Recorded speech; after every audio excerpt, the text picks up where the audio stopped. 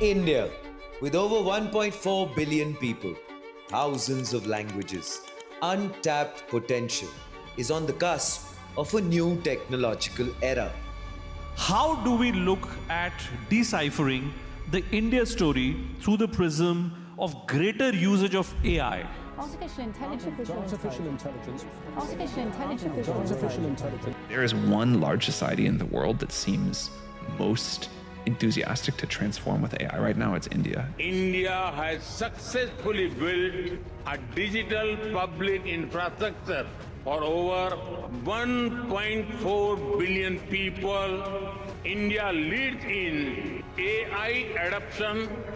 We have one of the world's largest AI talent pools. Yet, the journey is not without its shadows: access, bias, infrastructure, inclusivity. I think India may be our largest market in the world. We've seen a massive uptake of ChatGPT in India. It's almost our second largest country in terms of users. For India, this is a moment. India has an extraordinary base of developers. We have the highest concentration of AI talent in the world. From consumers to creators, building solutions that India and the world can use.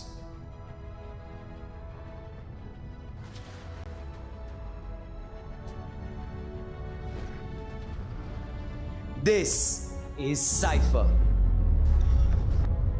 This is the moment where India decides not just what it will build, but who it will become.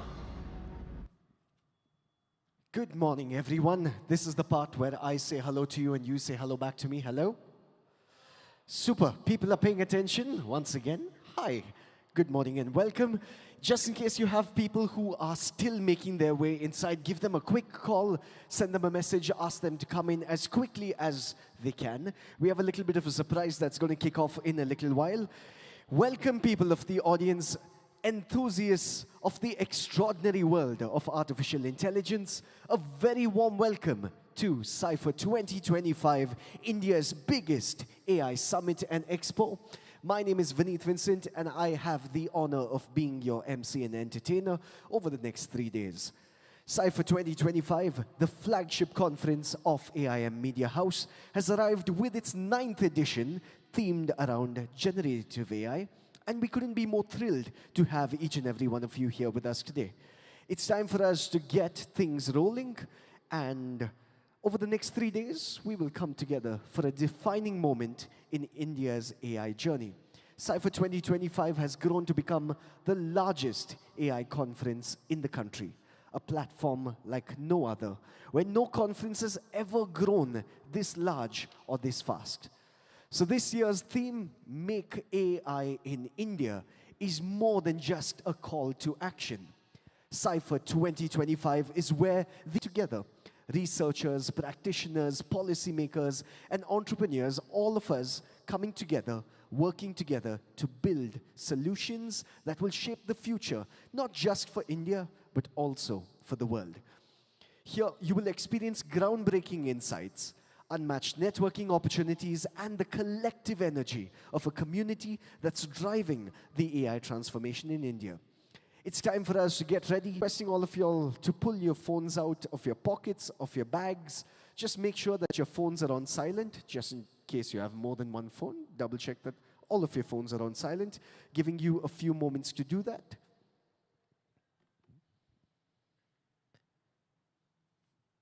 We're all excited about the contests and the conferences that's let us into this beautiful place we're all going to take part. Make sure you walk around, have conversations with people, head over to the expo area when sessions are not happening, obviously. Have conversations with the stalls there. Firstly, kicking things off on the first day with bingo, packed with thrilling challenges. All you have to do is to participate now, and they have some amazing prizes to give away. We also have a couple of interesting people who are going to be walking around. I will come to that in a little while. Make sure you visit the exhibit area. India's largest AI Expo is right here at KTPO. Each and every one of you are going to be a part of it. We have over 100 booths showcasing live demos from founders, startups, and innovators. It's your chance to explore, breakthrough AI solutions, and experience the future of AI up close. Also, we have Charu Sharma, who's going to be in the house. We also have Kenny Sebastian. Time for us to have this conversation. We have this conversation every year. Cipher 2025 is presented by NextGen, powered by Genpact, in association with Snowflake, our platinum sponsors, Cisco, 11 Labs, LinkedIn, Trident, our AI cloud partner, NASA, our gold sponsor, Lowe's, Skyflow, our exhibit sponsors, Alstom, Burns McDonnell, Carrier, M Alpha EXL, Firebolt, Gigso. And without further ado, it's time for us to kick things off. We have a little bit of a surprise in the house. We're going to ask for the microphone on the other end. Nikhil Chinaba, make some noise for him, please. Good morning, everyone. Can everybody hear me? Where should I should stand over here. I have to firstly confess that the surprise was supposed to be a Playboy model, but they didn't have the budget, so you're stuck with me. My name is Nikhil Chinapa. Some of you might recognize me from things that I've done on television. Raj, it's good to see you here. Fantastic. I see some old friends here as well. The last time some of you guys were here, you may have seen Cyrus Brocha here, but I can tell you, his job was not taken by AI, it was taken by me. Funny though, but the good thing is, just like AI, you can treat me like your virtual girlfriend, you can chat with me, you can flirt with me, but also like AI, you will not get any action from me, not any real action. It's very nice, thank you very much. But I'm going to be around here the whole day. We've got 3 different halls, and there's loads of different forums, conversations, panel discussions. There's also an expo area. There's a lot of action happening here today at Cipher 2025. If you have any questions, I'm going to be around to answer them. I may not be able to answer them because you guys are the technological geniuses in this field, and upon your shoulders lies a great, great responsibility. And let me explain to you why. My mother still can't use Google Maps. It is going to be your responsibility to thoroughly confuse the next generation of people with technology, just the way my parents were confused by the internet. So please take that role very, very seriously. I don't fully understand AI, but I have a lot of fun with it. But as you can tell, most of my speech was not written by ChatGPT, which is why it is as fluid as it is right now. But I'm going to stop talking right now because there's so much more coming your way today and lots more action. But like I said, I'm going to be around to chat with you guys. Feel free to come up and we'll have a conversation and we'll have some fun today. Enjoy the day, guys. Come on, audience, a bigger round of applause. Make some noise for Nikhil Chinapa in the house. There we go. Everyone's being so proper. Can everyone just use your voices as well and just make some noise while you clap your hands? Just try it. Okay, much better. We're going to try and keep that sort of energy going from the beginning all the way to the very end. It's time for us to jump into the first session of the day. You're going to see that man walking around. Make sure you have conversations with him on camera. As AI evolves faster than businesses can keep up, the next leap lies in context. This session explores how India's sovereign AI infrastructure is enabling human-centered AI that understands intent, anticipates needs, and drives intelligent action. For the first session of the day, ladies and gentlemen, people of the audience, we're going to be welcoming a pioneer who has shaped India's data center and cloud services industry for nearly 3 decades. From leadership roles at Dell, Microsoft, and Reliance Communications to founding NextGen Cloud Technologies in 2012, his journey is defined by bold vision and transformative impact, and under his leadership, NextGen has become one of India's most trusted cloud providers, empowering over 1,000 enterprises and government clients, from the Election Commission of India all the way to the Mahindra Group. People of the audience, a visionary who bridges technology and business with success. Please put your hands together for the founder and CEO of NextGen Cloud Technologies, Mr. A.S. Rajgopal. Please welcome him to the stage.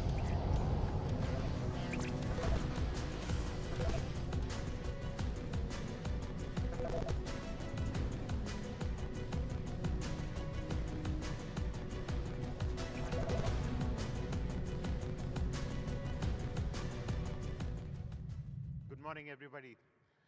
I think we should.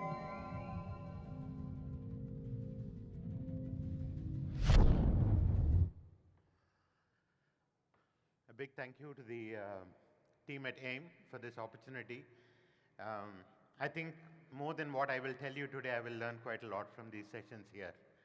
So without much of an ado, I mean, let's let's discuss about what we're going to talk about today. Okay, my slides are here. Okay, that picture is supposed to be me and Lisa Su. I don't know whether you can actually recognize that. But today we are not going to talk about doing some funny things with AI. I mean, there is a lot of compute and electricity being used to do these funny pictures, but you know, I'm running a business, my priorities are slightly different. So I thought today we'll discuss more about where we could play a role and whether we could dominate. So more about the context in which we are playing today.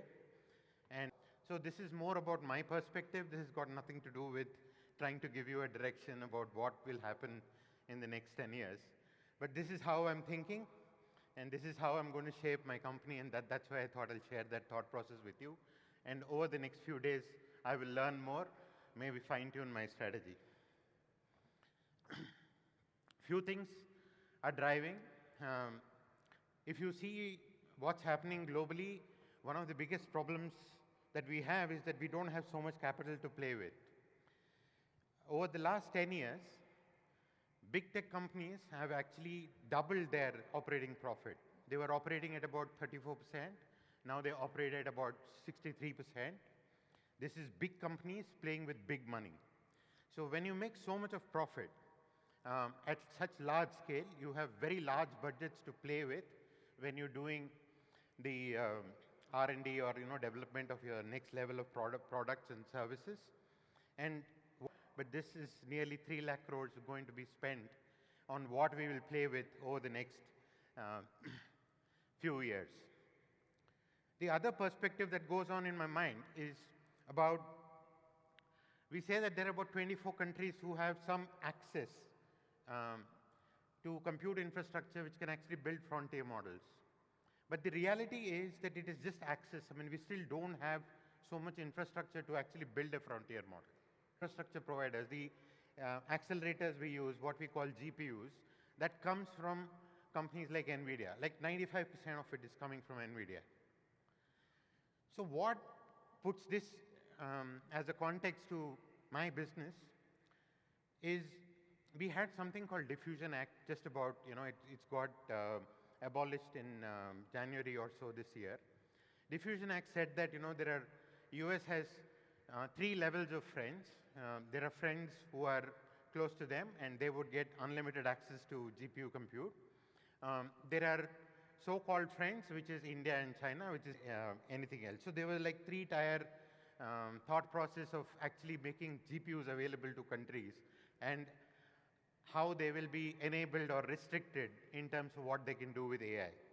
So we were very happy that, Joe Biden's government, which introduced the Diffusion Act, actually has been abolished. But then there is a new act coming, which is called GenAI Act. Something to do with guaranteeing innovation and AI with US. So it's true that people talk about AGI. I don't understand it so much. But definitely GenAI is not AGI. GenAI works like token prediction, like next token is what is being predicted. These are more like statistical patterns. They are not really stuff that you can, it can compare with any of our levels of creativity like Nikhil mentioned just now. It's just about, so if it's writing poetry, please don't think it is creative. It's a statistical pattern.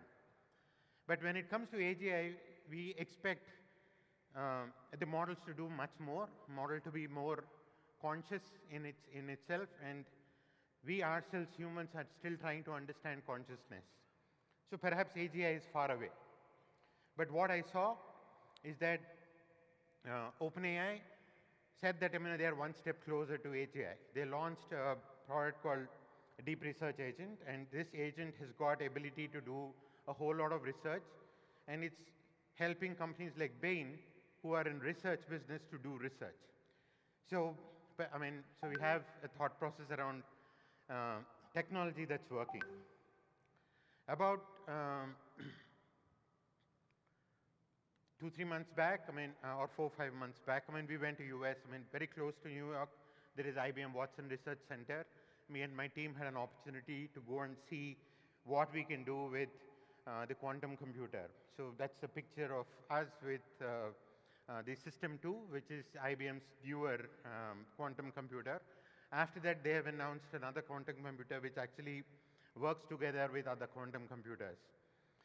The way quantum computing works, I think it can actually do things that we have not been able to imagine that can be done with the classical computer systems that we are working with today.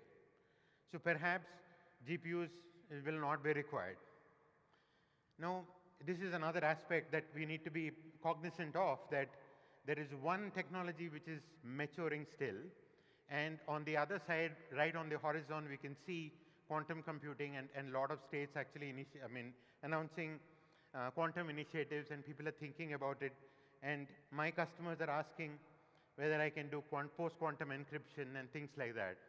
So quantum is right on the horizon, and it will happen during my lifetime, definitely. The other aspect that we are thinking about is the talent. Because you have so much money in this field, most of the big talent is actually going to US. So US commands and attracts most of the good foreign talent that's available on AI. But the beautiful aspect in India, and of course with China as well, is that a lot of you, many of you who are working with AI, are actually wanting to stay back and contribute to the country. And that's an important aspect. Though India doesn't have the kind of AI talent compared to the amount of population you have, like Singapore and Israel and stuff like that. But in terms of pure AI awareness, or I think we are way ahead of many countries. So the number of people who are aware and who are using AI in some form, India is way ahead. And perhaps that's one thing that will drive our leadership position as we go along. So we talked about these aspects. So as a company, what are we working with? We're working with a context where money plays a massive role. There are geopolitics involved. There are people restricting other countries. And, we have technology which is kind of evolving on a weekly basis. So on the software side, we kind of see something new almost every week. On hardware side, there is a new announcement every quarter. So you don't know which GPU to buy, because by the time you get some money and then try to buy those GPUs, you have another GPU coming up. So it's like a very difficult situation to build a business model and actually run it. Because what happens, I buy B200s today, and my customer wants 300 or the Rubin or the Rubin Ultra or whatever. And the third and fourth aspect, which is very, very critical, is the availability of talent to actually build this. So in my perspective, I think over the next decade, the world will actually become slightly fragmented, and perhaps the fragments will form in about 4 buckets. Very small bucket of AI techno states. That's what please don't think that these are terms that are industry terms, but I've just got it up for the sake of explaining the concept. So there could be those small set of countries which will have unlimited, very good set of resources to actually do something great with AI, where they would also enjoy a lot of government support. The second set of countries will be these hybrid systems. Perhaps India is evolving to be one, where we will see that we will leverage what's happening across the globe, and we will also leverage our own innovations, and then we bring it together so that we do something pretty balanced for the world to understand. But more importantly, like many people actually highlight the risks of AI, you will see that there will be governments which will be influenced by the big tech companies, and those countries will be influenced and will run based on the whims and fancies of the big tech companies. This will happen.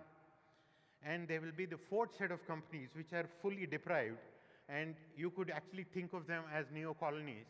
And these neo-colonies can actually be harvested for whatever the goals of the big tech companies are. This is a reality that I believe that I will see in my own lifetime.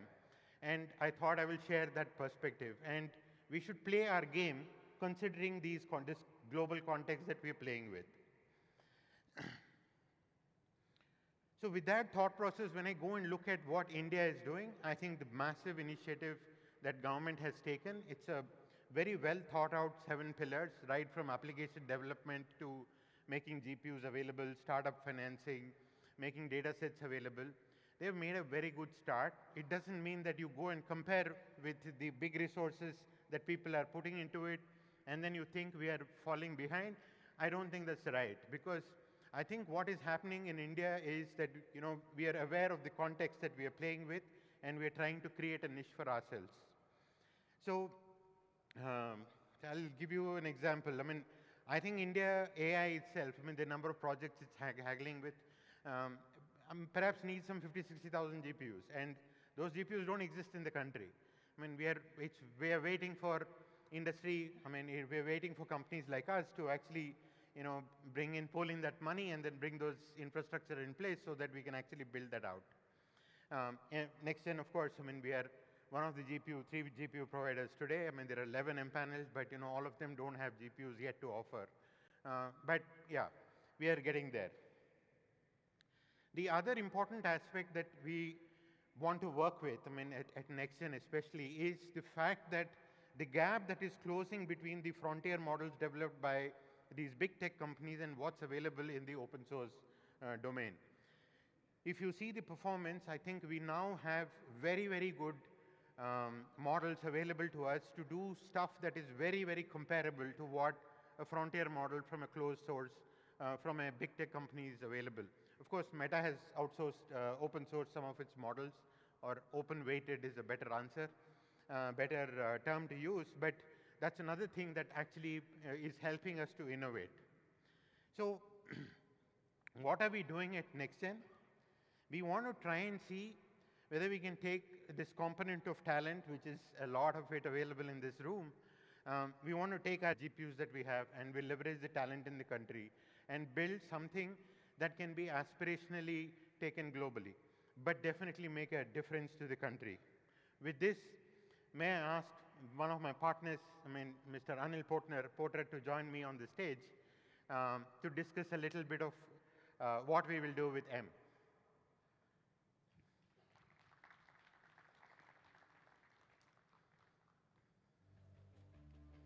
Okay, we missed Mr. Anil Porter's introduction. Thanks, Raj, for the opening note. Yeah. It's great in terms of efforts being done by NextGen to really kind of make that niche. And so, Anil, basically, I thought if you could just introduce ITQ to the people here, sure, and kind of tell what you're doing with AI. It'll be a good...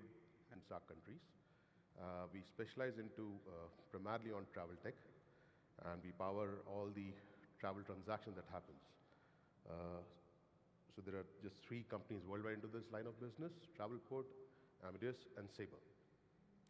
A very, I would say, legacy technology, still runs on mainframes, TPF systems. Yeah. So what you just heard about AI, and you just compare, still run on mainframes and still rocks. On the agenda and what we've been trying to do, we've just recently kind of solved an industry problem. It's an age-old legacy industry problem when it comes to fare rules for airline tickets. This has been a problem for the last 50 years. Finally, with the right AI technologies and leveraging models, we've solved that the problem for the industries. And we're collaborating with a lot of airlines. We did with Air India, and we're kind of taking it to within the airline fraternity, the OTA space, and also taking globally. So deploying large evolved countries and kind of make our space there. Thank you very much. That's a good introduction. So we went with the concept of M to Mr. Anil Porter, and so we, what I would say that we kind of go collaborating of how travel, whatever sees the growth, they are the real consumers, which kind of makes India so powerful in terms of consumption, and consumption of various types, including whether it is GPUs, whether it is compute, April, long weekends, you would see cities kind of getting not deserted, but yeah, this destination becomes so overwhelmed, and we keep on seeing how so intuitive, so experiential, which revolutionizes the space. Thank you very much. I mean, so how long do you think it'll take us to build such a thing? I mean, you've been working with my team. I mean, have you thought through some stages? I mean, so I think with the technology, I think we should be going beyond anything beyond 3 months. As you said, within a quarter, there are so much things that happens, which changes the entire face of the world. So the preferences, personas of how consumers evolve and consume it and keep on evolving the more. India, with our GPU infrastructure, and then bring in the open source power to it, and then create real world use cases. And we believe that perhaps, I mean, we'll be the first ones to take a service offering globally. This is being in a front-end frontier model to actually understand the intent of a user and then convert it into what action we need to take, legal. So there will be a set of domain-adapted models which are basically leveraging knowledge graph and stuff like that. There will be stuff that, and this does not involve training of any new models. This involves just leveraging what's available in open source, bring our talent together, aware of AI. I mean, there is a large population being aware of what AI can do. Since we are thinking about that, maybe, we will lead the world in terms of the number of use cases that will be churned out of the country that will be much more real world in terms of what a citizen can experience. It will contribute to better quality of life. So in my own aspiration, I am not thinking about building one more big model for the country, but our aspiration is a little bit more within the context of where we are playing in terms of thinking about how can we contribute to the better quality of life for the citizens of India, maybe later to the citizens of the world. How do we contribute to productivity of businesses? I mean, what can we do to actually make sure that AI can be used by different departments within a business, including manufacturing? And this is how we are trying to build this out, and we hope that this will actually evolve into a product that will have massive use. The reason why I wanted to share our perspective is because a lot of people have this in mind as to the enormity of task, enormity of competition that we are playing against. So we've kind of distilled out that context, and we have created a niche thought process for ourselves in terms of how we will proceed and do it. Over the period of next few days, I will learn more from many of you, and then I hope that we will have many use cases that will go and dominate the global footprint. Thank you so much.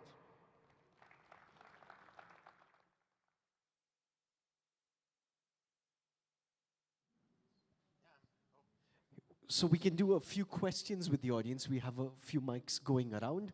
So also a big thank you to Mr. Anil, who also came on stage. Just in case you have questions, please put your hand up in the air. We shall have someone come up to you. In case you have questions, put your hand up to the air.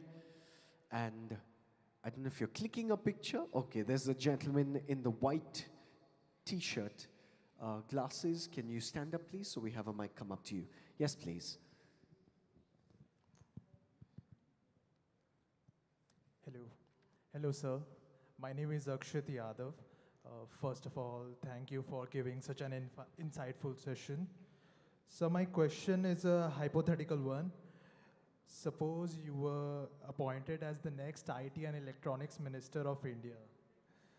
What would one policy or initiative would you prioritize first to accelerate India's digital growth, or let us say in the semiconductor industry? Oh, thank you so much. I mean, I'll see whether I can join politics and do that. But I think the priority would be education and healthcare.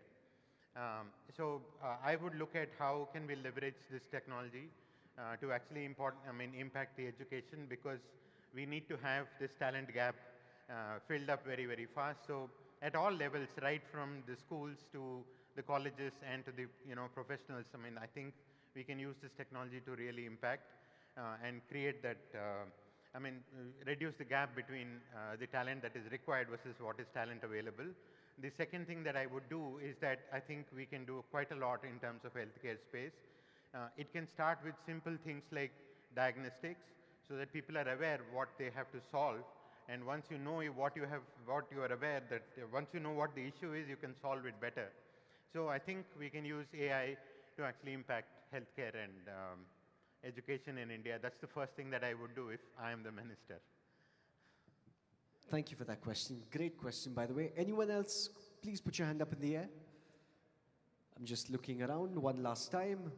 It seems like those are the questions. Can we have a huge round of applause to our speaker on stage? Thank you, Mr. A.S. Rajgopal. We're going to quickly jump into our next session, which explores how enterprises can turn text, images, audio, and documents into actionable insights through integrated multimodal analytics pipelines.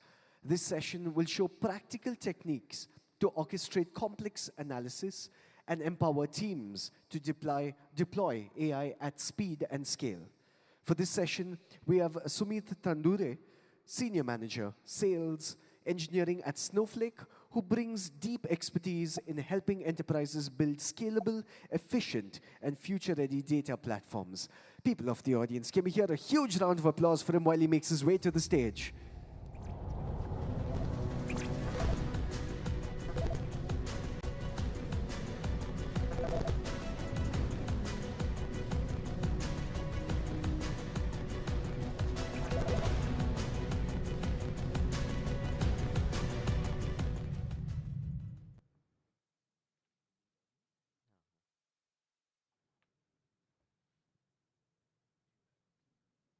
No, I can use here because clicker will not work here, I think.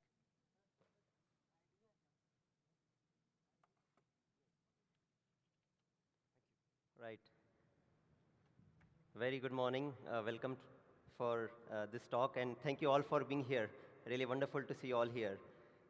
I was presenting in last year's Cipher 24, and somebody had asked me a question. I was again talking about generative AI in Snowflake and so on. Somebody asked a question that, can you work on multimodal data as well? Do you have models which can work on multimodal data natively in Snowflake? So my answer that time was, yes, we can do it, but in a customized way, not natively in Snowflake. We can deploy those models into a container and so on and so forth.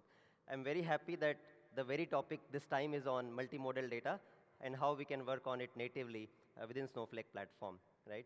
Now, I don't want to use this as a fancy term called multimodal data. I think you all probably understand that, but the way I like to think about this is it is adding some more dimensions to the subject that we are interested in.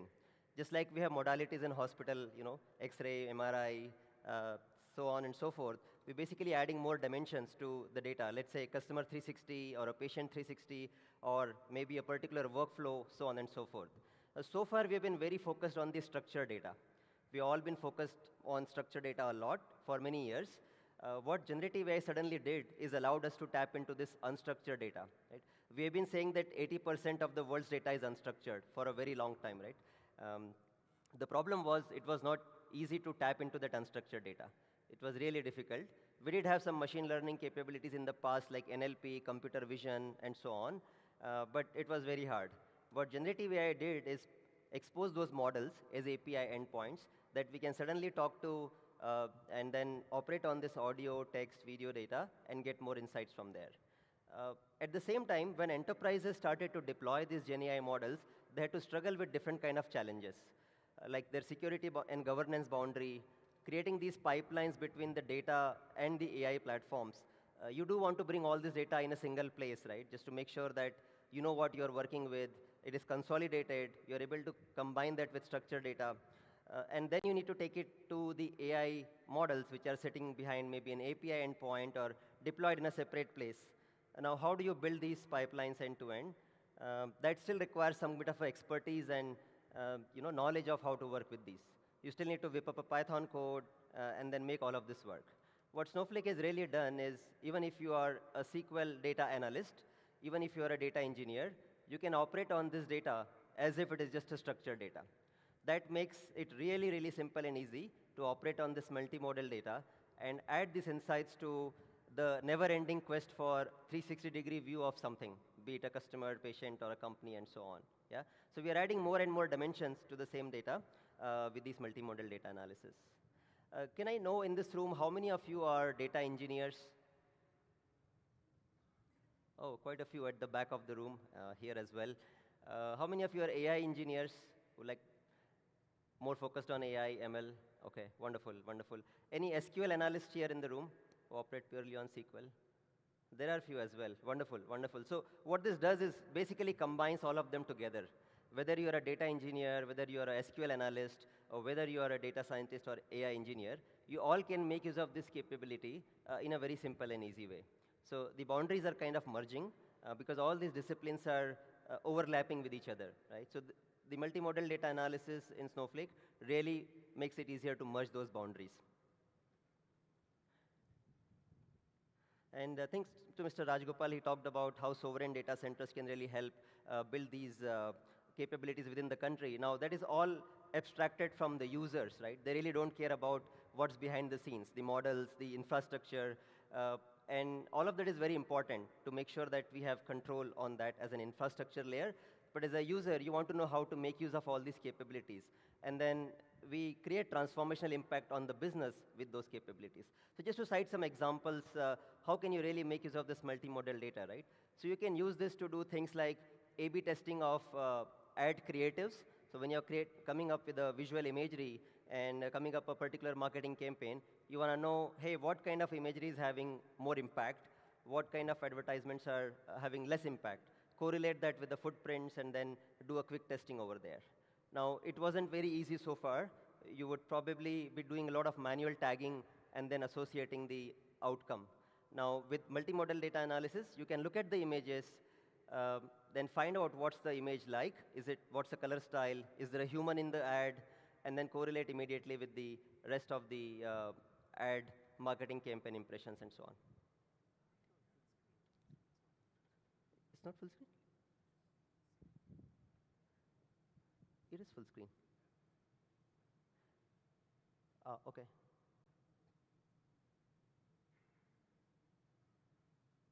All right. Thanks for that.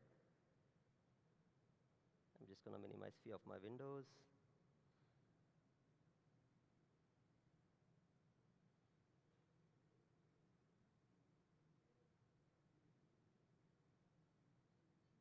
All right. Thank you. Thank you for that. So we talked about advertising creatives. How do we get more insights from there, along with structured data? There is also a lot of manual tagging and labeling which happens on these images, and there are a bunch of people who are annotating these images and labeling them. We can free up their time and automate this process of labeling and annotating. That's another example. In customer call centers, we are fielding these calls day in and day out.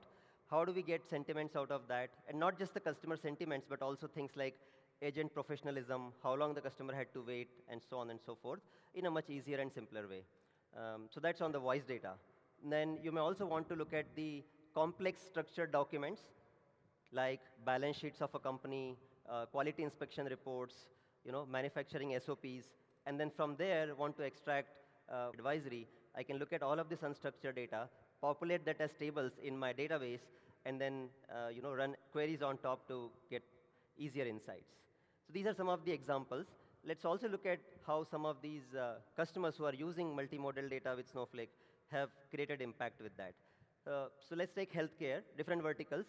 One of the healthcare providers, Alberta Healthcare, what they do is in their emergency rooms, when the doctors are talking to the patients, and the patients are describing the situation, they use this to transcribe the interaction and then create summary notes out of that, so that doctors don't have to worry about, are they taking the right notes, have they described the scenario well? They can talk to more patients in the ER. So that's an example of multimodal data in healthcare. Now, you look at a company like Nissan, what they do is they they collect customer feedback through organic forums. They also look at inorganic surveys, which customers go to those forums and give their own feedback automatically. They look at all this data and then drill this down to the dealer level and say, hey, which dealers these customers are more happy with, which products are they more happy with, and so on. In the digital media side, if you look at SKAI, what they do is they help these digital media companies connect with e-commerce platforms and then advertising platforms. One of their clients had to do product categorization of their e-commerce products, about 10,000 products, and they had a very tight deadline of 2 days. They were able to do this for 100,000 products in 2 days time flat with about 99.8% accuracy. All these product images, they basically generated a description and categorization and then uploaded to wherever those images were basically posted. Yeah? So very quick outcome and very accurate outcome. Then you have companies like Penske, which basically looks at their associates or driver safety records and then create personalized recommendations by operating on that data. Now, if you are a data engineer, you already worked on structured data, you know this pattern. This is nothing new. You already are very familiar with this, getting all the structured data into one place, transforming it to make it more ready for consumption, and then making it activated through various channels and consumption tools. Now, the good thing is, you can apply exact same paradigm for unstructured data as well. You're already familiar with this framework. We are going to apply the exact same thing for unstructured data as well. This could be sitting in your SaaS applications like SharePoint, CRM like Salesforce, Zoom call recordings, and so on. Wherever this data is residing, we are going to pull that out from there, bring it to a consolidated place so that we know it in its entirety, operate on it, transform it to make it more refined, cleaned, ready for consumption, and then create a gold layer out of it, and then feed it to various applications, be it AI agents or custom applications and so on. So we are applying the same framework, nothing changes there, just that we are operating on unstructured data now. So what kind of data we are talking about? Documents, audio, images, text, metadata, and so on. Now, the first thing is, if I am already collecting this data into object stores, which is a very common thing to do, because many of these applications natively work with object stores, or you have a pipe or a workflow which is already putting these files into an object store, like AWS S3, Azure Blob, or Google Cloud Storage. What you can really do is operate on this data without even having to move it into, say, Snowflake storage area. We can refer to this as a file. File is a new data type. You can refer to this as a file data type and operate on it with various functions like transcribe, complete, parse, and so on. Right? So the file is there. You're not moving it. You're just operating on that to get more insights from there. That removes the need for one more layer of ingestion, and we're able to operate wherever the file is residing. Yeah. Let's take an example of what do I want to do with this ingest step, right? So let's say we have legal contractual documents which are sitting in our SharePoint repository. The legal teams, the field teams basically work on SharePoint. And then we have structured data sitting in a database, maybe inside Snowflake, where we have the transactional details of that contract. What's the starting date, end date, so on and so forth, right? Now we want to associate that contract text, what were the SLAs we promised, along with what is there in the transactions data. How are we performing, validating the contracts, and so on. So we have two sets of data. One is in SharePoint, one is in Snowflake. How do we bring them together? Just to validate and make sure the performance of the contracts is fine. What we recently introduced is a tool called OpenFlow, based on Apache NiFi. So if you're familiar with open source and Apache NiFi, it's a great tool for data movement. With OpenFlow, you can move to a consolidated place. So let's look at in action. And I thought this is not going to work. All right. Hopefully this will work. So we have SharePoint repository. We brought in this new file. I know it's not legible for most of the folks here in the room. But basically, left-hand side is SharePoint. We brought a new file into SharePoint. And on the right-hand side, we have the Snowflake console. We have basically configured a SharePoint connector. Now we are looking at the place where this data is being stored. And we can see that the new file has been populated already. Right? So we are pulling over the file from SharePoint, brought it into the same consolidated storage. And then we can correlate them together. All right. So that is the first step, ingest the data, like how you ingest structured data.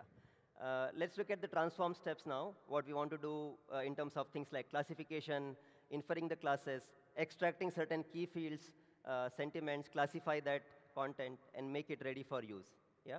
Maybe validate that data, put some LLMs as a judge or maybe human-in-the-loop validation. So you have two options there. You can either use general-purpose LLM models, which are very large models, which can do a number of activities. They're very flexible, right? Like OpenAI, Anthropic Cloud, or DeepSeek models, and so on. So you can continue to use those general-purpose models, and that option is available to you. Or you also have task-specific models, which are smaller in size, very cost-efficient, and purpose-built to perform those specific activities, like translating the content from one language to another, or doing sentiment detection, or extracting entities, or classifying, and so on. So that's a task-specific model. Now, depending on what you want to perform, you might want to use one of them. So let's look at both of them in a short way. So the first one, if I'm going to use a general-purpose model, frontier foundation model like Anthropic, DeepSeek, OpenAI, or so on, all I need to do is use this AI complete function. That's a SQL function inside Snowflake platform.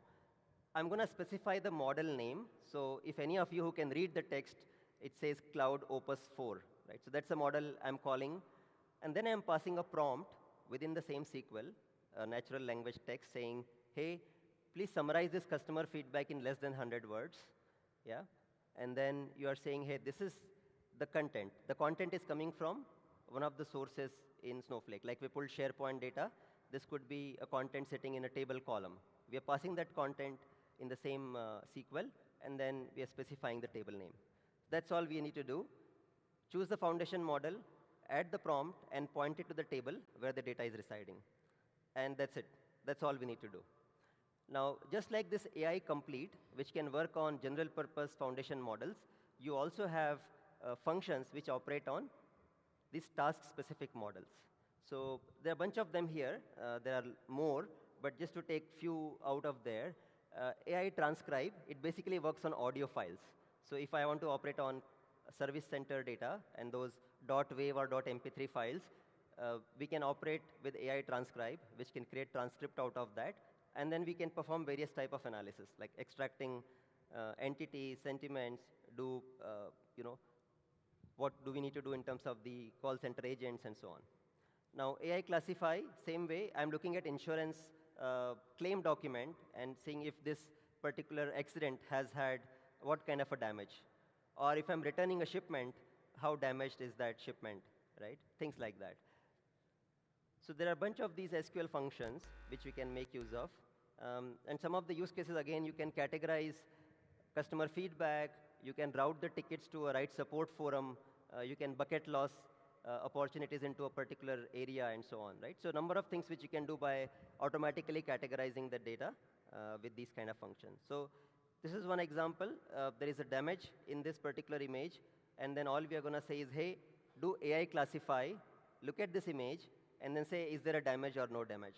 So all I'm going to use is AI classify. I'm not even specifying what LLM model I'm going to use, because that is built in as a task-specific function. So now here we have a bunch of images, advertisement images, yeah? And what we are doing here is looking at those images.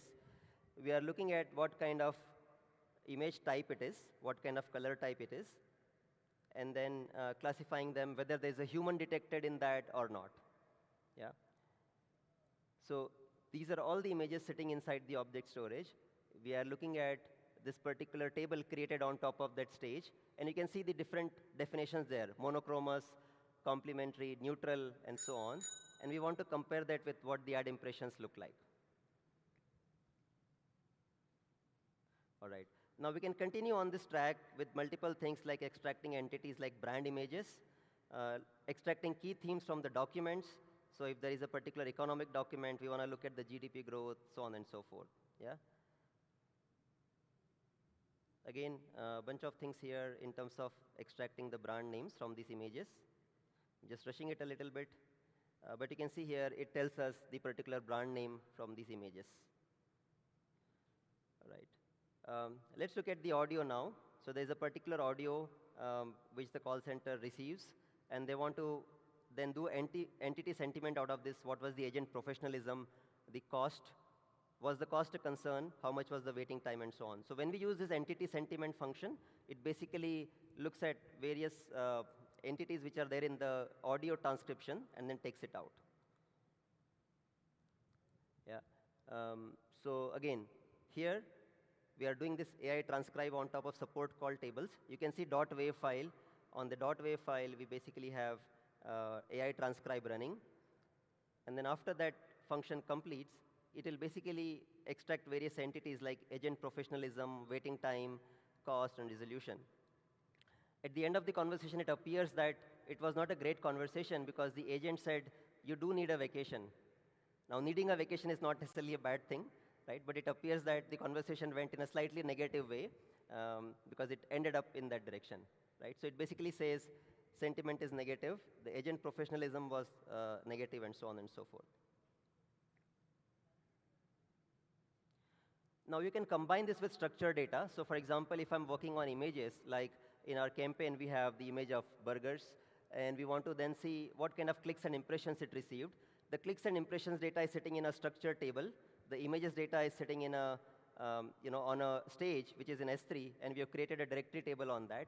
And we can do an AI filter saying, hey, wherever the image is this, give me all those impressions of those marketing campaigns, right? So we are looking at images and then coming up with a tag, combining that with the structured data table, and getting the output back from there. Finally, once we have done all of this, we want to activate this with various applications, such as BI, AI tools, or agentic applications, or apps which are built on that. So there are a few apps available to you within Snowflake framework. There is Cortex Agent. What you can do with Cortex Agents is basically ask questions in your natural language. It kind of can create charts and dashboards for you. It can go across structured data and unstructured data. So it cuts across both of them, right? So you can see here Cortex Analyst, Cortex Search. But all you're going to do is you're going to talk to the agent API. And based on the type of question, it's going to route it to the right place. Recently, we also came up with this Snowflake Intelligence app. It's a ready-made application. It gives you the ability to play with the data without having to create a custom app of your own, right? So you can basically, also as a business user, you can log into this app directly without having to go to a Snowflake console, which is meant for data engineers. Log into that, ask your question as a business user, whether you're in HR, finance, operations, etc. Ask your questions and get the insights from there with all these agents configured inside Snowflake Intelligence. So we can configure all these agents which are operating on that unstructured data, right? So end to end, this is what it looks like. You have all the data sets sitting on the storage layer, then a bunch of compute running on top with LLMs, right, or even traditional SQL. And then finally, all these retrieval apps like agents, Cortex AI SQL, feeding these outputs back to you. So we talked about ingest, transform, and activate, the 3 layers of data pattern, right? We can call it bronze, silver, or gold. Once you create the data pattern, basically, you are ripe to get the outputs or insights from your unstructured data. So just as a wrap-up, number 1, before you go down deep into creating an AI strategy, think hard about your data strategy. Unless you figured out how we want to collect the data, we want to transform it and get insights, the AI strategy is not going to be great. Because whatever data we feed to AI, it's the same answers we are going to get. So the first step, keep the data governed, make all the right steps to make this data properly associated with the AI models. Number 2, the differentiators is not in the AI models. The models are commoditized now. Every week, like Mr. Rajgopal was saying, every week you have some new model coming up. The differentiator is your data. How do I bring the right data and get it in the right shape? That's the differentiator you can build on top, right? The way you transform your structured data and combine that, you can do the same things with unstructured data with these multimodal analysis with AI SQL functions. And you can do that in place with OpenFlow, all right? That's all from my side. Hope you got some insights onto how easily you can transform multimodal data with these AI SQL functions. Right. Thank you. Thank you for that, Sumit. Also, apologies, I got that wrong before. You are a solutions engineer, so apologies for that. I said sales engineer. If you have questions, please put your hand up in the air. Okay. There we go. We have a gentleman in the middle. Can we have a mic go there? And also, there's a gentleman. Can you put your hand up there as well? Just hand the mic there. Please go ahead. Hey, Sumit. Can you hear me? Yes, please. He's in the middle, yes. My question is... Sir, could you hold the mic up, please? Yeah, so in operations management, right, we have multiple documents and multiple types of document, PDF, PPT, and Right. everybody creates their own version all the time. Okay. So is there any solution for creating a knowledge graph from this kind of different version of documents? Like today I have one version, tomorrow maybe another version. Right. And it sits in various places, SharePoint, email, local system. Yeah. So how can we create a metadata of those knowledge? And how can we update? Because if you ask a human to do, he has to go check all the documents, look for which version was newer version, right? And which is the latest version. Is there any AI solution for that? Yeah, great question. I think part of the answer is some of the things which I described in terms of can we look at those different types of documents, so whether it is PDF, PPT, regardless of the source it is coming from, whether it is SharePoint or email, create a consolidated repository, also do the annotations based on the document, even the metadata. So when we extract the data, we are also extracting the metadata from SharePoint and so on. So looking at the versions, looking at what's the content, we can do some kind of a labeling or annotation on that, and then use that to create some kind of a knowledge base on top. Or, I mean, knowledge base, or the term knowledge graph is very loaded. So sometimes you also want to create a graph database for establishing entity relationships and things like that. That is obviously a different thing. But you can also build your knowledge repository after you combine all this, because you're extracting data, metadata both, from various sources. And then once you label it in a right way, it basically becomes more cleansed, more curated repository in that way. So you can use it as a document processing or unstructured data processing engine, and then build this knowledge base on top. Yeah. It might require a little deeper discussion on the whole workflow, but there are possibilities around that to get this data in a right shape. Thank you for that question. We'll go to the gentleman there. We have time for a quick question, if you don't mind. Yeah. So my question is, how do you deal with hallucination and data accuracy when you're using functions like AI summary and AI transcribe? Right. That's a great question again. So these hallucinations are very, inherent nature of LLMs. Now, you cannot get rid of them 100%. And that's why when I talked about the case study, I said 99.8%. It was still not 100%. The Cortex agents I talked about, we are generally able to get 92% plus accuracy there. So these LLMs have been sort of fine-tuned and tweaked, the task-specific ones, so that they do a good job more than 90% of the times. There are certain hallucinations which we still have to deal with in our applications and probably put some guardrails there, right? So for example, when we create this app on Streamlit, we say that if there is no ready-made answer, then the output should be that I don't have the answer to this, rather than hallucinating and giving a wrong answer there. So it's not 100% solved now, but still in a very good shape. I would say more than 90% accuracy and very less hallucinations there. Thank you for that. That is our time for questions. Can we have a big round of applause to our speaker on stage, Sumit Tandure, Senior Manager, Solutions Engineering at Snowflake. Thank you so much for being with us here today. We're going to move quickly into the next speaker of the day. We have with us someone who's joining us on stage who's going to talk about language. Millions of people across India are more comfortable speaking rather than typing, making voice a true foundation of digital access. This session, Voice First AI, powering multilingual access, enabling inclusive, natural, and multilingual digital experiences. The person coming up on stage is the CEO at Bhashini, who leads the National Language Translation Mission, a flagship Digital India initiative to eliminate language barriers nationwide to talk about Voice First AI. Please welcome Amitabh Nag with a huge round of applause, audience.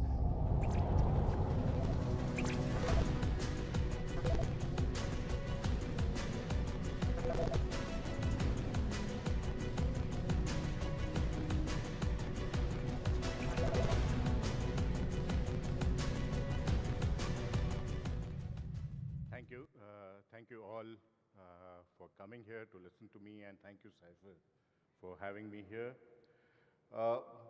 I'm from Digital India Bhashini division. Digital India Bhashini division is basically an independent business division under Digital India Corporation, which was basically created under Ministry of Electronics and Information Technology to bridge or transcend the language barrier. The idea was that the languages which we have, 22 which are enshrined in the Constitution, they should be able, people who speak these languages, they should be able to innovate, collaborate, and work together without feeling that the language is a barrier for them.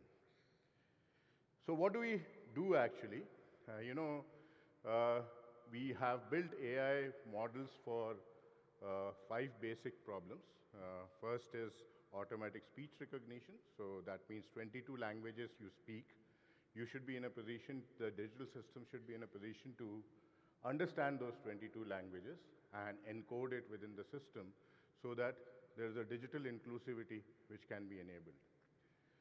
Number 2 is about text-to-text translation. So if there is one language which is encoded in, system, which is in, say, X, it can be translated to Y as far as the 22 languages are concerned. We initially started with 22 languages. Now we are on that for 36 languages. We then are looking at the digital systems speaking to you. That means text to speech, that too in 22 languages. So that is something which we we have already built, and that is the third problem which we are trying to solve. And then, there's a lot of printed text which we have, which is fundamentally, if you scan them, it will be a grayscale for us, grayscale images for us. So we are basically converting them to the machine-readable language, and we have attempted the printed language first. We are going to handwritten and scenic language next. Then, obviously, our country is not completely digitized, which means that a lot of vocabulary still needs to get into digital systems, right? So we are trying to keep build up right from rural India to the urban India, as well as other scientific terminologies which we use to build a named entity recognition, which is digital vocabulary for the country. Where have we reached? We have, as I said, we have done 22 languages on voice. That means automatic speech recognition, text to speech. And then we have 36 languages on text, as far as text is concerned.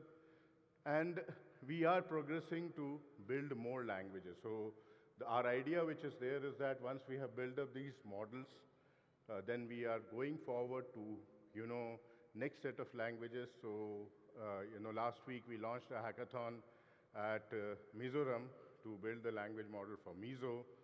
And we are going to do that for Khasi, Garo. And we are also collaborating with state governments to look at tribal languages, how they can be digitized and preserved. So while transcending language barrier was one of the things which we had, we also have, the responsibility to preserve the language as well as to actually build the dialects and increase the productivity tools which are there in the market. Now, when we are doing that, we are also looking at the main aspect of it. Most of the services and the other activities which we are doing as far as governance and services are concerned, and then migrating into other domains. So how are we doing it, or how did we went about doing it? The mission was announced by Honorable Finance Minister in the Parliament about 3.5 years back. We had AI at that point of time not so democratized. The language resources were not so many language resources were there. Digital data, was scarce, for all the languages, and more so for at least 16 or 17 languages which were there. And of course, the NLP skills were, also not democratized. So what we did was that we connected with 70 odd institutes across the country, length and breadth of the country, if it is NIT, National Institute of Technology, Manipur, or it could be NIT Suratkal, or it could be IIT Jammu. It is basically connecting all the institutes together and then trying to formulate a project which was related to a 22 language permutation and combination thing. We then asked these institutes to create about 8 projects, 8 consortiums, and they were all clubbed into 8 consortiums, and then they were given each of the problem statements to solve. One of the basic problems which we had was about having digital data. So there was a specific project in which we planned for a brute collection of digital data. That means we had about 300 odd translators who were on the field having a mobile app, went to the field, asked people like you and me that this is a picture, can you speak about it or write about it, and then give the translated version of it. And we got the digital data like that. Okay. Having done that, has my model seen the universe, or has any model seen the universe as far as India is concerned? The answer would be obviously no, right? Because all the conversation pieces, all the pieces which are down there are not seen. So now we have adopted a next generation of improvement or model improvement exercise. What we are doing is that deploying these models into various use cases, and those are narrow use cases, which lead to certain opportunities for improvement in the model. And those opportunities of improvement are then encashed through the cycle of improvement again. So I'll give you some examples. We have deployed the system which actually is able to answer farmers' query on voice, on the advisories which farmers need for its own profession, right? And that's in the state of Maharashtra. And we found that when we are deploying this, we are figuring out that there are challenges with respect to the agri-domain words which are either not known to the model, and since it's not known to the model, it's pronounced and translated also incorrectly. So what we are working upon is to create a program called AgriDhan, where we will request the agriculture universities, students, to actually put up across the digital data. We will use our property called Bhashadhan, where the person will be given a text to speak, and he will speak, and then it will run through 5 validators, and the best of 5 will be actually becoming a golden data set. If it is best of 5, then it becomes a golden data set.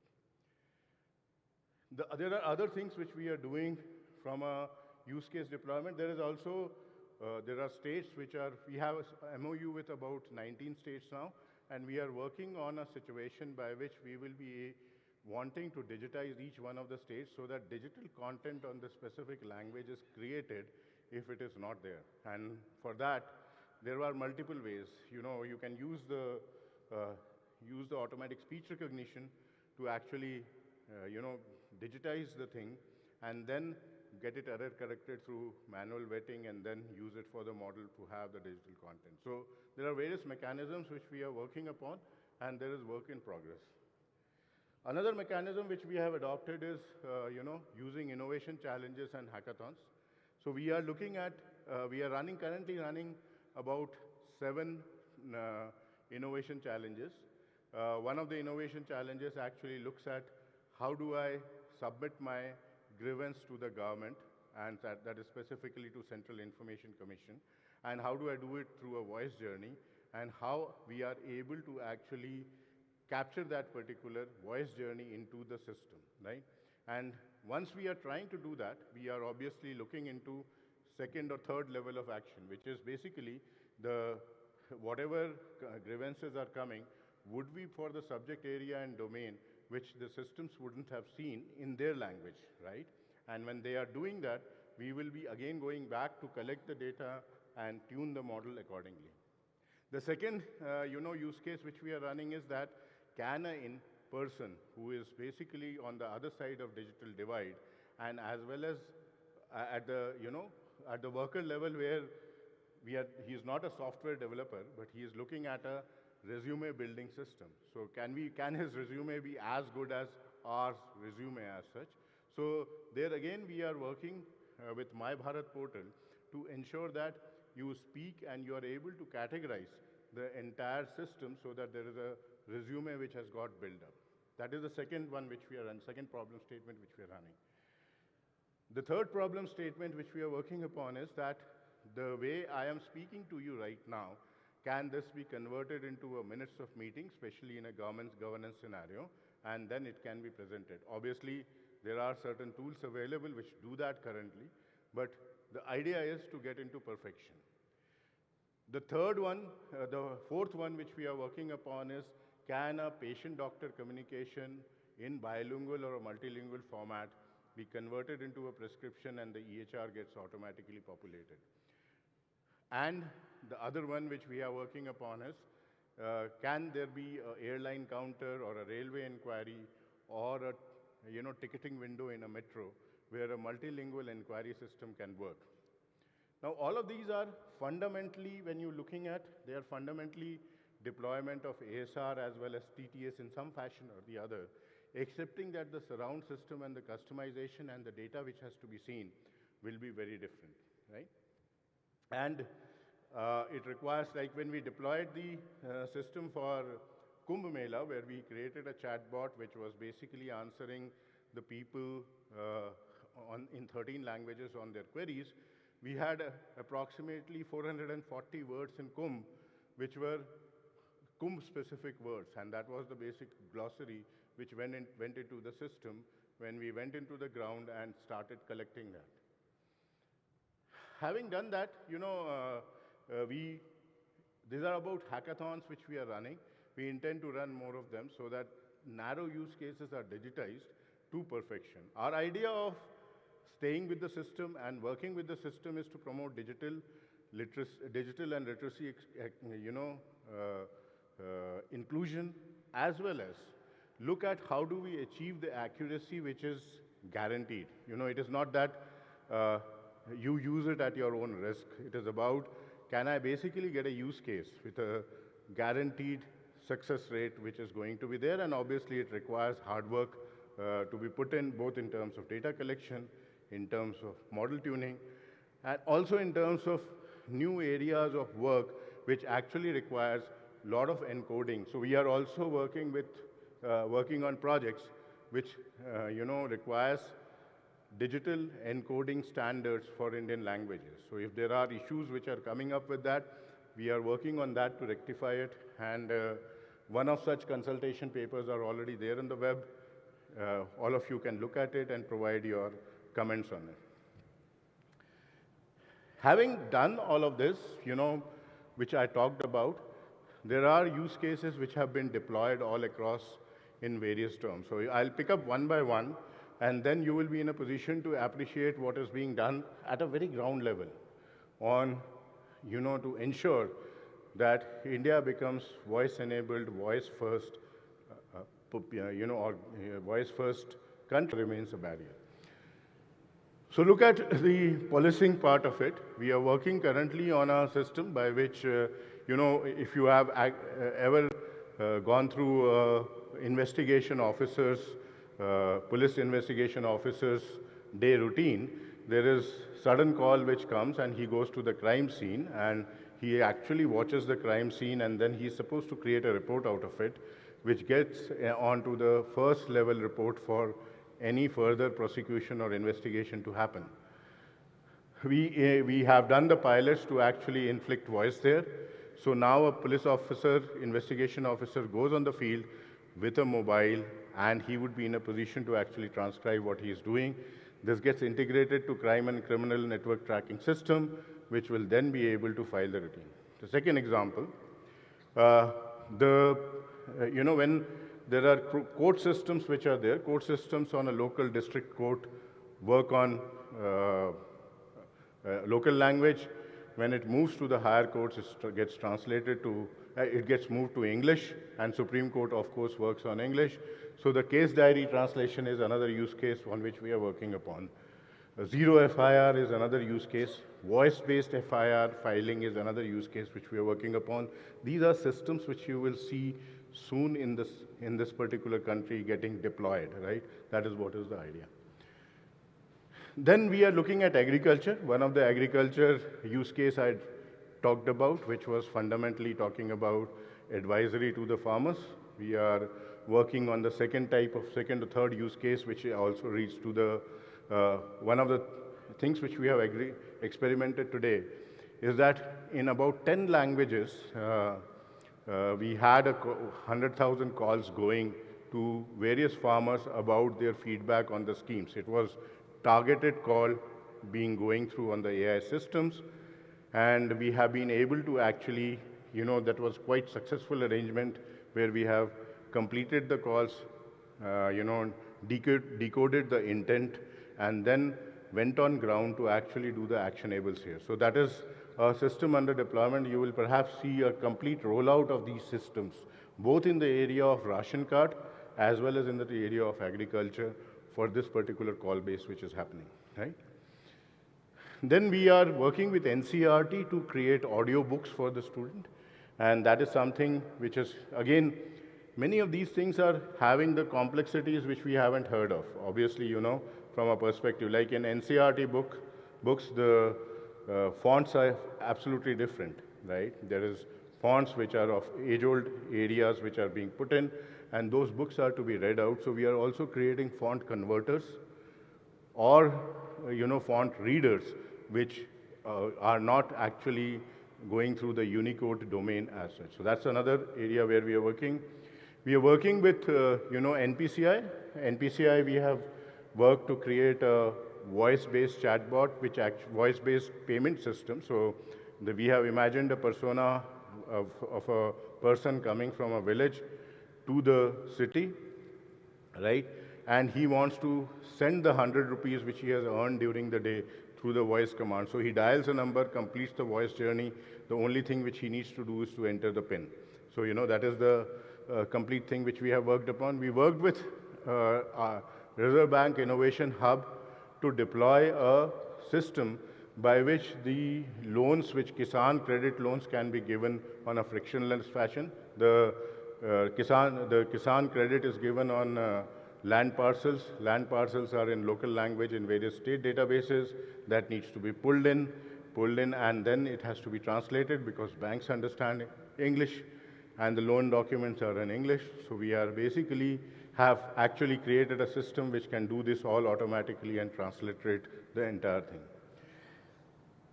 Then we are looking at governance, and grievance redressal is a very important aspect of our thing, and we are in the process of rolling out a system by which a person will come and tell his grievance in a conversational form, and the system will automatically recognize what is the grievance, where should it be routed, and how should it be routed. So that is another system which is going to get into shape in a few days from now, and the POCs are already in for that.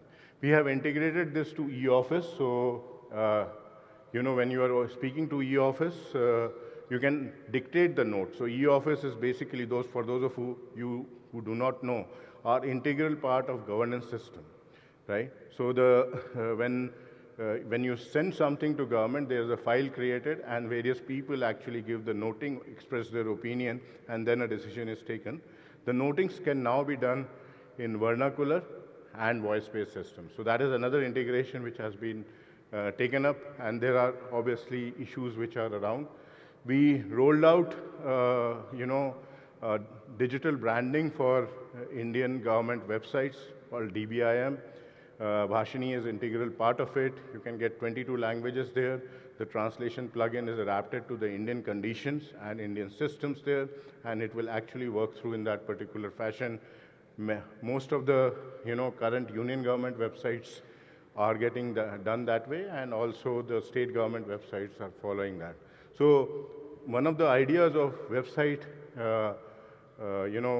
translation plugin, putting translation plugin on website is that you will be able to generate a lot of parallel corpus for digital content there, because once you have in one language, then you are able to translate it in another language. Most of this are getting vetted here, right? Then we have a lot of things which are basically being done on the domain of disabilities. So, the voice function is being used for disabilities, whatever the disability systems you get, that is another area which is being worked upon.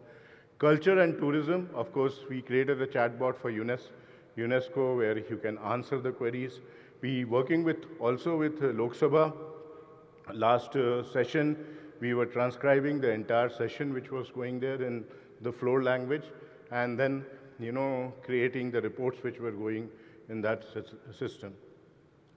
Healthcare, the e-Sanjeevani, which is basically a teleconsultation part, we have integrated our system there. So there is a possibility now that you speak in other means doctor and patients can consult in multiple language in a teleconsultation manner, right? Then we have obviously we are working with NIC on the e-hospital system where we are looking at doctor-patient conversation to be directly transformed into a prescription and the EHR getting integrated together. So these are some use cases which we had done, and most of these use cases are getting rolled out into the systems. But these are some of the products which you can use and have it. So you have a Bhashini mobile app, you can download that now and start using it. It gives a converse feature where you can converse with the person keeping a mobile at the center. You are able to converse with the people with this particular system. Then you have, audiobook. You have assisted chatbots which are being there. And we have Vani Anuvad, which actually does the speech-to-speech translation. And we have a product called Shrutlekh, which actually which transcribes and translates whatever I am speaking. I will perhaps be able to show you at the end of the presentation as, since we are running this here. So it is effectively live translating whatever I am speaking in English into Kannada right away. Right? These are things which are actually to be used for also data generation, because a lot of knowledge which we are trying to give or having in these workshops is only in English, and the local people and the people on the tier 2 and tier 3 cities are not totally, engrossed into this particular system unless and until we convert into local language. There can be some errors, but due to dialects and other things. But if you are in a position to actually give this to them, they will obviously be able to get enriched with the system.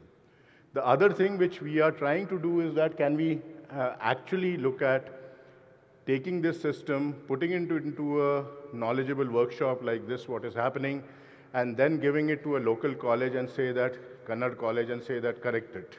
Now, in that situation, he will be in a position to actually read through this knowledge, as well as you get a parallel corpus for the technical system which is around. A lot of these ideas are being used, and we are in a position to help systems and people to actually make things more inclusive. If we have to progress, we have to not depend upon our metros for our talent. We have to develop talents at the tier 2 cities and tier 3 cities and bring them through the telecom network to the mainstream, rather than creating a migration which is there.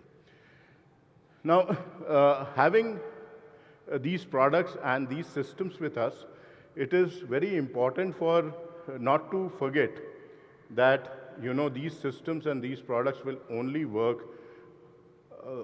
if we help collecting data and contributing. And that's where we are basically running programs like Bhashadan and Datadan. Bhashadan actually runs with 4 cards. It says Bolo, Likho, Suno, Dekho.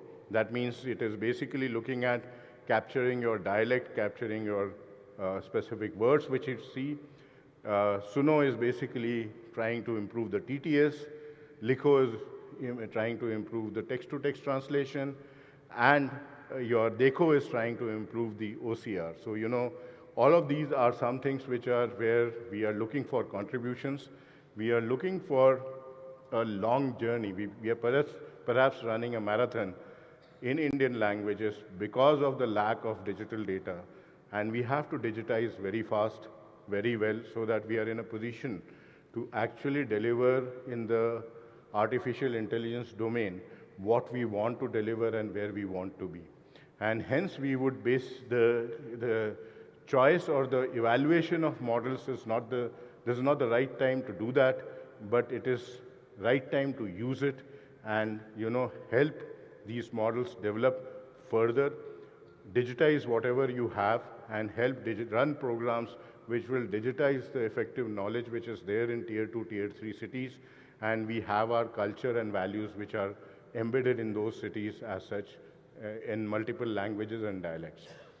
We are also looking at, how in future we would be in a position to extend this to various other applications. Obviously, we are interacting with, we have about 100 startups enrolled in our system who are using this to build the application. We would like more to work with us, and we also would like this to go to various educational institutions where they are in a position to, get into innovations and hackathons around it to build and improve the models. So that's broadly what I wanted to, put across to you. We'll be happy to take one or two questions which are there, to take the things forward.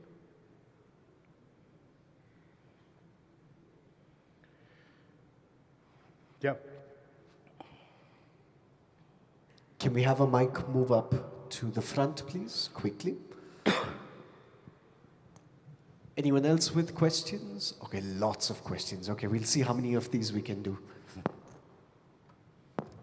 Please go ahead. It's at the bottom. Thank you. So it's happy to see so many things are going around in the space of AI in India. I have two questions. Try to make it short. So what was the base data what was used to create these models? What was? What was the base data? As I said, the base data which was created through two sense. One is whatever was available publicly. Second was the data collection effort which we did. Now, all of this data we have open sourced. So this is available on AI Kosh. If you go to the AI Kosh website, which is a part of India AI pillar, you will find all the data which has been collected as well as used to build this model. Thanks. And the second question is like... Sir, if you don't mind, can we go to the others? Because there are lots of people with questions. I'll make it very short. So I see a lot of Indian models, like for AA, for Bharat. There are a lot of models also inside the app. So was it... we want to understand if it's making open source, then we can also understand how these models works. All the models which Bhashini, see, I'll take 1 minute to answer this question. As I said, National Language Translation Mission was a government-funded program. And it is available in public domain that it is a 495 crore investment from the Government of India. Under that investment, all the institutes were given, as I said, they were given the task to build the models. AI for Bharat was also one of them.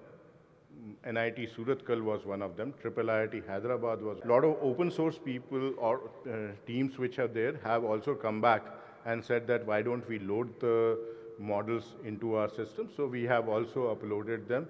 And the idea is to create a fair competition. We offer a platform. This platform does about 20 million hits a day. The 20 million inferences a day this particular platform does as far as translation and inferences are concerned.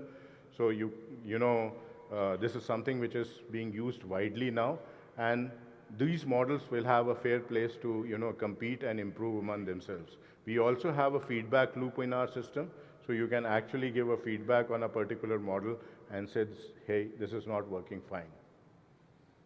And the models are also open sourced. You will again find that on AI Kosh and it's downloadable.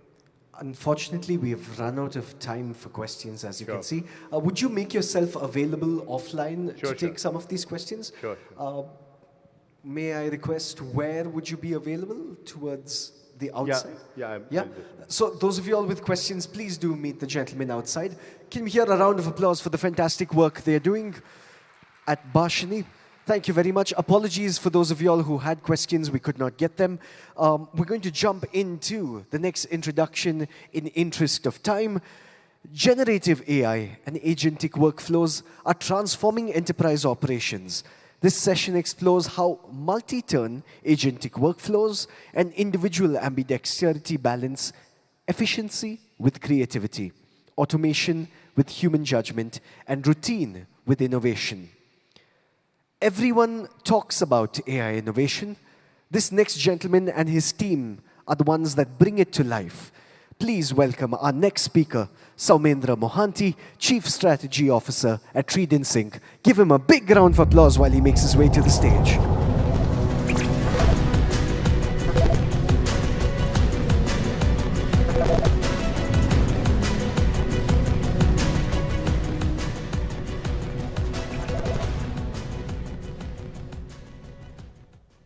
Good morning. And since morning, there has been a lot of discussions about AI. My previous speaker, a wonderful initiative by Government of India, pretty much there are a lot of academic institutes contributing to that. I decided to talk about something which is not AI. There's a little bit of a dramatic pause in there, just to provoke you. And I wanted to say and think about what is the opposite of AI, right? And literally speaking, it is IA. And IA primarily means the individual ambidexterity, right? And what happens when over the time, right, from millions of years as humans have evolved, we have looked at things and then we have devised codified mechanisms of how to deal with those things. And on the way, we have got many, many technologies and innovations to support us and to guide us to take it through. And hence, this particular picture that you see over here has got a little bit of a brain shape, but there are a lot of other aspects over there, right? This is actually the IA part of it, right? Which is, we evolved from monkeys, yeah? And I still feel in our day-to-day interactions, decision-making, conversations, we do a lot of monkey business, right? And all of you will agree to that. So there's a monkey thinking, and the brain has evolved from there with a lot of inputs and a lot of evolutions and learning aspects. On the right side is the AI, right? And this is how IA meets AI, and that's the topic that I'm going to cover today. Moving on, but there is a problem there, right? We have been, the innovation and the pace of technology coming out, aspects of what we can do, what we cannot do. I think there were a few questions in the previous sessions about guardrails. How do we manage all these hallucinations and all that stuff? But the biggest problem statement is, how would we make decision making? So far, a lot of innovations and GenAI solutions, implementations, architectures, you name it, is all about how do we solve narrow, specific problem statements. But decision making happens here, and decision making is a problem statement that at a strategic level we need to quickly evolve into. And that is how the AGI concept will come to life, right? And some of the stats are staggering in that sense. Especially the MIT stat, about 90% of GenAI pilots fail in production, right? The question could be, why so? Yeah? This is where, interestingly, there are three critical aspects that is coming on the way, right? As hurdles, as challenges for us to solve and look around things.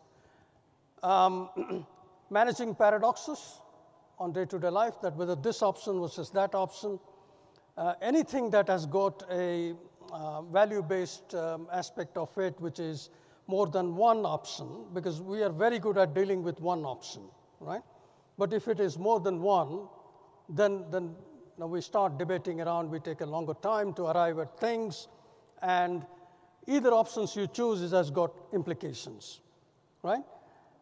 The second aspect of it is bounded rationality, and this is very, very critical because while coming here, somebody was telling me that, look, there is so much of information overload about AI, the technology, the pace of innovation.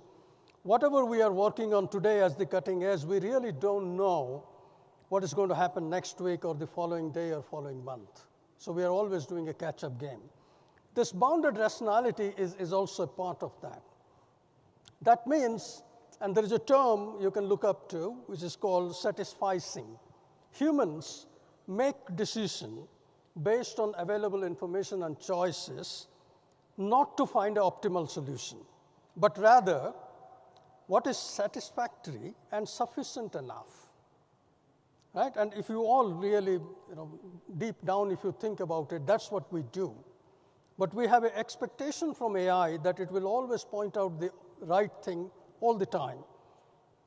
Yeah, so there's a bit of a confrontation between what we do and then what we expect, and the adoptions and then all these problems pointing to the MIT article I talked about.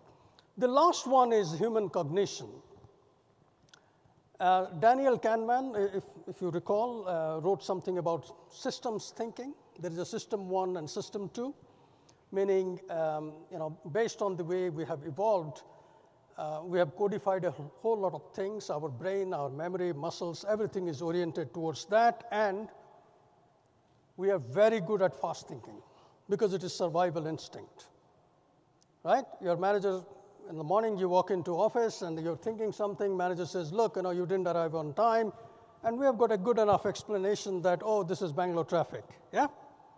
I was right here, just the turn, but can't help it. That's a very, very fast response, fast thinking, first way of dealing with it. But most of the strategic decisions we do is deliberate. We take a longer time, we debate, we look at multiple dashboards, multiple KPIs, try to find ways of why this will not work, rather trying to get on the way saying this is going to work. That is how we are. That is the deliberate, slow thinking. So we keep juggling around these two. Now, why I'm saying these things, right?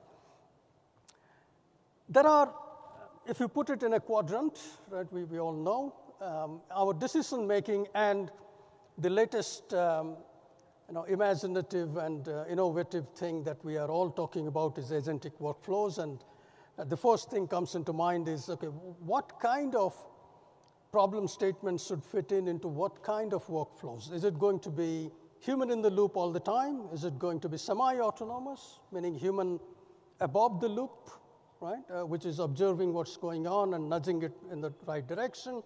Or it is going to be completely autonomous, and then human is actually defining the rules and policies and guidelines and standing outside, right?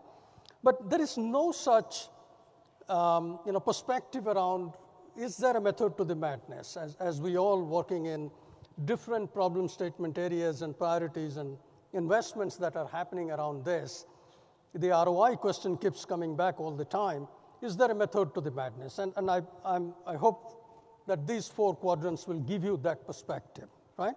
One is, just to simplify this, you have a generalist and you have a specialist. And the generalist goes from routine to non-routine. There are different type of tasks and activities that you can bucket there. And on the specialist, you will have a similar aspect of it, which is what is the routine and non-routine. And then there are a few examples just to help you around and get something going around. So from the 3 constraints that what human can do and how AI can augment and help, to a little bit of a method to the madness, a framework perspective. But let's not stop there. What I saw, talking to clients, and I'm myself a research PhD scholar right now at the age of 53, right, and a little bit of a ponytail and gray hairs. Good for me, good for everybody. What I found out from my research is that there are patterns. And we, technologists, business leaders and strategic leaders, everybody always think about the patterns and try to find a way of solving the problems, right? That is very natural to us. But till now, we have tried to solve things looking into the patterns. Text to SQL, automatic visualizations, summarizations, you can name it, right? These are kind of patterns. And then I started probing into it that if we are designing systems, GenAI and agentic solutions, to actually fit in nicely into these various patterns that happen, then why the pilots don't see the daylight in production? What's the problem statement there? There is something missing there, right? And what you see is basically we forgot about the anti-patterns. Right? And I'm going back to the software engineering days, and many of you have already come through those aspects. In software engineering, we also think about anti-patterns, right? But in case of GenAI and agentic AI, especially LLMs at the core of things, and then we actually don't understand how it does. We know it's a prediction machine predicting next token, and it somehow magically finds out linguistically what is the right recommendation or right response to provide to all of us.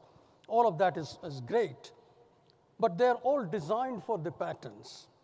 And hence, an attempt to actually lay out that we must think about anti-patterns as well. Many of these anti-patterns, if you actually look up, make sense. And what is the missing piece in there in that context? Just like age-old time, we started doing OS, operating systems, as the thing, right? Linux and Windows and everything else. That was the orchestration engine that was taking care of scale, performance, orchestration, communications, and in a stacked layer, as you see here, it was addressing all of that. And hence, in my view, we should also start thinking about agentic OS, where governance is not an afterthought, but rather it is inbuilt. Thresholds and calibrations of what it can do, what it cannot do, and where I should intervene to tweak it around. Aspects of guardrails is inbuilt into it, right? And those are the aspects that I think is going to be extremely important when we start looking into how do we take many of these GenAI and agentic AI workflows to pilots, from pilots to production, and actually do the ROI justification around it. So I sincerely hope that this is something new, something good that I can share with all of you. Moving on from here, interestingly, there is also another aspect of it. Right? Just like, and deep down I'm a consultant and architect at heart. And I was also looking for, is there a framework that can be made possible to look into all these aspects that I talked about, right? And going back to the beginning where I said there is AI, everybody talks about AI, but IA, which is you and me, individual ambidexterity, how do we bring this thing together to amplify that we can do? And hence, it requires a framework, right? And somehow, acronym-wise, it landed up nicely as Ambidex. Yeah? Yes, you're allowed to take pictures, and then this is a good thing. We have to assess, that is how A stands for, map workflows and the archetypes that I talked about in one of the previous slides. We have to mitigate, which is basically looking into the anti-patterns that I talked about. Then we have to build skills. Today, anybody who can spell agentic and gen out of GenAI, you know the demand outside and what's going on in the world, right? So fantastic stuff. Right? I'm happy for all of you. Integration mechanisms is very, very important because at the end of the day, these systems cannot stand outside.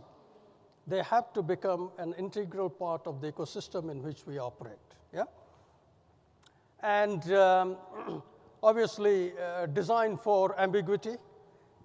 We can, and we were building a system which is a multi-turn, meaning you could start with one way of analyzing things and then working on it, and you can take detours in between, because that's how humans analyze things, right? We are never cutthroat and then straight to the point, yeah? So in those cases, when it is very open-ended, you really cannot constrain the things to work in the way we want to. That's why design for ambiguity. Today, our design for ambiguity is always an afterthought, right? Once it hits the UAT, or there are few users who start looking into it, we start questioning, oh, I never thought about it. This is ambiguous, right? And hence it is out of the scope. Client or whoever you're working with, please give me more money. I need 5 more people I need to hire, pay more to them, and then build something in the next 20, 30 days or 40 days, right? And finally, the other 2 pointers around it. So this is probably a framework, Ambidex, and good acronym that can help us to navigate this world, which is full of uncertainties now. And this is where I'm introducing Milky Way. We have a booth outside, booth number 15, if I'm not wrong, yeah? And you will see that how we have designed a multi-turn, a very open-ended way of interacting with the agents and making it an agentic workflow-oriented system, which can mimic actually a data analyst or a day in life of a analysis-oriented path, because that is the most difficult thing to really program for and design a solution for that. So this is, we call it Milky Way, because there are multiple agents need to come together, they have to interact, and they have to really work within the patterns and anti-patterns and the agentic OS framework that I talked about. So once you step out, you will find our booth and Tridents. You can go and see and interact with them, and I'll be available outside as well to take any further questions and all. I wanted to keep it very short, sweet, and crisp, right? And just to get back the time to all of you. There are a couple of, I think we have 4 minutes left, a couple of questions, if possible, that I can take. As usual, please. But I must thank all of you. You were taking pictures, glued into it, and then, good. That gives me a good feeling that I was talking sense. There's a gentleman with his hand up all the way at the back. Can we have a microphone go all the way at the back? Anyone else on this side? We'll have the lady all the way at the back as well, there. Can you just stand up, madam, so they can get the mic to you? The gentleman with the mic, please go ahead. Do you think that your framework gives you some components of artificial general intelligence? I barely can hear you. Does your framework give you some of the components of artificial general intelligence? Yeah, look, good question. And like I said, right, what we just discussed here, maybe tomorrow morning there is some other solution magically has appeared, right? Agentic OS is some term that I'm talking about it at this forum today. Tomorrow something else will come up, and then it will solve many things that we talked about. But this particular framework, in a sense, gives you that right guidelines and principles that as architects, as solution developers, as business owners in many cases, and as leaders, we need to keep in mind.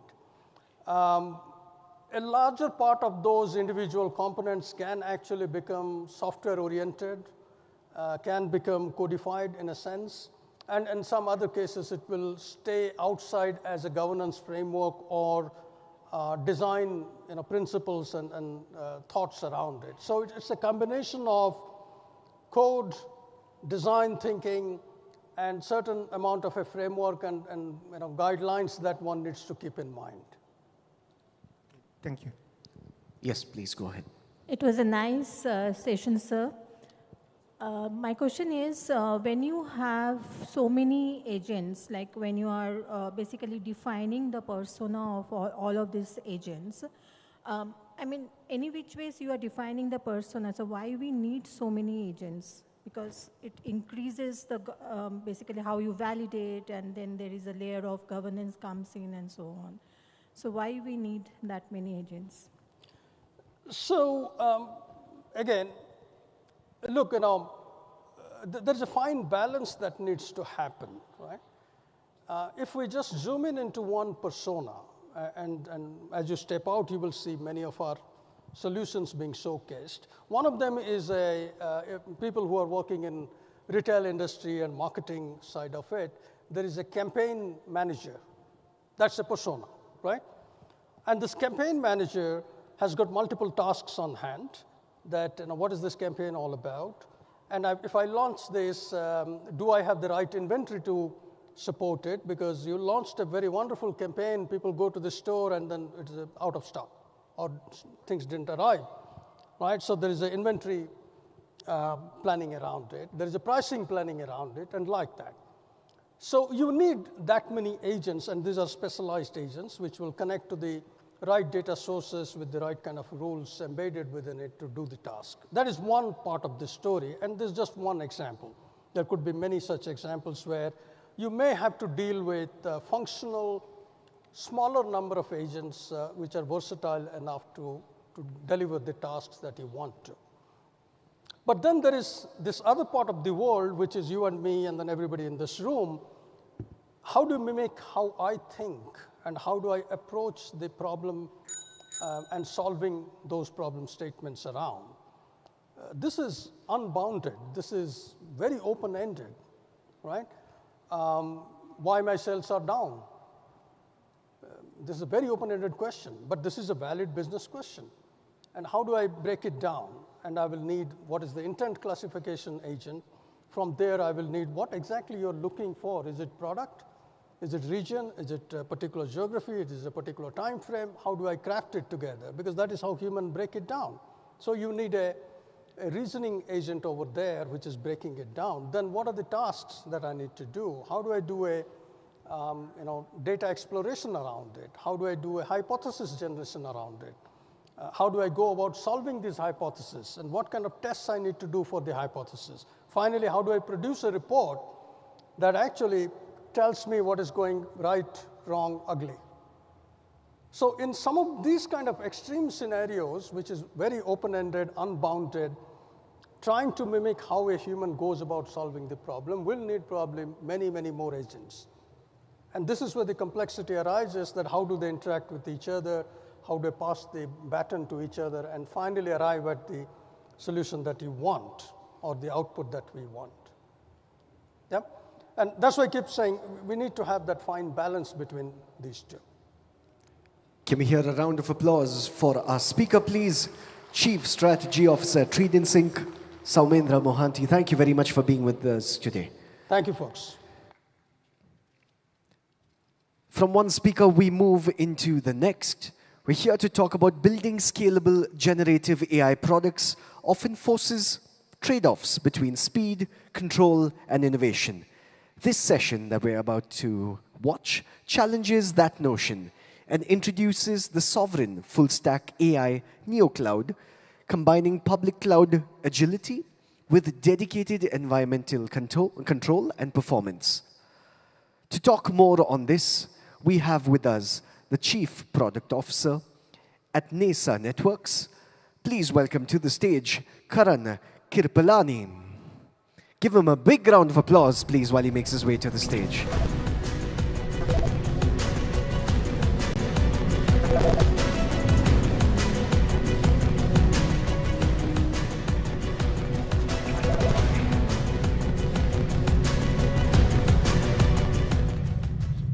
Can everyone hear me okay? All right, I can hear myself. So before we get started, guys, just a quick question. How many of you in the audience, and I'm asking for a show of hands, please don't be shy, have either built product as part of a product management team, a product development team, or a product engineering team? Just a quick show of hands. Oh, that's a lot of you. Well, I mean, we are in Bangalore, so I guess that makes sense. Okay, good. More towards you later. So typically, when you build product, there's a three-way dilemma, which people sometimes call a trilemma, that you have, right? And we'll get to what those issues are in a little bit. So How many of you, again, quick show of hands, are familiar with this process as part of product development, right?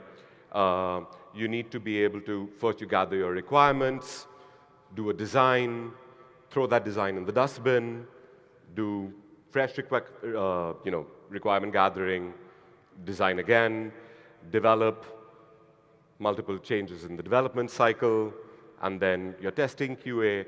Finally, you ship a product to market, which is, hopefully aligned as part of a product market fitment. Just again, quick show of hands. How many people working in AI in some way, shape, or form today? Wow. Okay. Great crowd. Now, do you guys think that this is the typical product cycle for AI? How many of you think so? Nobody? You guys are doing my job for me. You're right, it isn't. This is not the normal product cycle for developing AI products. This is, right? How many of you are familiar with this process right now as part of a typical AI product life cycle in terms of model building, model experimentation, taking models all the way from building, prototyping, experimentation, all the way up to inference? How many of you are doing some part of this for your organizations or in your individual capacities today? Again, right? So typically, as with AI, as you can imagine, everything begins with data. Garbage in, garbage out, right? So data collection is important. Make sure that your data sources are the right sources. Clean that data, frame that data, normalize that data, abstract that data, bring it into a model lake, build your data pipelines, right? Then you begin with your model building and your model experimentation. Train the models on that data. Yes, I see a lot of people nodding, so clearly you all are relating to this. Then you do your fine-tuning on top of that. I assume you may have done some pre-training, post-training, and then you finally bring this into inference, hopefully. Correct? How many of you have done this, gone through some or this entire part of what I've just explained? A lot. How many of you, okay, everybody put their hands up. Can I just request you to keep your hand up for a moment? Okay. How many of you thought that this was easy? One very brave and obviously very intelligent lady in the front row over here. Okay, it isn't easy. And the reason it isn't easy is you're faced, all product engineers, all data scientists, all ML engineers, and all ML ops engineers, the last three of which are very often the same person in an organization, are faced with a three-pronged trilemma, if that's what you want to call it, right? The problem is you need to be able to build your product, your AI product, at the right unit economics, with speed to market, right? And build it in a way that has got that product market fitment and is now scaling with user trust. Yes? This is regardless of what kind of product you've built, whether you've built an AI model that you want to take into inference or whether you built a car. We all agree with this statement? Great. Now, the problem is, this is, in the field of AI, fundamentally challenging. Most people who are successful in taking their AI products to market, at best, have met two of these three criteria, right? Side note, a friend of mine recently bought an apartment, moved from a 2 BHK into a 3 BHK, and was getting very, very frustrated till his broker sat him down and said, "Sir, you can get the apartment that you want, the area that you want, and the budget that you want. Pick any two. It's not possible to get all three," right? So similarly, you can build product at the right cost with the right margins, perhaps with the right speed to market, but maybe not really aligned to what the market needs, or any two of those other criteria. So let's now talk about that in the field of AI. How many of you, again, quick show of hands, this is going to be a trend during my talk, by the way, have built AI, either done model building, model experimentation, or inferenced on AWS, either EC2 or SageMaker or Bedrock, or on Google Cloud, or on Azure Cloud or Azure AI Studio. Quick show of hands. Big number. How many of you worked for an organization that then took that into production? Again, how did those costs work out for you guys? I'm assuming not well, right? Just to give you a little bit of a, how many of you are familiar with what an H100 GPU is? An NVIDIA H100 GPU? Okay, a fair number. AWS, for example, would charge you 4 times what the prevalent Neo Cloud market rate is for an H100 GPU. So what they will give you is the speed and the ability to build a good product and ship it to market quickly and scale. But you haven't met the unit economics, right? Now, let's assume you decide to go the other way.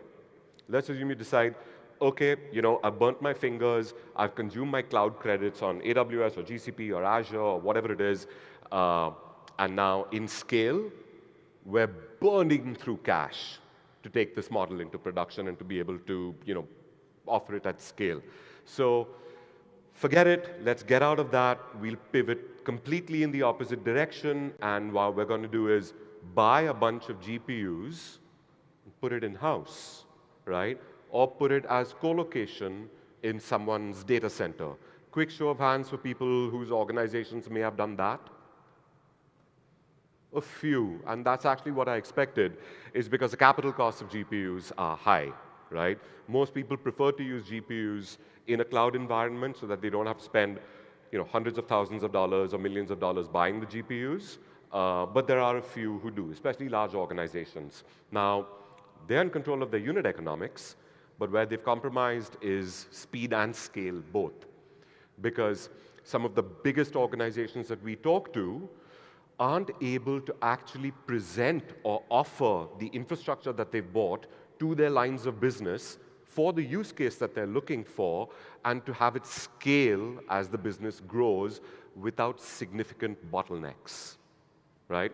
So the on-prem, the CapEx approach to being able to provision your infrastructure and to be able to build your AI completely in-house, you've met one of the two criteria. So you've kind of moved backwards a little bit.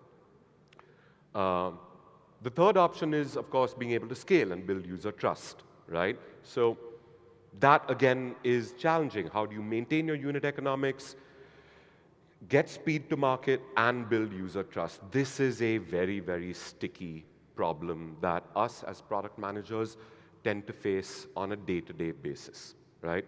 Now, luckily, in the field of AI, especially when it comes to offering AI cloud platforms that allow model building, fine-tuning, and experimentation, there is an option.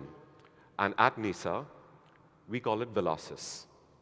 Velocis is, and it took us a while to come up with a definition for it, an end-to-end AI cloud platform that allows you to meet your AI initiatives, to fulfill your AI objectives across training, fine-tuning, and inferencing at scale, completely on demand, with the correct unit economics.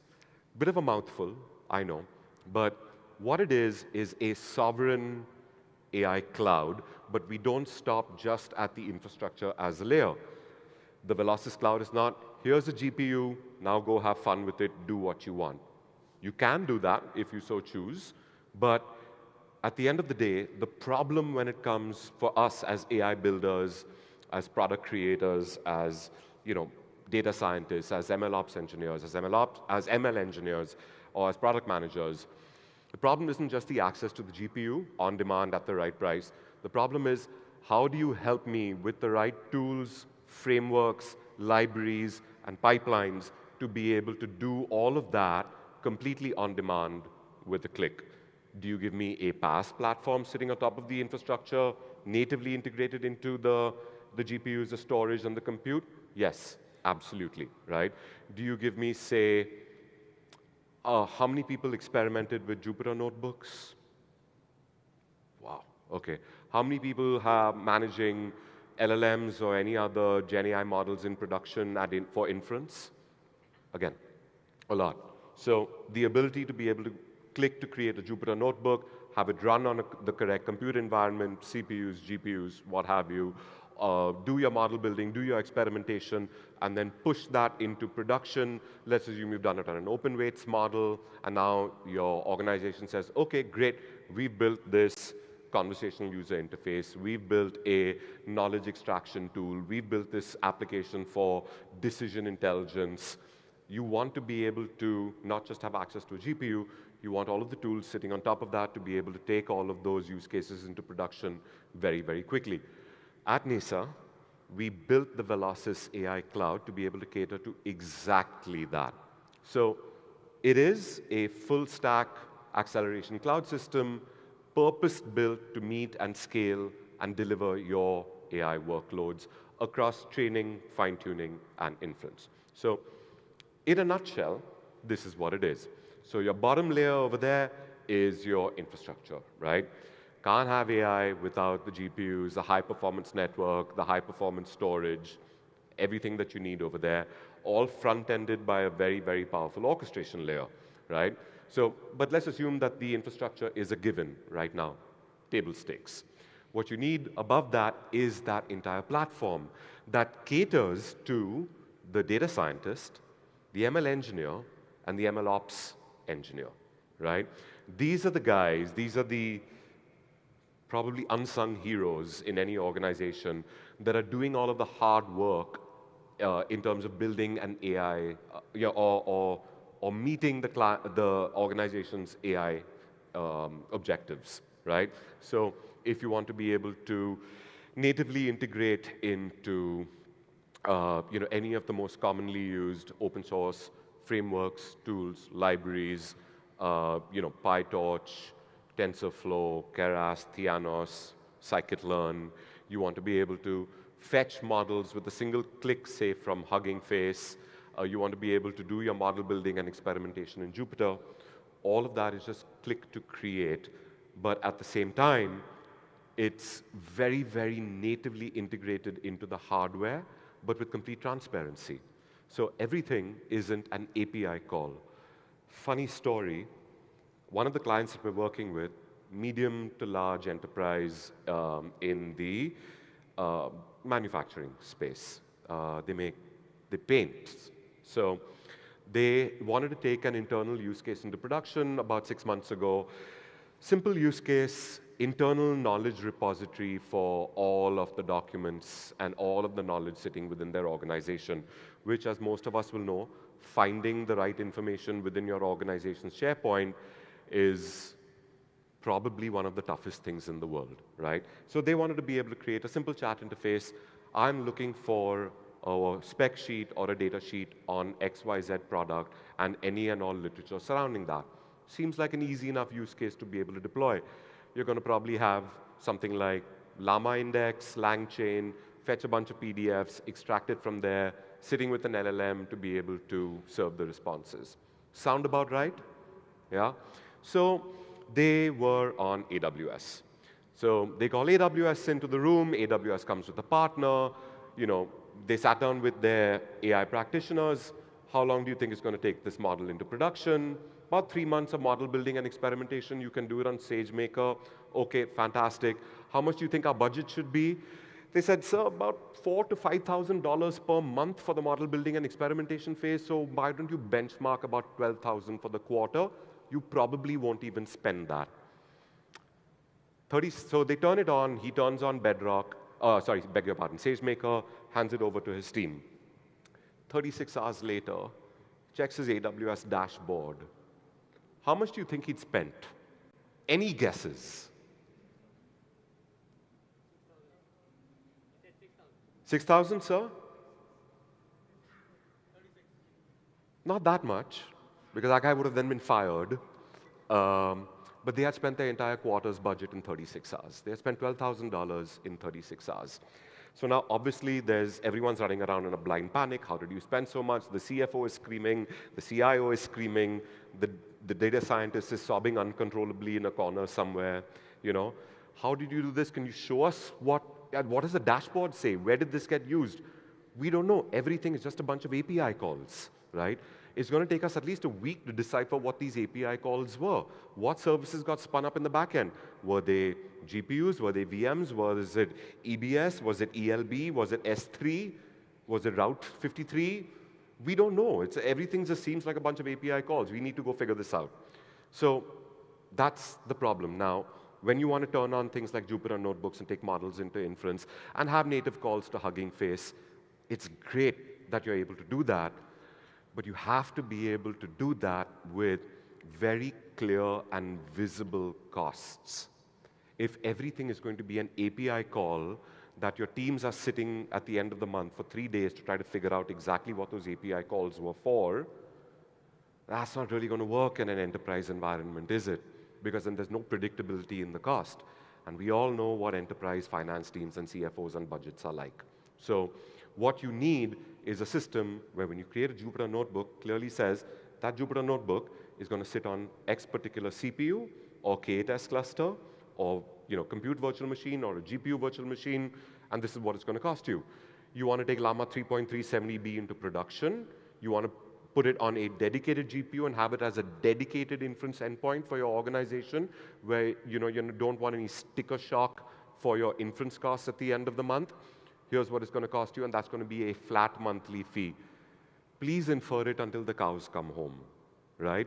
Infer it for anything you want. Ask it how to make soup, and don't worry about what your token usage is.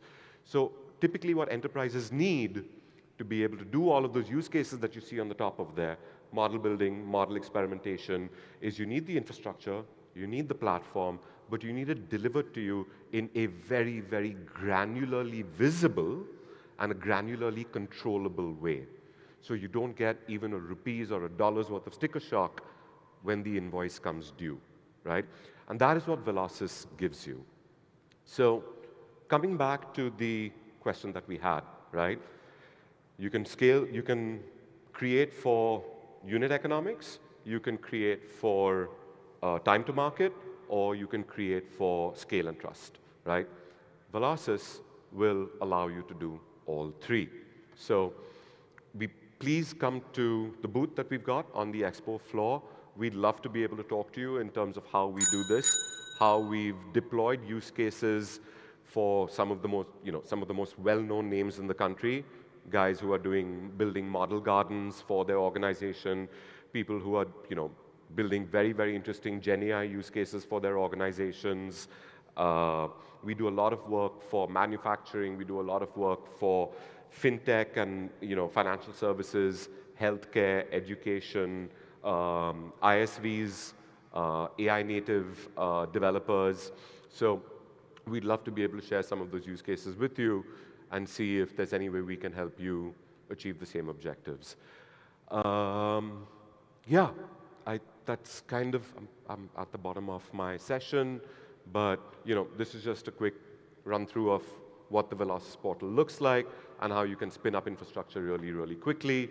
We can show you a much more detailed version of this demo at the booth. It would be our pleasure to be able to do that. So yes, please get in touch. These are some of the use cases that we're currently delivering on the cloud today. So you can see everything from foundational model training and frontier model development, all the way across that spectrum from training on the left to inference on the right. And this is just a sample of the use cases that we're able to help our clients meet today. So please come over. We'd love to chat. We'd love to see how we can work with you and if we can help meet your AI objectives. Yep, that's it. Also, very quickly, for startups in the room, we do have a startup acceleration and credit program. So please come visit the booth and see, we'll help you determine if you're eligible to consume startup credits on the NISA Velocis cloud. Have I covered everything that I needed to? Excellent. All right. Thank you very much, guys. Yep.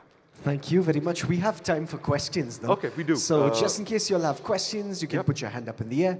We'll have someone come up to you with a microphone. Can you quickly tell us a little bit more about the last bit that you talked about with regard to the startups? The startup credit program. So typically, we work with a lot of AI native ISVs and developers, and it's often challenging for them to build out their use cases. GPUs are expensive, right?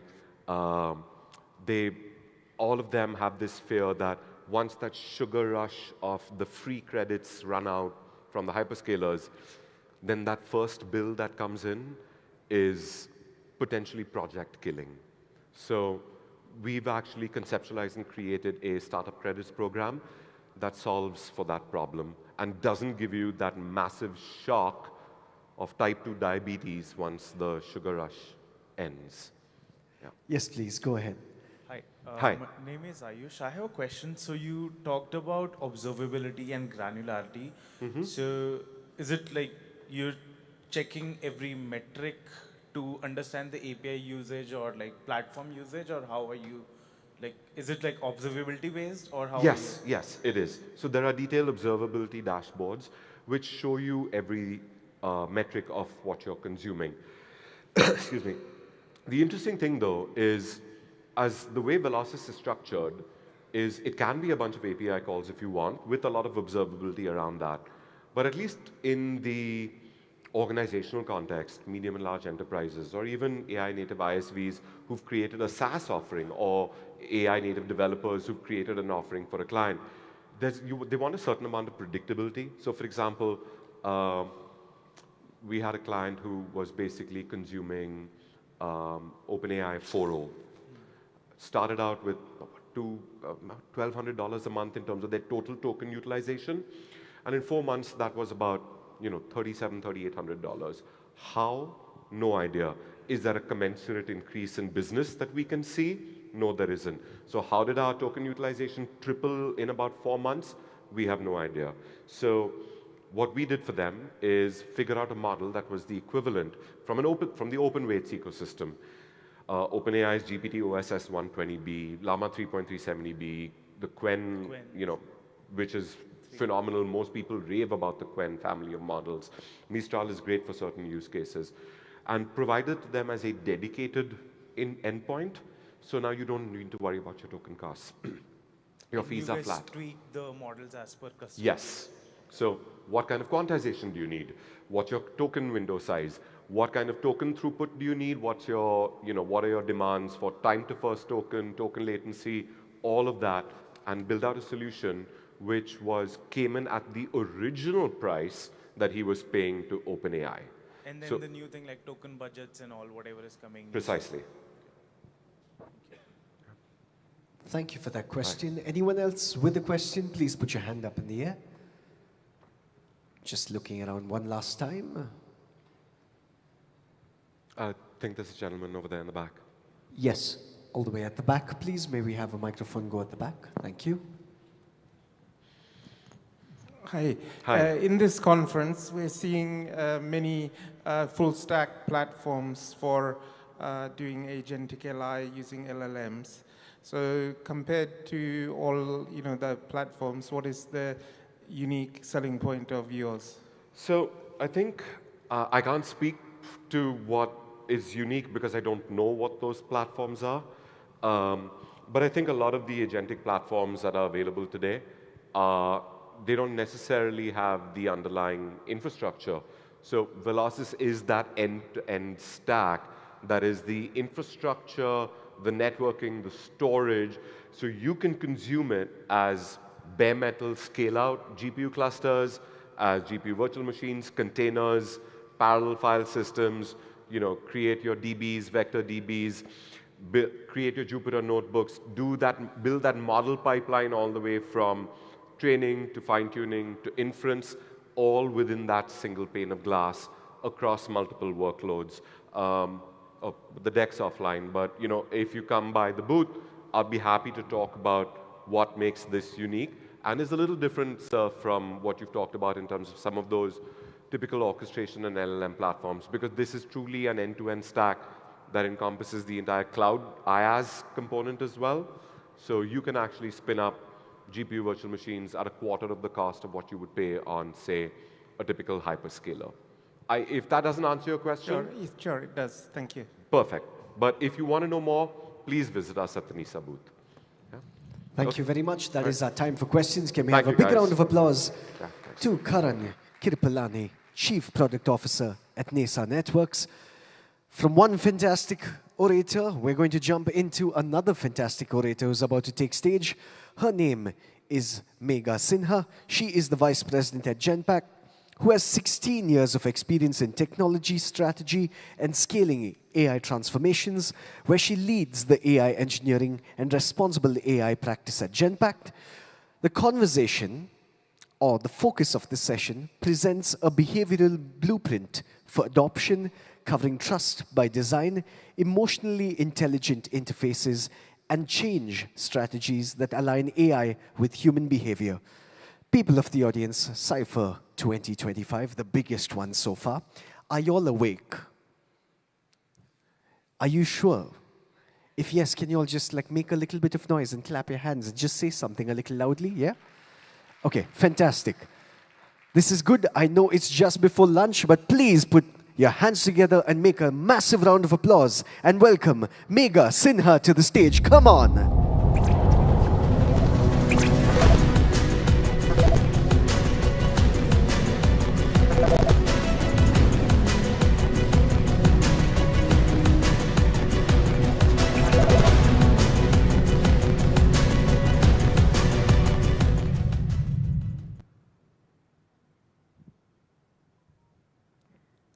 Can we have the video, please?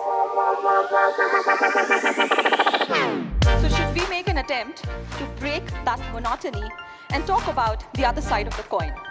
We will actually look at three very pertinent concepts that drive decision-making, prospect theory. I will always go after the sure win and try to minimize my losses. The availability heuristic is a tendency to actually make decisions very quickly. Information that's quickly available and easily comes to our mind. Bounded rationality says that all of us as individuals actually take decisions within constraints. It's a problem with the way we think, we respond, and we act. What we need is a nudge. A nudge gives me choices, but a coercion forces me to accept a certain stand because my leadership has accepted the stand.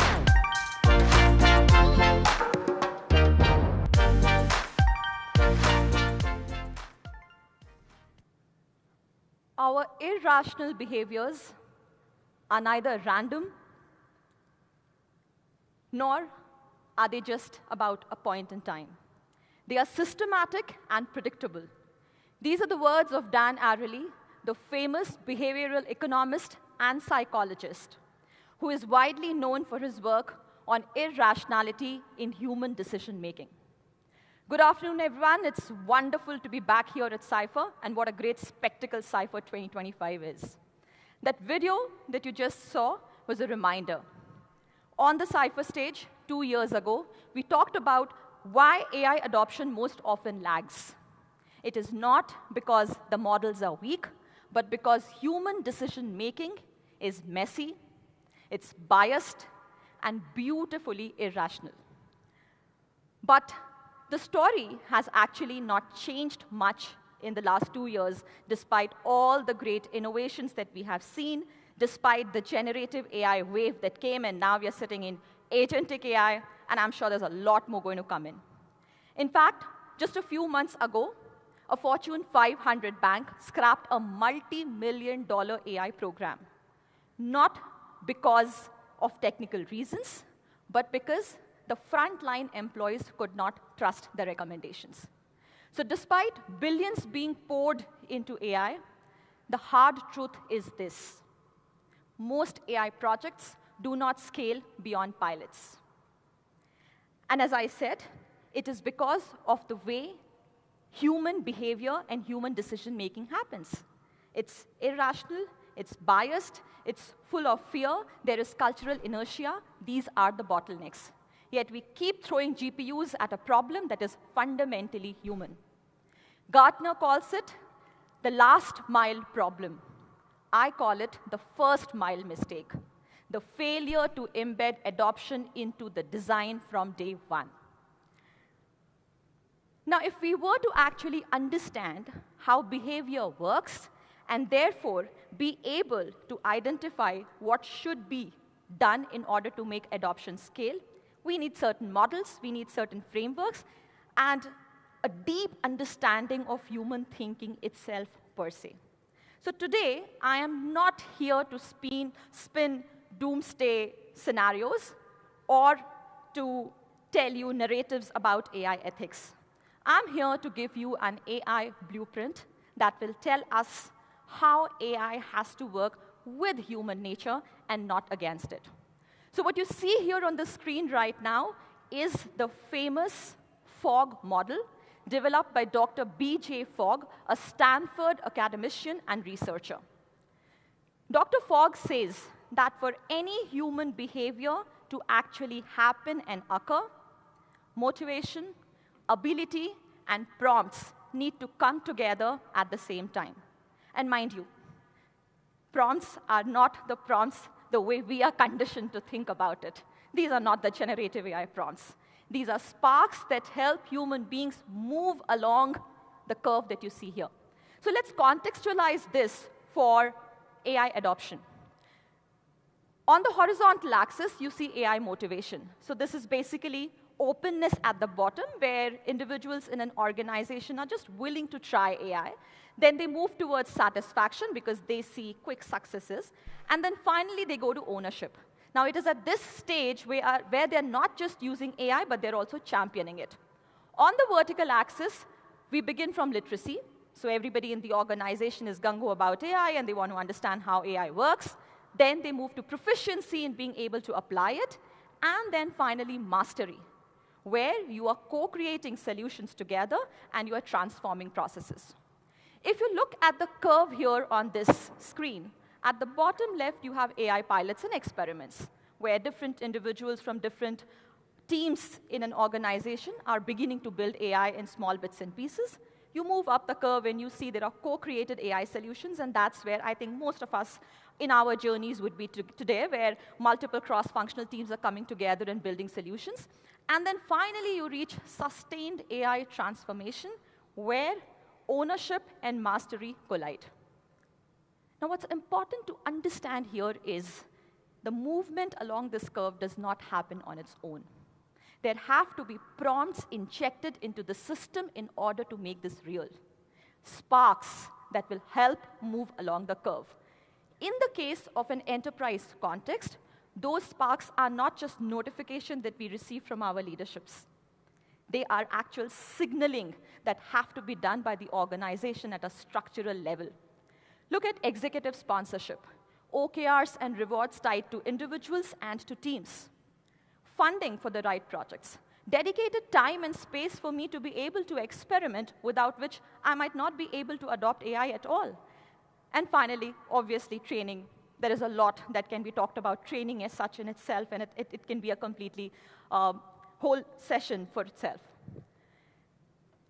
I would want to make that actually real with two quick applied AI examples, the Fogg model that we just spoke about.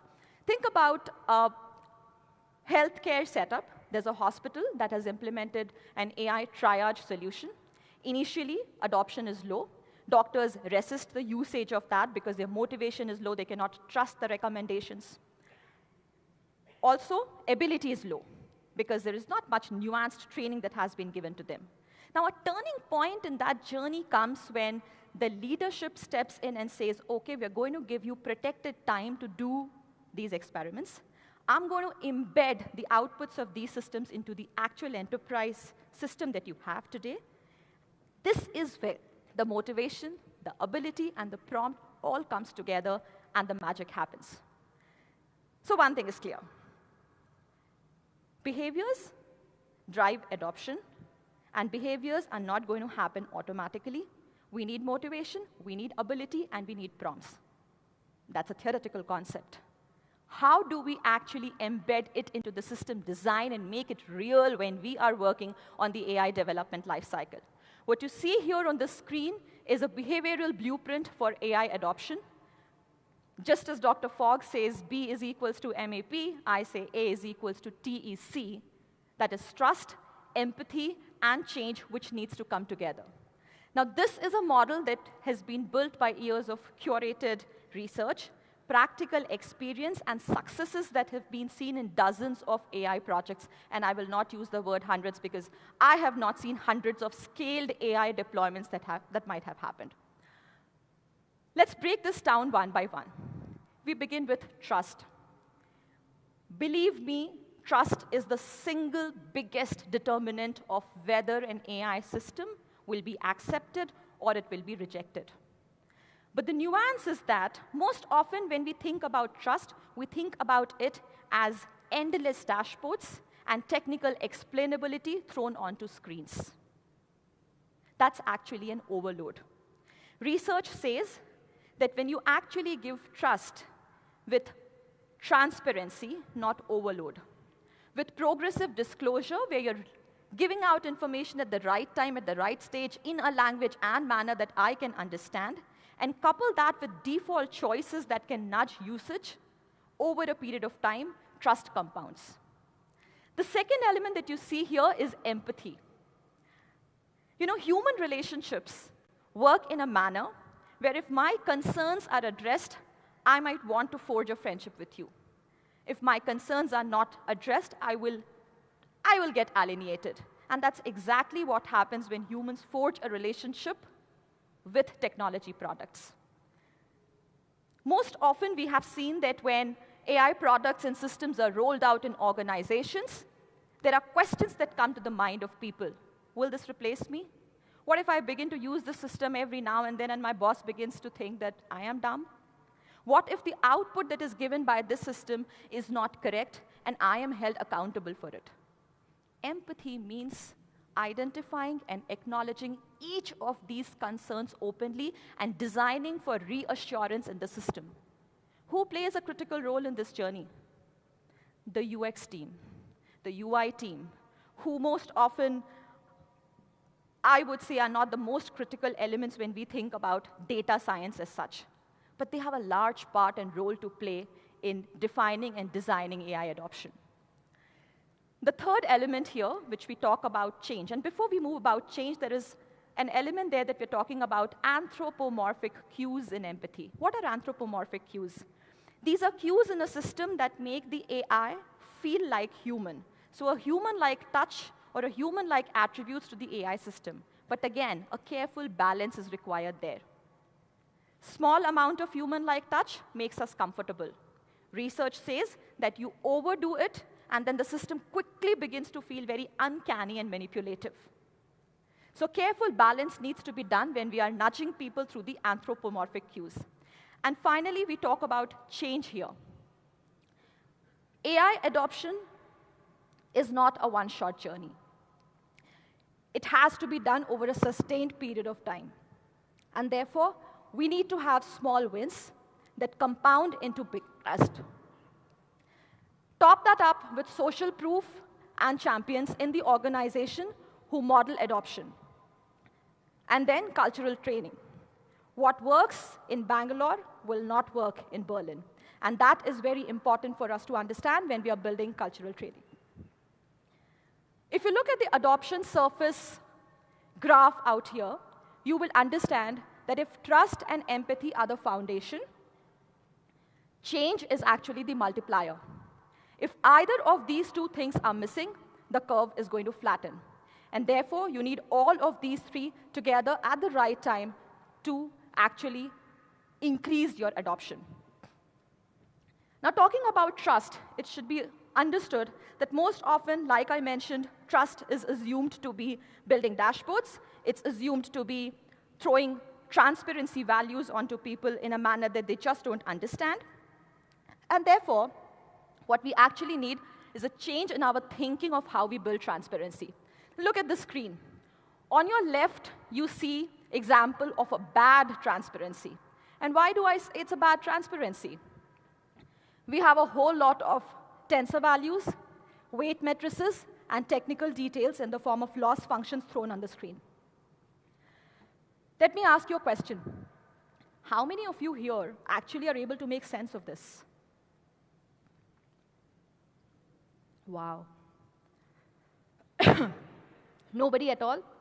That's my problem too. You give me a dashboard like this, I wouldn't understand anything at all, despite running an AI engineering team. On the right, you have example of a good transparency. Now here, you have a fraud detection alert system, which actually flags transactions and tells you what are the reasons. Unusual location, transaction which is anomalous, and frequency mismatch. All of this together builds good transparency, because now I have information in front of me in a manner, in a language that I can understand and consume and then take decisions. If we move to the second pillar of trust about progressive disclosure, focus your attention on the leftmost panel. We're talking about an AI loan decision system. It says AI recommends approval of this loan. And maybe that's just enough information for somebody who wants a recommendation and wants to just go out and use it. But then, for a more technical user who would want to understand why, AI recommends approval because of a stable income history, good credit score, high debt-to-income ratio. For the highly nuanced user, of somebody who is working in the compliance teams of organizations, the third most panel becomes important, because that's where you begin to talk about the full model rationale. Whether it's benchmarks, whether it's feature weights, whether it's scores, everything available, but only on demand. When I ask for it at the right time and not slapped onto my face in the very beginning. Finally, we talk about defaults that nudge usage. This is one of the most overlooked principles when we are talking about adoption or about building trust. There is a research that says that as human beings, we most certainly always want to accept the default. Partially because we are lazy beings, but also because the moment I see a default on a screen, it gives me two signals. One of safety and the other of acceptability to my brain.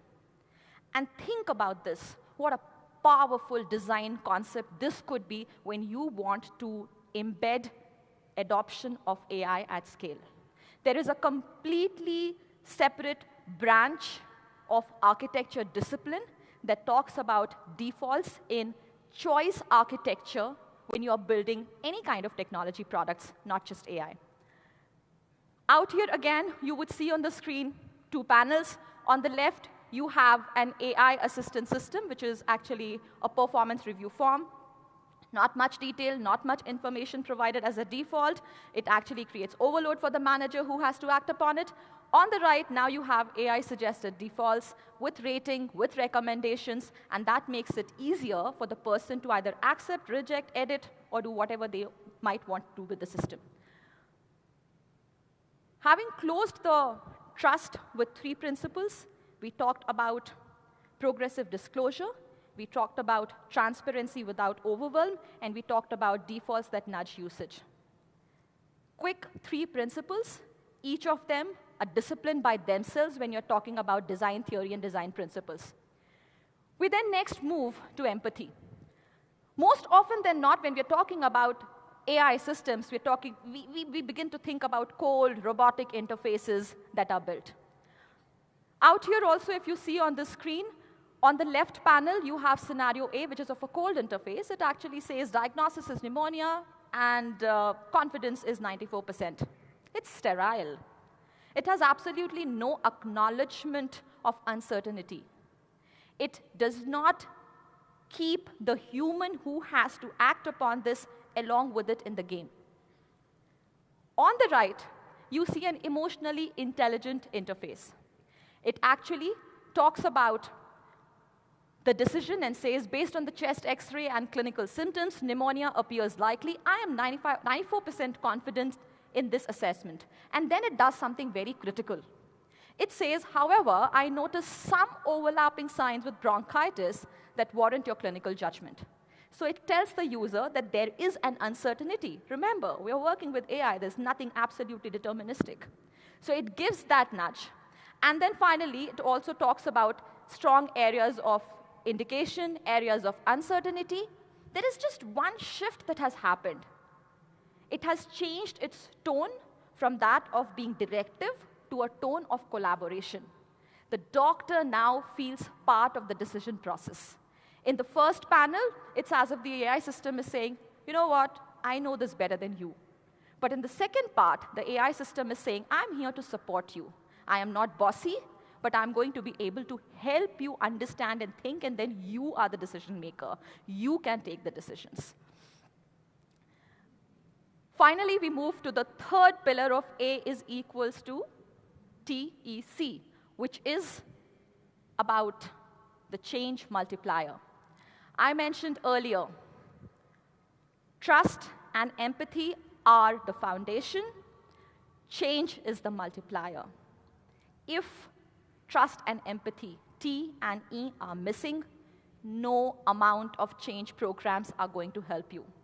You may want to do as many town halls, as many posters, as many hackathons as possible. Nothing is going to move in the organization. And that is why I've framed the change multiplier as a flywheel. You begin with defining the adoption vision and telling your people exactly why AI is important in the context of the work that you do in your organization and in your team, which will be fundamentally very different from why the other company might be wanting to do it.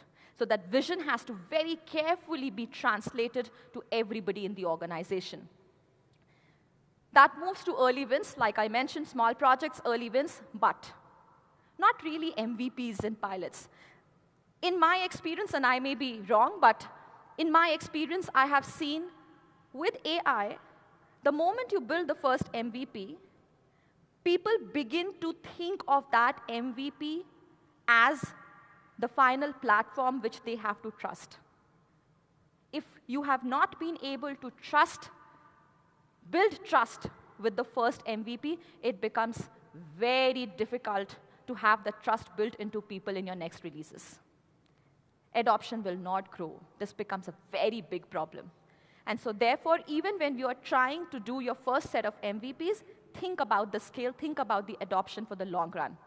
Early wins followed by champions and social proofs. We all have leaders in the organizations whom we connect to, whom we understand to, whom we have an affability for. They could be the champions and social proof of AI adoption in the organization. Move to cultural tailoring. Usage of AI, the way it has to be built, actually designed, built, deployed, and then used in the organization has to be tailored to the local nuances, to the local regulations, and to the local people.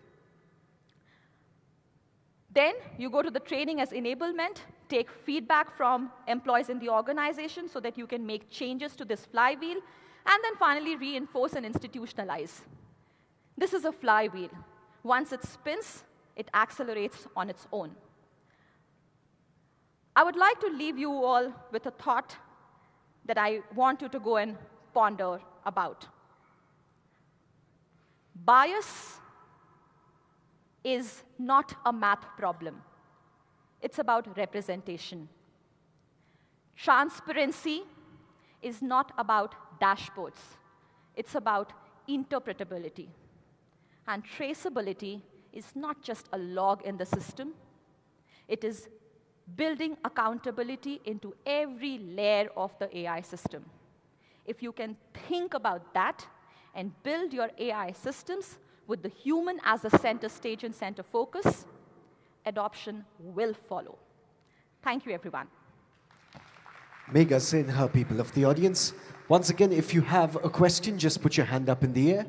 We shall have someone come up to you, the gentleman up front, looking towards the left side of the audience as well, just in case anyone has questions. Yes, the gentleman at the back, please. Please go ahead. It's mic number. Hello? Yeah. Myself, Rohit Kohli. I'm from Upgrade Education. So when you say about adoption, is it different when, as a part of, when you're looking at adoption at the organization level as well as the customer side? Or you're speaking more towards organization is my understanding. Okay. when you're talking about the organization versus you're talking about? The employee adoption of the AI. How is the organization going to adopt AI if the employees are not convinced about AI? True. It begins at an individual. So the problem I'm facing is, let's say if there is a organization, so how would you suggest that AI adoption takes place? Should we go from a top-down approach or a bottoms-up approach? Like I mentioned, and if you remember, I'm happy to share the slides. We talked about the fog model, right? Where we said you have motivation, you have ability, and you have prompts. Right. The motivation and ability are things that have to be built into the individual, into the employees. Prompts are the signals that the leadership has to give. So that's a top-down thing, right? Those top-down things will translate into building your motivation, and you go up the curve. Similarly, the ability increases. You go from just being able to learn it and then becoming champions. So it's not either a top-down or a bottom-up. It has to be a top-down prompt signaling, and it has to be bottom-up when you are developing and building your own motivation and ability.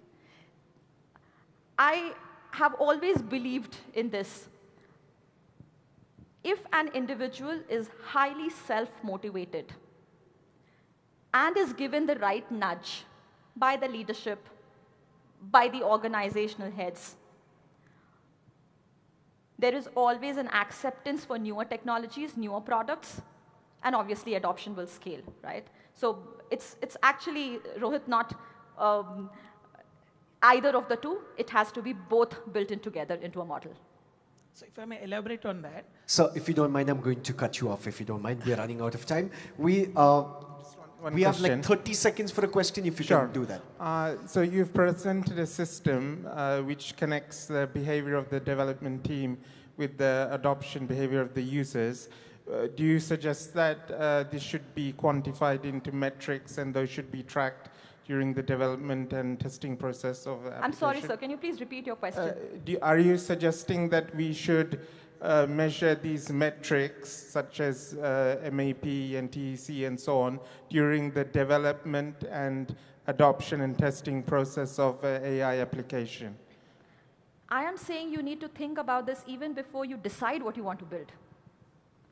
Your motivation to build an AI solution and then the ensuing design is right where you should think about the trust, you should think about empathy, and you should think about change.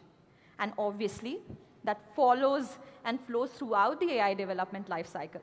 It is not something that you would do at one point in time. You would continue to do it throughout the journey. That has to become part of your DNA day in and day out. 15 seconds. Can I ask a question? So I'm very very okay, quickly. Please. Building on his question, that you are training the employees to adopt AI, but it's like unlike any other technology because there's a fear of job loss in this one, right? So how would you motivate employees to adopt this because they'll feel if we adopt it, we'll lose our jobs? Sir, I'm training my employees not to use AI only. I'm training my employees to see the benefits of AI. There's a difference. I am not forcing them to use AI because my leadership has asked me to do so. I am telling them that in your day-to-day job, you actually see what is the benefit it is giving to you. And for that very reason, there is a trust that needs to be built. It's not a soft concept. It's actually a hard metric that has to be built with careful designing, with careful cultural tailoring. Also, yes, we touched upon the fact that when you roll out an AI system, it says, okay, it might replace my job. When I may be using a lot of ChatGPT for doing my work, sometimes I may get a feeling, what if my boss thinks that, I'm dumb, I'm doing everything with AI? Now, that is the culture change that has to happen in the organization, where as a boss, as a leader also, we accept and understand that AI usage in parts for the right reasons is important. That is the training that I have to give to my employee, and not a training to say, okay, you go here, change the parameters, tweak the parameters, get the results and outputs out. I mean, you have a whole lot of YouTube videos right now today available, whole lot of courses there on multiple different channels. We don't really need to just do that. So training is not just giving them the technical competency to be able to use it, but training is also to be able to align their brains and the thinking in a manner that they accept AI, and we all as an organization accept AI. Thank you very much. Please put your hands together I will for talk to our you. speaker on stage, Megha I'll talk Sinha. to you. Thank you very much, madam. Thank you. That was a fantastic conversation. A lot more questions in the audience, but unfortunately, we've run out of time. We will not do justice to the other speakers coming on and the people coming in from the other rooms to watch the other speakers. So very quickly, jumping into the introduction of the next speaker, we're here to talk about a keynote that explores how a privacy-first, trust-by-design approach enables responsible AI adoption and regulatory resilience. Joining us now is Roshmik Saha, co-founder and chief technology officer at Skyflow. He leads the development of privacy-preserving technologies, including Skyflow's patented polymorphic encryption system, and brings over 15 years of experience across Microsoft, Lyft's autonomous vehicle platform, and secure enterprise architecture. Can we please put a round of applause and welcome the man himself on stage, Roshmik Saha. A big round of applause. Welcome him on stage, please.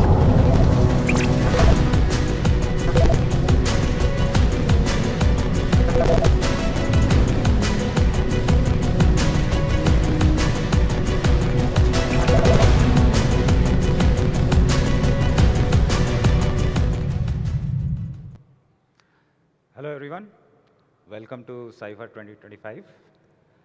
Thanks to AIM for organizing this event and giving us an opportunity to talk about AI. We are, of course, I think we are going to spend the entire day talking about AI.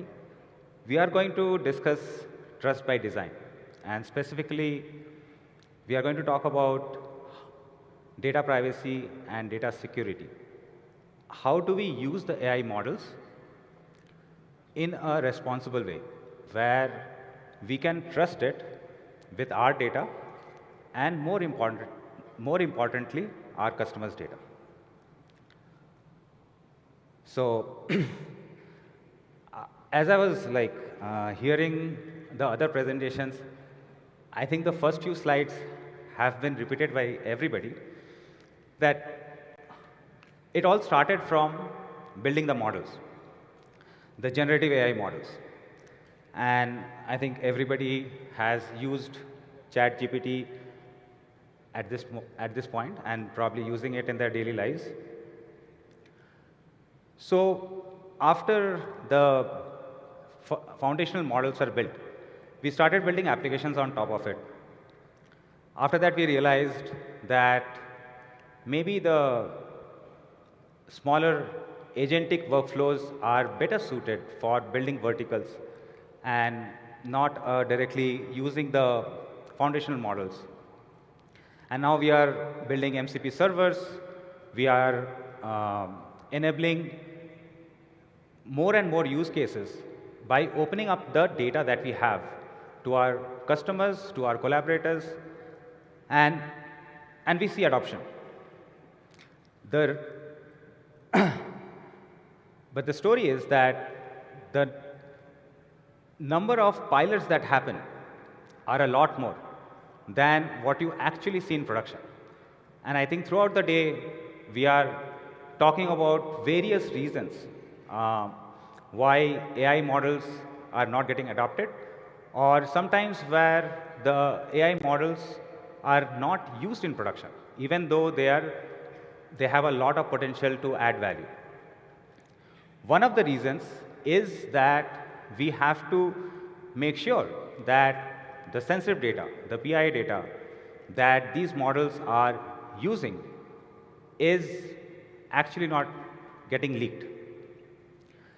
So we all want to use the power of AI, but we don't want it to use our data in a fashion that it was not supposed to.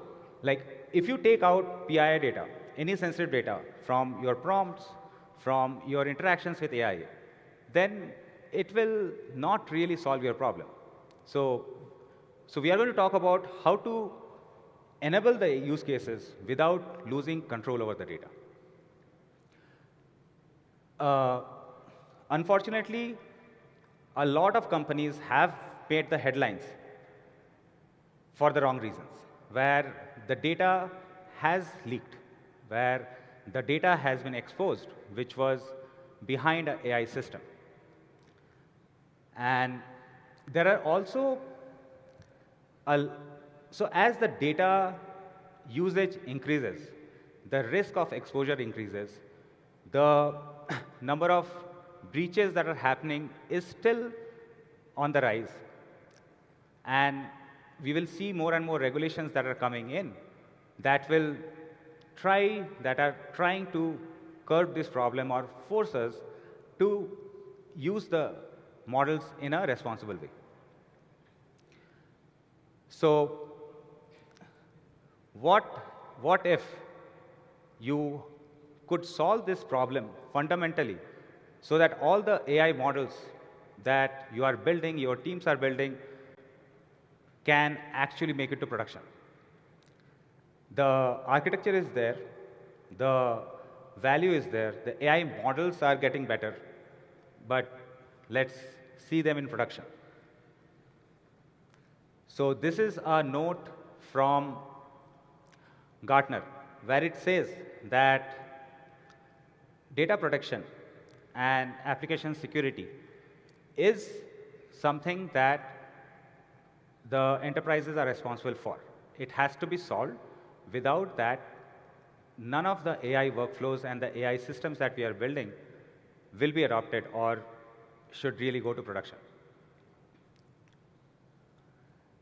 Now, let's look at it from another angle, that when you have something like a FAQ, which is completely impersonal, maybe uses some product catalog and product information, there is no risk of any kind of a data breach, right?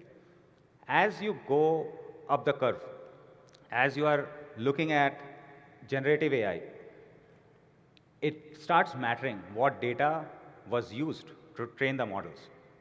And we will get to some use cases later on, where we will see that how we can actually build these models in a responsible way.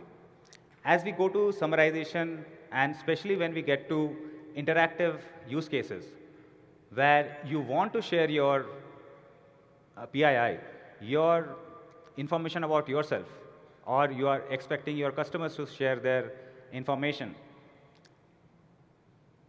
and get some work done, right? So we are all moving towards task-based systems, where you would want the AI models to go plan your entire vacation. At that moment, you want it to know your previous trips. You would probably want them to know what your preferences are.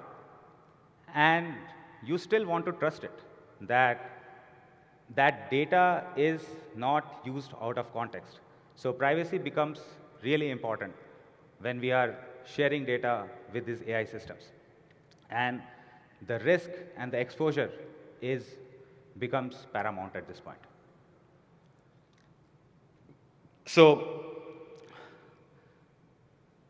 the traditional ways of protecting the data actually fails, or actually is not that relevant when we are talking about AI-based systems.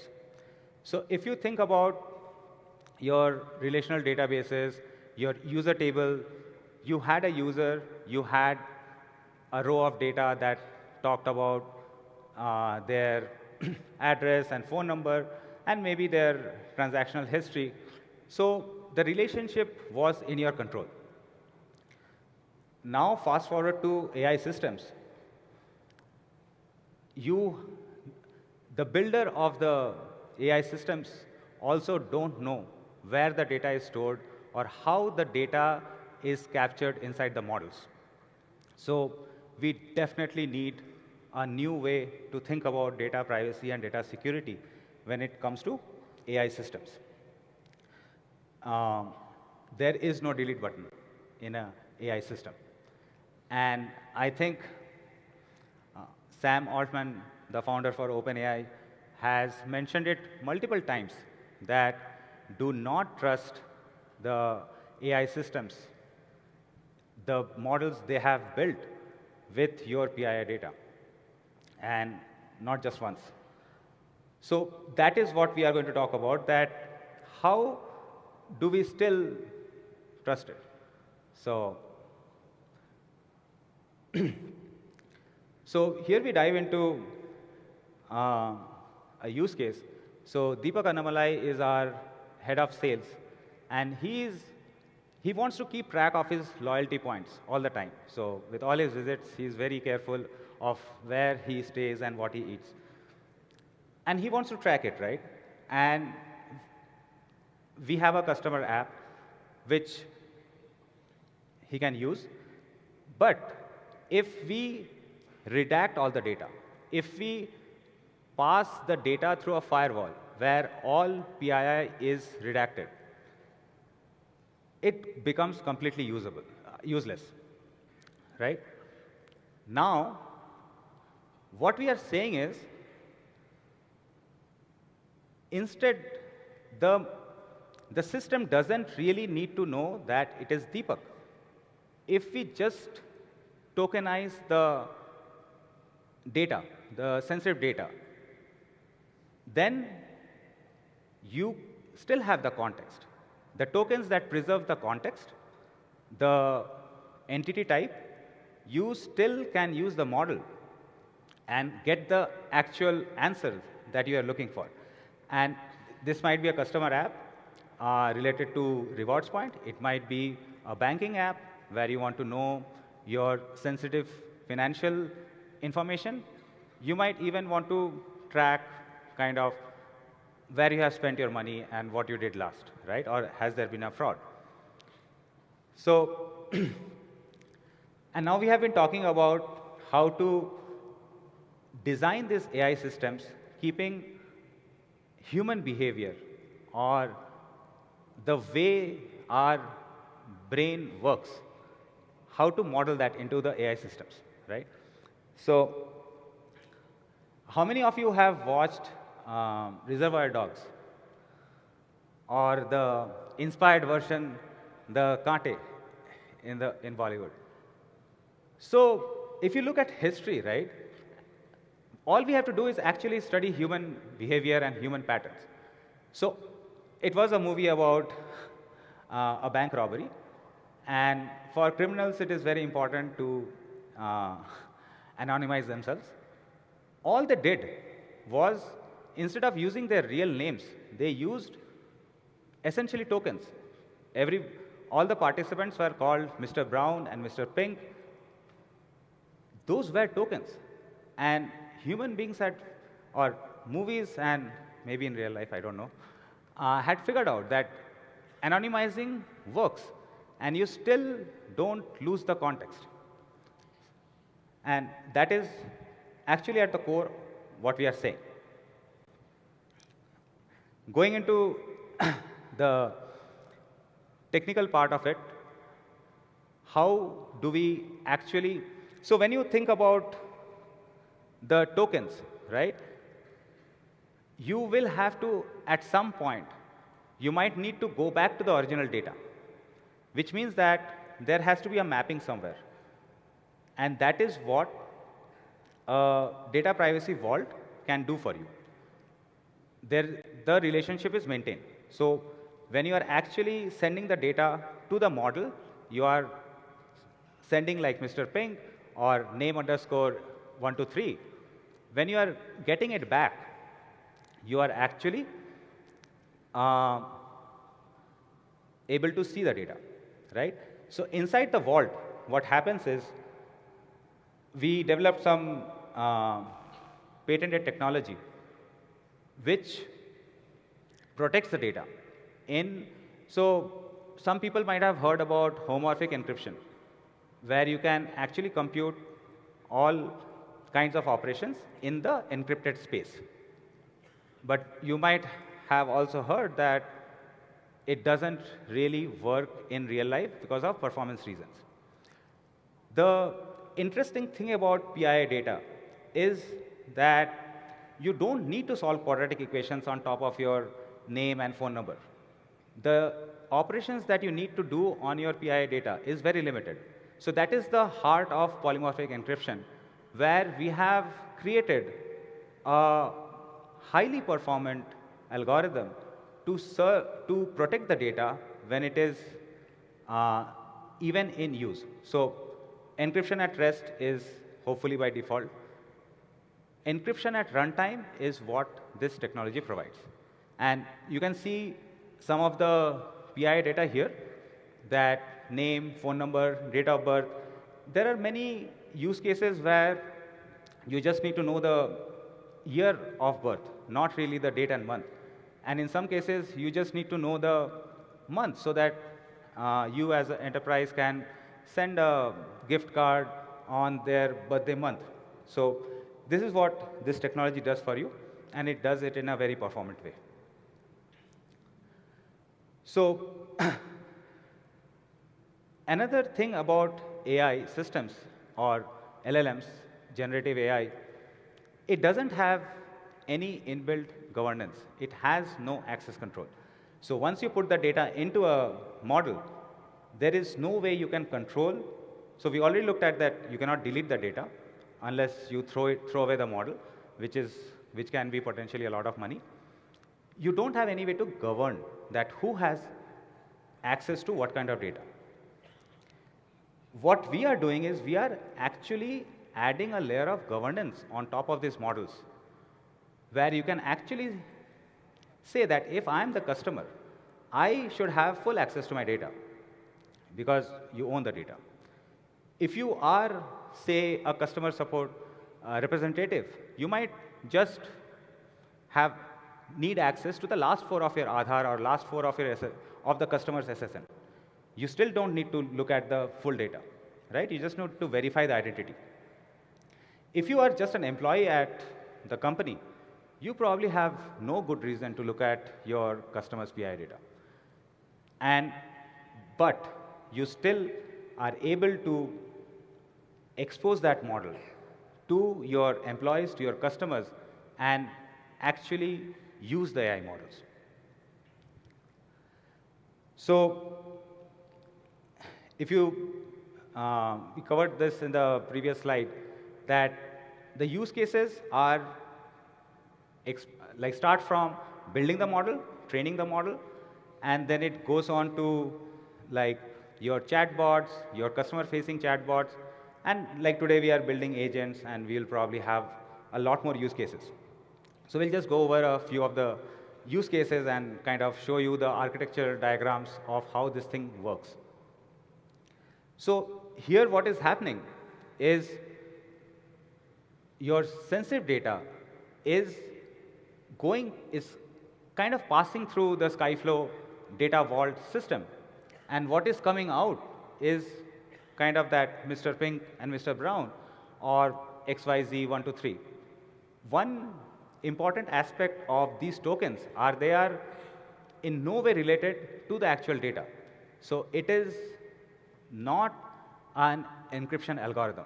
Think random numbers, that it is a random token, and there is no way to break that token. So if you were to lose the tokens, if your system got breached and all the tokens came out, you would not lose any data, or you would not expose any data. So that is how this system works. And here we are saying that you are protecting your AI models because you don't want it to see the data. So I think we were talking about some healthcare cases before also. In this case, Hippocratic is one of our customers who have built the first digital nurse, where you can interact with a nurse, and I think it might even prescribe you, probably in a very trusted way, for you to trust the nurse. What we did here is, this is very sensitive data we are talking about. We are talking about patient, doctor-patient conversations, intimate details about your medical history. All that was using the data vault system.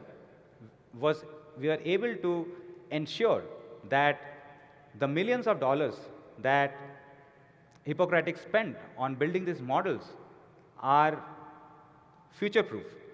It is, no matter how the HIPAA regulations change, or if they go to a new geography where new regulations come in, it will always be protected.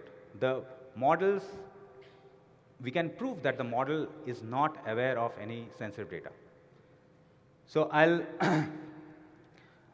go through, like I think these are just different versions of how to use this system, be it in a chat where you again see that when we are de-identifying, we are still preserving the context that this is a name, this is a date of birth, so that the models don't get confused. It is not like they are not receiving any data. Right? So it depends on the use case. Where in the agentic case, I think, we are now enabling multiple models to interact with each other and multiple systems, right? It can be your CRM, it can be your traditional databases, it can be your data warehouses and data lakes. At no point you want the data to cross the security boundaries. So if you look at the system here, so we are an API-based solution. So you can integrate the APIs to any part of the system, and you are essentially end up protecting your data. This is another way to, this is where it's a more elaborate diagram how Visa signed up for ServiceNow, and they said that it's great, we want your service, but we don't want you to be able to look at sensitive data from my customers, where Visa basically did not want ServiceNow to have access to the data, right? So what they did was basically implement a Skyflow data vault. MCP is very interesting because it's great to expose the data to your LLM models. But again, you want to expose all the data and without having governance, it becomes very hard. So we solve that problem also. I'll skip through the slides. I'm not sure if we have time for Q&A, but we have a booth here. So please stop by. I'm happy to answer any of your questions. So thank you so much. Roshmik, if you can join me towards the console there. So we'll do one question. Can I have the lights on in the audience? Can you join me here, if you don't mind, please? Roshmik, if you can join me here, please. Thank you very much. The gentleman all the way at the back, can we have a microphone sent all the way at the back? While we're doing our questions, I'm going to request the team to quickly set up the stage, please. The gentleman all the way at the back. Could you stand, please, and can we have the lights on in the audience? Hi. So in your talk at the beginning, you showed a slide. Just a moment, sir. Can we have the lights on in the audience, please? Thank you. Of the tokenization of the personal data and de-tokenization. So supposing somebody types somebody else's information into that, how do you prevent the system, authenticating that, request? So I think I could not hear the entire question, but I'm assuming like what you're saying is how do we know that this token belongs to this person? Yes. Right? So the governance, the access control is tightly coupled. So the entire system is built on zero trust. So every time we know that who is accessing the data, and if it is not your data, the worst case scenario is you are exposed to the tokens. There is no way a token is de-tokenized where the right credentials are not present. So that is how we guarantee that you're not going to expose any sensitive data where you should not.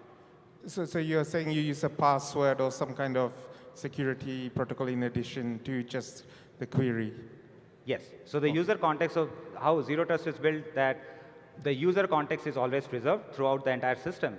So if you are not the user, you will not be able to look at somebody else's data. Even when the model is hallucinating, it is throwing garbage at you, or maybe somebody else's data. Sure, thank you. We're going to move towards the front here. The gentleman with the glasses, if you can stand, we'll have a microphone come to you. Just in case we have more time, we should go to the gentleman there. Quickly, can we have the microphone up front, please? Up front, please, if you don't mind. Thank you.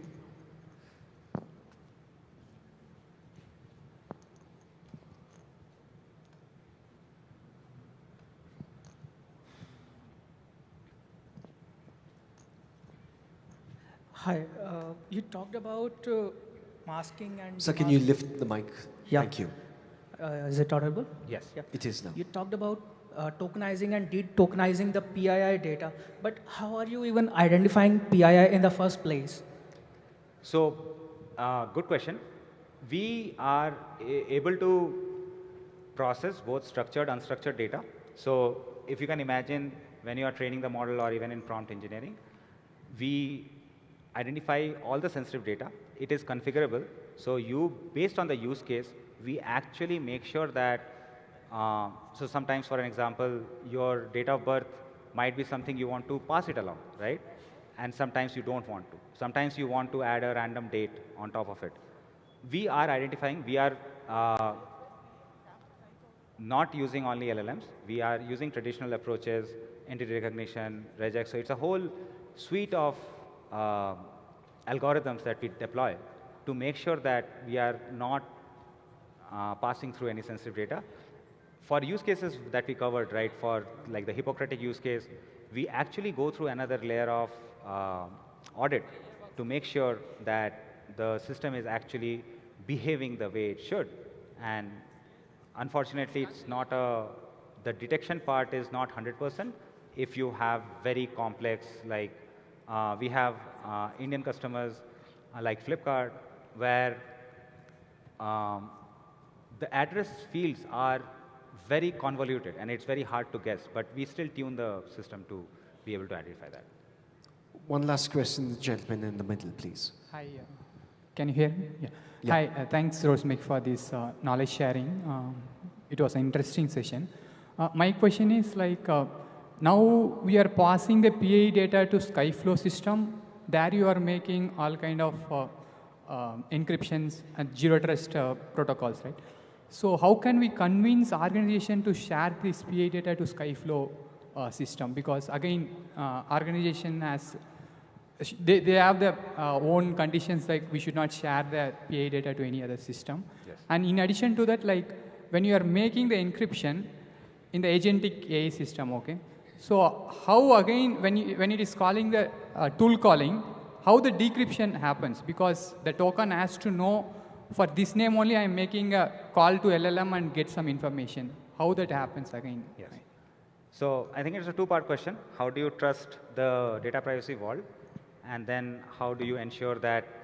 So I think we kind of touched upon the second part, that whenever you are making a call to Skyflow Data Vault, right, to detokenize the data, you have to pass in the credentials. So think jot token, think like user context, you have to pass that. Without that, there is no detokenization, right? So that is how we preserve. We know who is asking for it. We verify, authenticate, and authorize. And if you're authorized for the last 4, you only will look at the last 4 digits. If you're authorized for the entire plain text, you can see that. Sometimes you'll just get an answer no, that you're not authorized, right? The first question is a very traditional question, that how do you, there are multiple ways to ask the question. How do you trust the vault? Why do we, it's a single point of failure. The answer is very simple, right? That why do you trust a bank locker, right? Why do you use a key manager to save your keys? The only job for Skyflow is to make sure that this is secured, right? The other aspect is that the traffic reduces. So when you are putting your valuables in the locker, it is not just a lot of layers of concrete and steel that protects and probably the best locks. It is not situated in the middle of a mall that there is foot traffic. So even to get into the building, you need your credentials, right?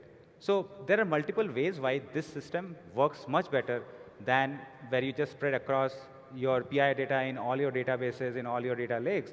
Then you don't even know what you should protect and how, right? The how is much later. Thank you for that. A round of applause for our speaker on stage, please. Thank you very much. We're going to go into a format that hasn't been done on the stage before. As you can see, there are couches that have been brought onto the stage. We bring you an important discussion on one of the biggest questions in the enterprise. Open source, AI frameworks versus proprietary platforms. Which drives real progress? This is the question. To unpack the trade-offs, openness versus control, cost versus value, and innovation versus standardization. We have an exceptional panel of leaders here with us today, and we're going to be calling them on stage one by one. But firstly, we're going to call the moderator of this session, Director, AIM Research. Please welcome Sandeep Sharma to the stage. Give him a big round of applause. He has the honor of having this conversation on stage. Good afternoon and welcome. Right there, if you don't mind, joining him on stage, we have Manisha Banthia, Vice President Global Services at Fiserv. Please welcome her to the stage, please. Audience, I know it's just before lunch, but you can make a lot more noise. Come on, put your hands together. Much better. Sharmista Chatterjee, Vice President, Data and AI/ML Shared Capabilities, Digital Workplace at American Express. Please come up to the stage. Audience, your job is to clap and make some noise for her, please. Thank you. Joining them on stage, we have the Group Chief Analytics and AI Officer at Narayana Health. Please welcome Vivek Rajagopal.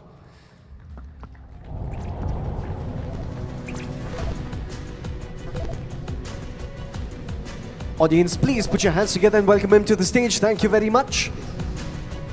Last but definitely not the least, the Senior Director, AI and Data Science at EPAM Systems. Please welcome Kapil Chandel. Audience, these are your panelists. That is your moderator. The first panel discussion of the day. Massive round of applause for the people on stage. Come on. Over to you, Sandeep. Thank you. Can somebody at the back confirm you can hear me loud and clear? Okay, great. So first of all, I think the day has been very exciting, and you've heard a lot of speakers cover very interesting topics, very insightful conversations throughout the first half of the day.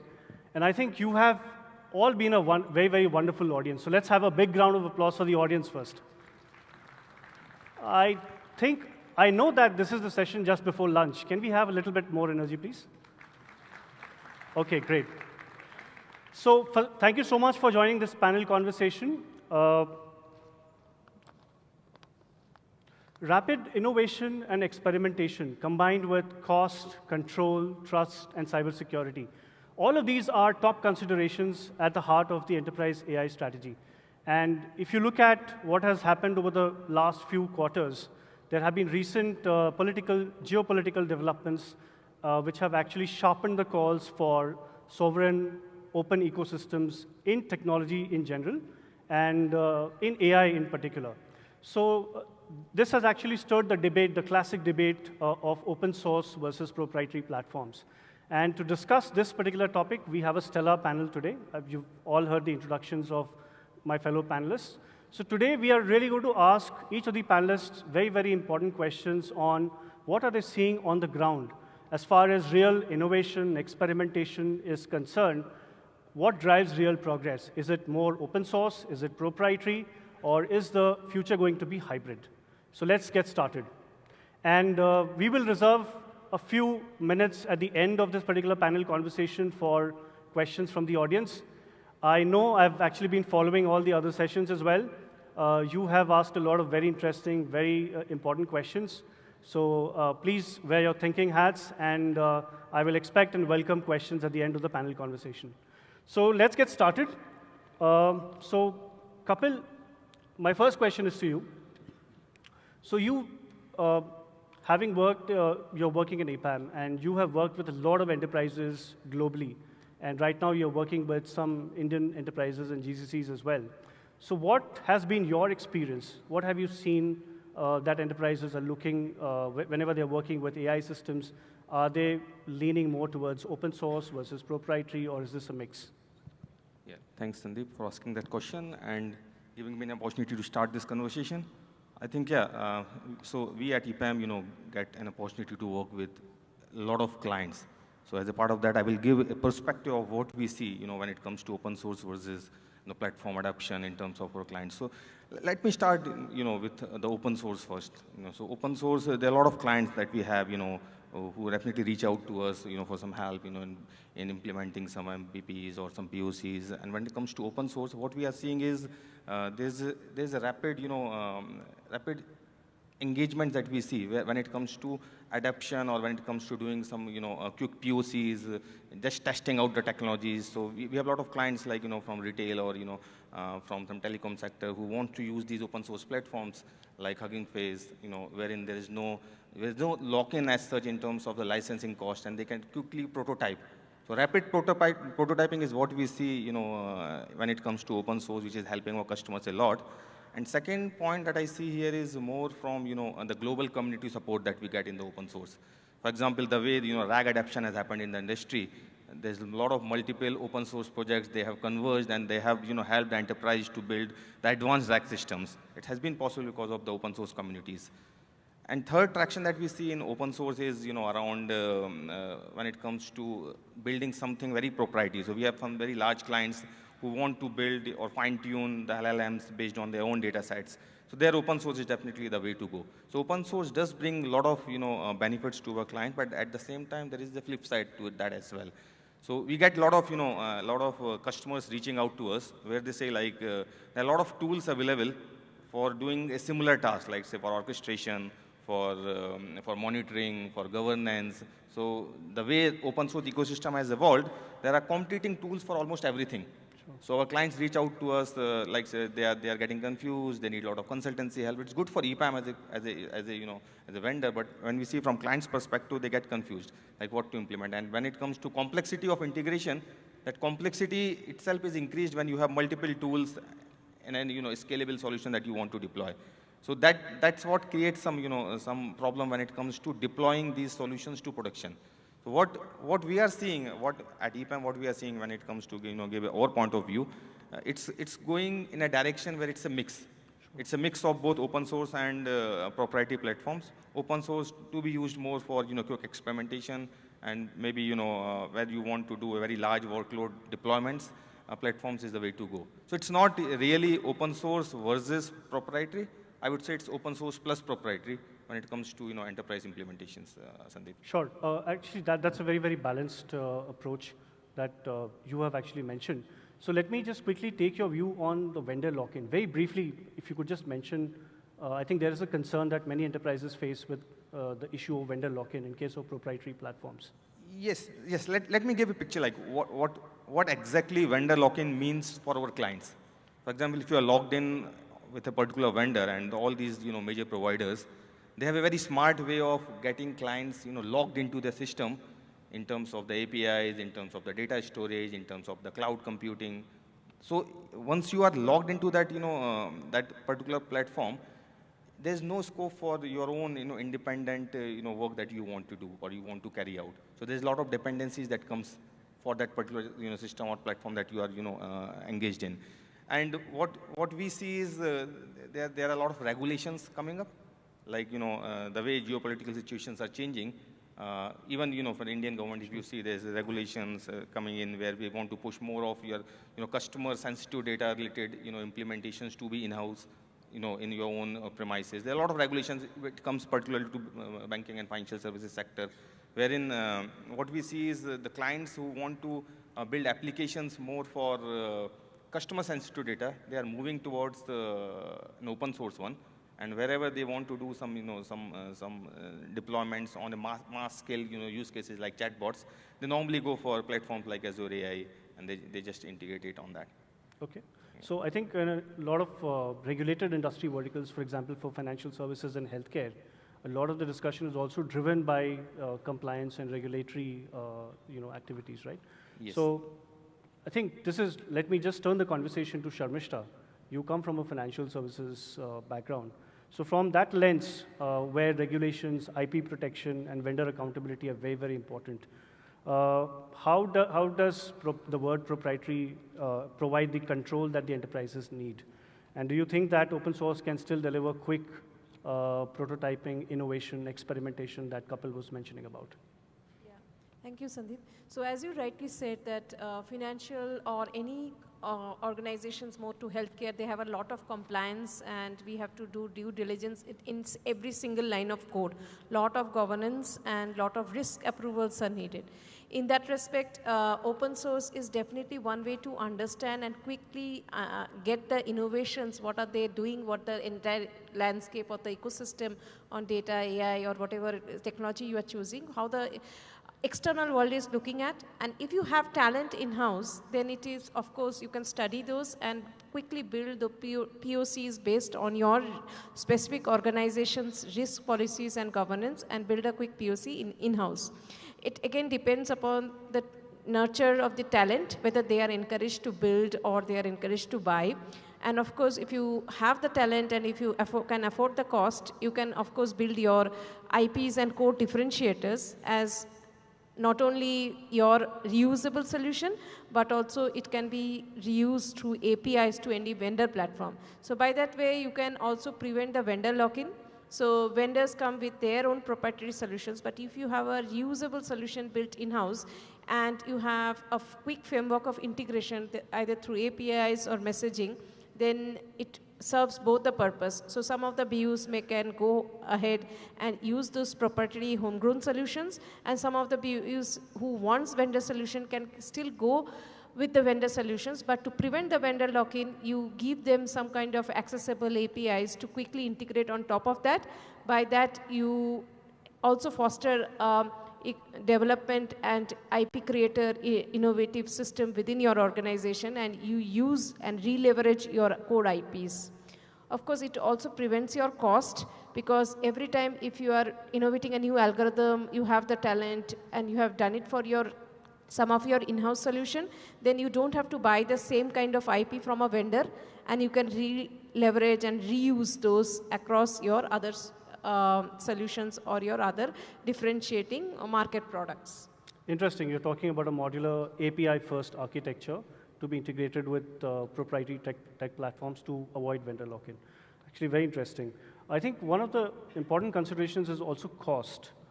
So let's take a deep dive into the cost of ownership.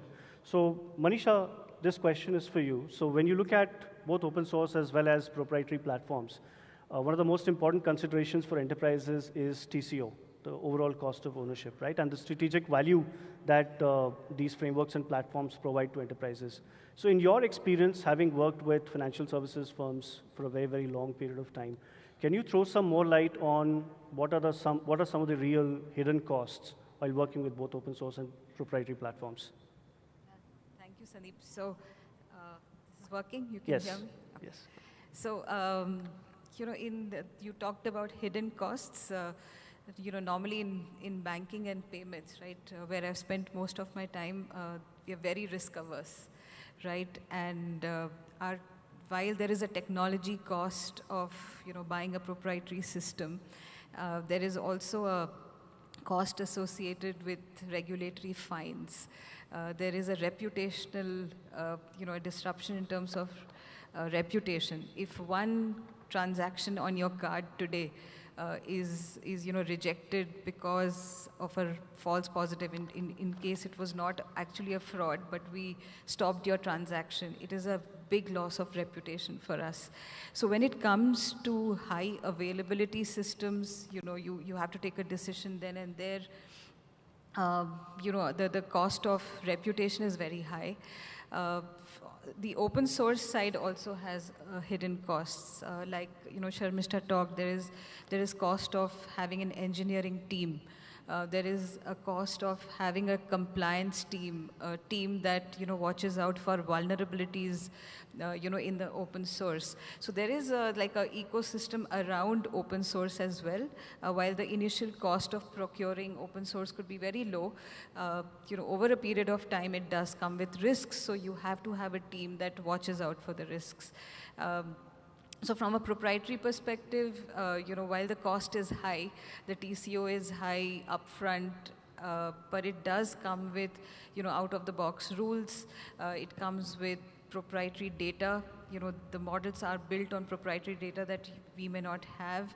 or it could have high availability in terms of very low outages, or even, like an automated, audit-ready documentation for you, right? So that you can handle regulatory audits. So overall, I think from a fraud risk perspective, proprietary works better in financial services. Even though the TCO is high, we really bring down the burden on the association of, doing the right thing.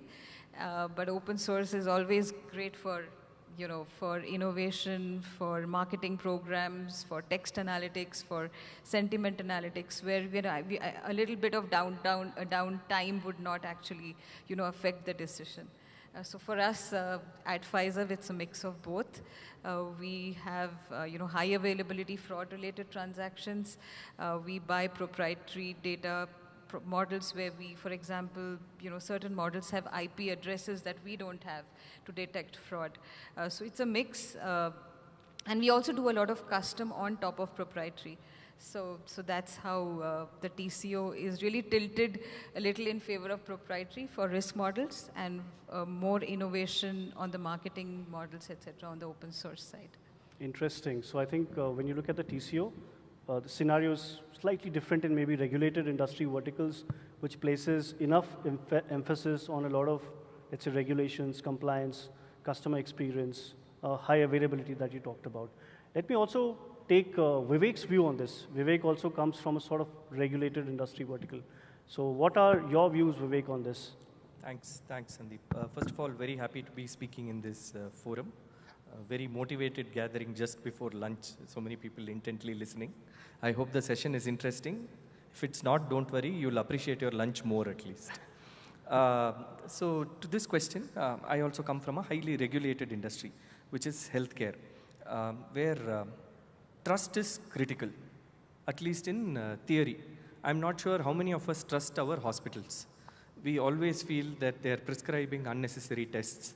They're making us redo some tests. They're giving us fake medications. So trust is inherently not there in our system. And that is one thing that all the regulatory authorities and us as a health system are striving to strengthen. So trust is fundamental to us. When we talk of total cost of ownership and comparing open source and proprietary software, as she also mentioned, it is not a point-in-time evaluation of total cost of ownership. What does it cost us to buy a software today? The additional costs, of course, come in the form of what does it take to maintain my software? That is basic. Secondly, more important is what does it take for us to innovate in that software? If I take an open source model and I have some engineers work on it and put up some solution today, do I have the investment to innovate in it? So if it is going to be a core component of what we deliver, be it in patient experience or be it in core clinical areas, then it becomes critical for us to factor in the investment that it takes to innovate. In which cases, a proprietary solution may offer a better value proposition for us. When we talk of vendor lock-in, of course, the panel mentioned vendor lock-in as a negative in terms of proprietary solutions. We don't look at vendor lock-in as a proprietary versus open source. Vendor lock-in is how easily you can shift out of a solution. Even if your open source framework stores data in a very niche format, and that causes a huge exit barrier for you, that is also vendor lock-in for us. Whereas a proprietary solution may be storing data in an open format and may have the necessary APIs for you to migrate out of it, in which case it is not really a lock-in. So long as the exit barrier is low, the difference between open source and proprietary also becomes lower for us. And what we fundamentally look at in healthcare, especially in critical systems, as she also mentioned, is high availability, consistency of performance, low errors. So whichever solution can offer all of these is important. A core aspect of healthcare is the security. A lot of PII data, sensitive data that is there more than any other industry. And data leakages is a major issue for us. More so in developed markets that we are seeing, which will soon hit the Indian market also. A lot of ransomware attacks are entering the health system. And any healthcare system uses 30 to 40 different applications. The interoperability of these applications and security breaches can happen with the weakest link in any of these applications. So we need to keep the entire ecosystem in mind when we factor for security breaches. The ransomwares that are hitting developed markets, specifically we're seeing a lot of it happening in the Middle East now. India is not far away from it. There are minor breaches that are happening in the Indian market, which we hear of. So that is also another factor that we need to be cognizant of. All of this is additional compliance cost. The cost that it takes for me to secure my platforms, cost that it takes for interoperability, cost that it takes for me to make it exit friendly, cost of innovation. All of these form the total cost of ownership for us and will fundamentally then drive the decision. Okay, wonderful.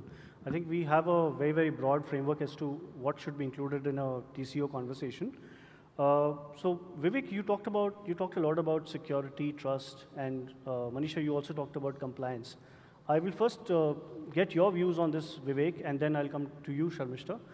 There's this broader discussion about trust, security, and compliance with regards to open source versus proprietary platforms. Proprietary platforms come with their own certifications. Various kinds of certifications are available for proprietary platforms, which may not be available for open source frameworks, tools, and libraries. So how do you balance out these kind of discussions when they come up in your enterprise story? So how we fundamentally can assess security, not just in healthcare, but in any of the software discussions is the kind of network that uses that particular software.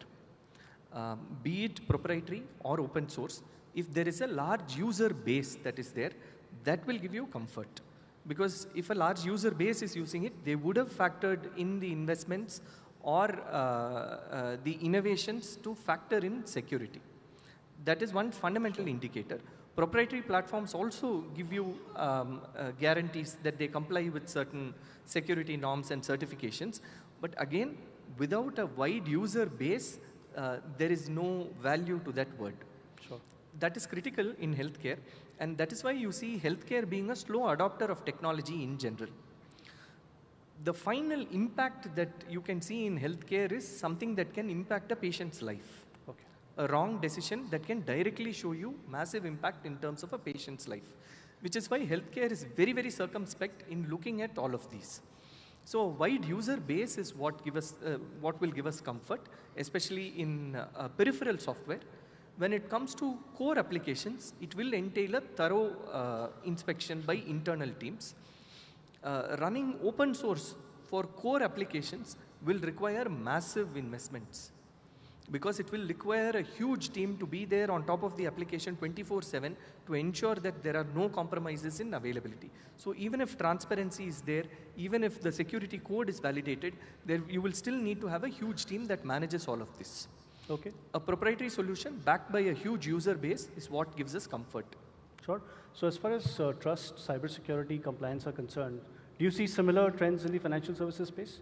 Yeah, so in general, whether you go for open source or proprietary, you need to conduct a lot of risk and adversarial tests also. So all those cyber security threats, where are the data leakage points are arising, whether it is open source or you are inheriting a proprietary, you need to test it because your firewall or the organization firewall may be different, right? And some of this may not go through that your firewall. So resilient testing and seeing that, because the organization owns its own data, seeing that whether transparency and explainability, right, exists with your data. How are you able to build the customer trust and explain to your business stakeholders, or if it is a B2C model, how you're explaining to your customers what loyalty point they are getting in terms of simple language. So even if you are using open source, the cost is huge because when you inherit that and put it in your enterprise, customize it with your data, you need to invest some money to bring that trust and bring that robustness factor to to ensure that the software is foolproof and resilient. On the other hand, if you are building proprietary, it is already a homegrown solutions. You have already taken care of the organizational nuances, data, and privileges that you need on the day one, like the privacy by design, on first day when you are starting to build the solution. So it will be more easier to adapt to and extend to based on your organizational changes in data and whatever AI models you are building. Okay, so Sharmishta, I think one of the other important points, especially with regards to open source, that has been briefly alluded to in this panel conversation is the issue of support, support for open source ecosystems. So in your experience so far, have you seen some general, considerable level of support for open source systems in India? Have you experienced so far? I have faced problems when getting, even from Google, I have used some libraries where they were the pioneers in differential privacy, some privacy libraries. So all of a sudden they deprecated the library, they came out with a new library and it is not backward compatible. So TensorFlow started to fail. So in that respect, if you are just using the same logic, building your own privacy libraries, maybe it is a little bit cost heavy, but you know that who knows in your organization and you can quickly fix it. So Kapil, may I pose this question to you as well? I think you've worked with global organizations. What kind of trends are you seeing globally with regards to support for open source technologies and platforms? Yeah, so again, as I said, I would always say like choice is not binary when it comes to clients. They are going for mix like both, open source and proprietary. We need to identify the use cases, and we definitely don't want vendor lock-ins there. So that's what I would say. Like choice should not be binary. You have to, you don't want, let's say, some geopolitical decision change your entire AI roadmap. So you don't want to get stuck with that as well. So you have to plan for it. You have to. I mean, we are recommending our clients to, create platforms, AI platforms, so that that can help. Obviously, for larger clients, they are creating their own AI platforms. They are doing a lot of internal capability build-up is also required for the AI, GenAI capabilities. So that is also something that we are, helping our customers with. But yeah, when it comes to open source versus platform, I would always say like it has to be mix of both of them. Okay. Any quick comments from both of you on the overall support issue that may be there with open source? Because proprietary, technology platforms and ecosystems are clearly well developed. If not well developed, at least they are in a certain progression stage. What about open source? So for us, even if it's open source, we've given its Pfizer, right? We have thousands of banks using, even if it's open source built, we have scalability, right? So we have teams that support such structures. So yes, it comes with a cost, but we have to stay invested in a support team. Okay, so you find enough number of skilled professionals in India who can actually support that? Yes. Okay, what are you saying, Vivek? Scale of an organization will define how much support it can manage with externally. If your organization is big enough, you'll be able to build a support team that can effectively handle open source software also.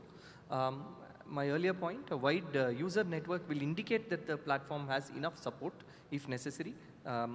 In this day and age, documentation, code parsing has become much easier in terms of support. Easy exit is what we look at as an alternative in case there is no support. Okay, great. So, I think we should move on to the next segment of this conversation. And over the last couple of quarters, we have actually seen, as I talked about this trend earlier as well, a lot of talk has been about development of sovereign open technology ecosystems, and especially about AI as well. And all of you have seen different AI regulations, frameworks coming up in different countries. We saw one act in the European Union earlier this year. We have seen some kind of activity in the US as well, and we have seen some frameworks being launched in India as well. These are committee reports and frameworks that have been launched, especially for the banking sector in India. So I will ask Kapil this. So with governments and big tech influencing AI standards and the overall regulations and compliance, do you think that relying on proprietary ecosystems will only increase risk for enterprises? I think there have been some examples also wherein because of proprietary systems, because of some ban that was there on some company here in India, the whole data was locked out for that specific company.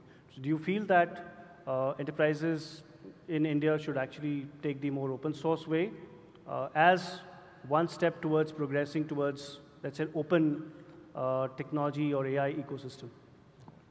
See, I think somewhere we also need to follow these regulations. So when it comes to, for example, the DPDP Act, which is coming out of India, I mean, it has certain regulations that need to be followed. So any, customer sensitive data, if you are building some AI on sensitive data, it has to be within your premises. Particularly in BFSI sector, these are all regulations which are already applicable.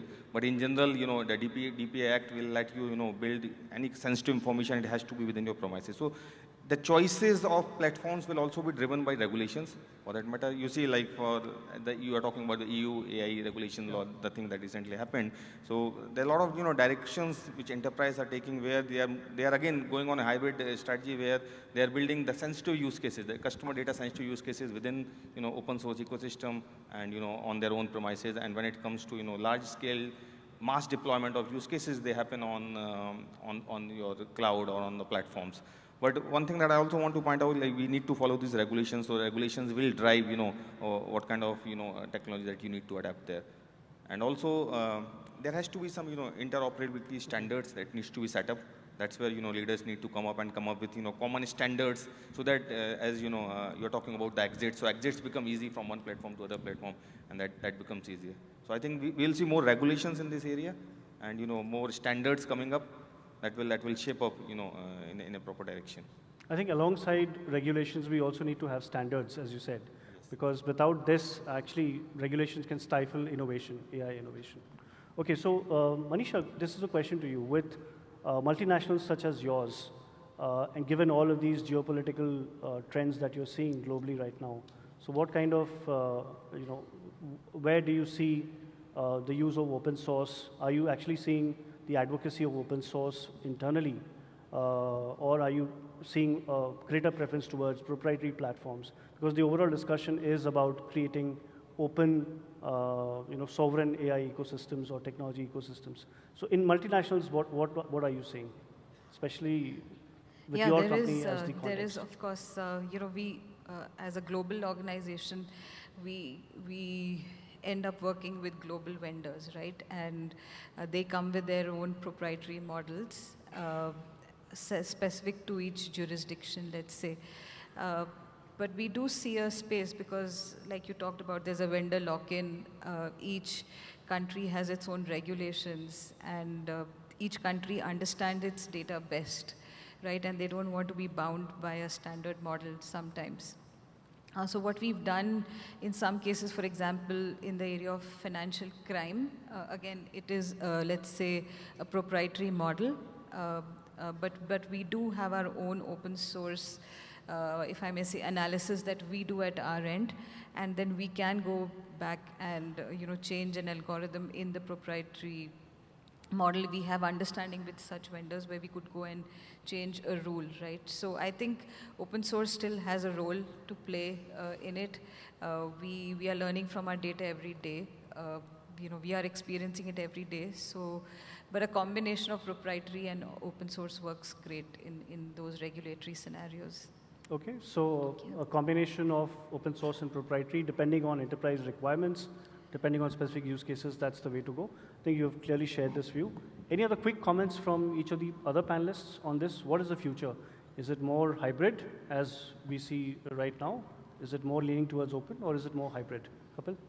I see it's leaning more towards hybrid, but I also see it like, it's hybrid with a smart governance coming from the enterprise. So you need to have a proper, AI policy layer set up, and enterprise needs to come up and set up those those governance layer, be it, data, compliance, security, ethics. There has to be proper governance, and then teams can go and adapt, and they can experiment on either open source or, platforms. If your governance layer is, very robust, then that will definitely, that's what I see as, the direction. Okay, Sharmishta, any other views? Yeah, so it's hybrid and allowing the talent, both external and internal, to collaborate and foster. So because no innovation happens single-mindedly, so along with, when you are bringing a hybrid solution, looking at some of the open source, encourage your developers also to talk to them. Have an open system of fostering innovation across. That can definitely give the hybrid solution a more matured outcome. Okay, great. Vivek, any last closing comments? It is definitely hybrid, and it is not that open source has an altruistic motive behind it. It is also part of the market forces only. If you see many of the open source models that are available today, many are backed by tech giants, which is part of their business strategy for wider adoption of other aspects of their platform. It also brings in certain benefits in terms of flexibility and innovation.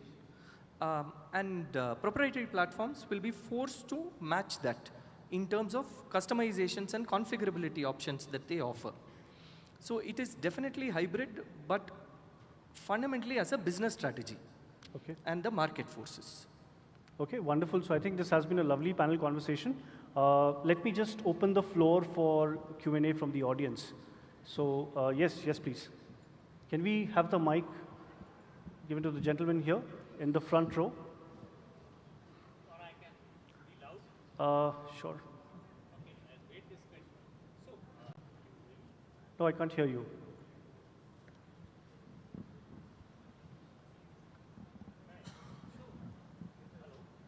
No. I can hear you now. Go ahead. Okay. Yeah, now it's much better. So there are sometimes preconceived notions that this X problem will be solved by open source better and this problem will be solved by proprietary better. But if we fix a problem, then which is cheaper, open source or proprietary one?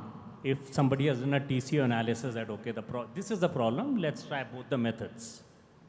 And secondly, in terms of accuracy, how accurate is open source if you're addressing that problem versus a proprietary platform? Anybody?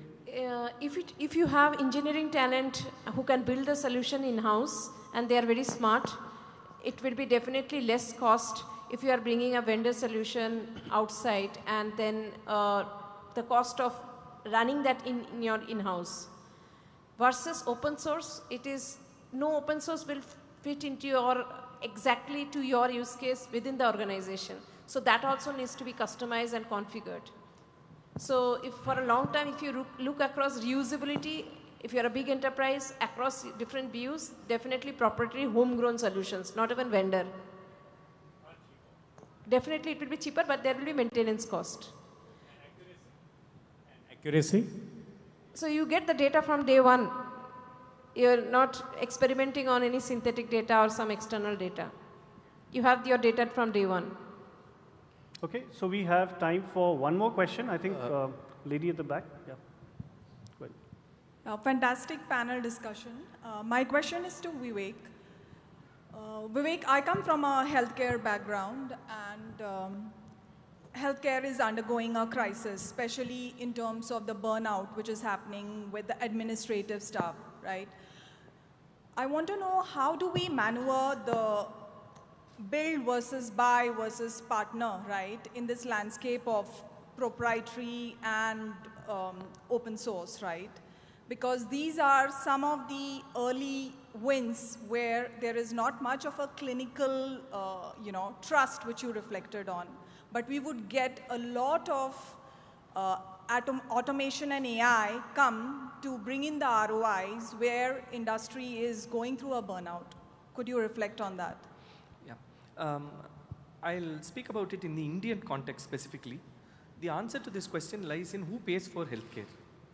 In India, it is primarily out-of-pocket spend, which means patients pay out-of-pocket. Insurance penetration is much lower than other countries.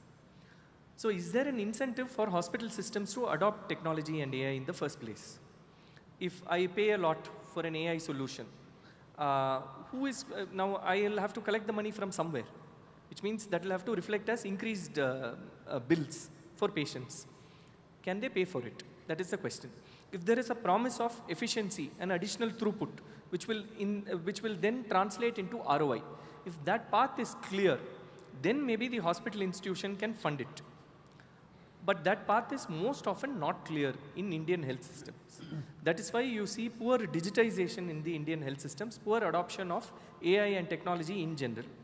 What happened in other health systems in the developed countries is when the government got into healthcare in a big way, which is essentially unionization of the customer. Today we have a patient paying out of pocket, which is a single customer. Bargaining power lies with the hospital institution. When government got into healthcare in a big way, or there was large-scale insurance penetration, that is when there is unionization of the customer, and then they can mandate certain technology adoption for the healthcare institution. That is how it will happen. It will not happen organically where a hospital decides that I want to be more efficient and therefore I want to reduce administrative burnout, therefore I will buy software which is expensive.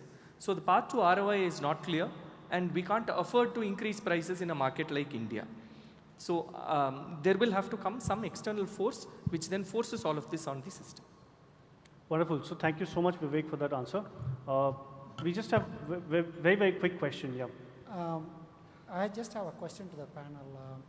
This open source versus the proprietary, at the LLM level, if we are talking about, it's primarily between the open source are the Chinese models and the closed source are the American models, the proprietary. So does that come into when you guys are taking a decision whether to go open or close? Does that factor into account? Because I'm just saying that, because, tomorrow geopolitics, China, India, it can, tensions can rise up, it happens once in 10, 15 years consistently with them. That's why. That one. So it's not just the LLMs per se. I mean, we are talking about the open source versus proprietary platforms. And when it comes to a question about the LLMs, yes. So what we are talking about is, suppose some geopolitical situation changes, as you are saying, and you are using a particular vendor's LLM, and you have an entire AI map designed, and you have logged in for that particular platform. And let's say some pricing changes happen, something is stopped, and then your entire roadmap could go for a toss. So what we are discussing is, should we go on an enterprise platform lock-in kind of roadmap for AI, or you should have your own open source implementations? Okay, so gentlemen there, this is the last question of this panel, and I would request each one of you to connect with the panelists after the session, over lunch, or maybe they are available throughout the day as well. Go ahead, please. Thank you, sir, for considering this particular question. As you said, it was last, but thank you for considering this. So my question is for Manisha. It's a wonderful discussion on proprietary versus open source. I just want to understand your point of view that when I am developing a solution and taking it to the market, so from the ideation till the deployment of the solution, if I am using a proprietary or if I am using an open source, what about the time it takes? So if I am kind of framing the question, so what I'm trying to understand is, if I'm using a proprietary software, probably from the regulatory standpoint or the legal standpoint, the time might take a little less. But if I am using an open source, probably the legal and the compliance standpoint, we need a lot of approvals from multiple teams. So probably the time to go to the market will be more. So I just want to understand your point of view in this scenario where time is the critical factor here.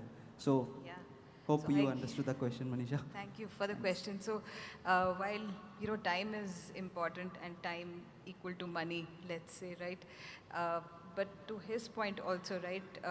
I think we may build it fast or we may build it slow, but what really matters is the accuracy and what you want out of it. So if the proprietary model is built on a larger data set, if it is time tested, I'd rather go for a proprietary model. But if it is something so specific to our behavior, our data set that we have internally within our organization, and a proprietary model, even though fast, will not actually give me results. Right? For example, there are keywords within financial services. Like we've debated with that proprietary model, calling it financial experts, and a in-house model which said expertise is the right term and not expert, something like that, right? So which is so specific to within our organization. I would discount the time factor. I would go with the model accuracy and how strong the proprietary database is.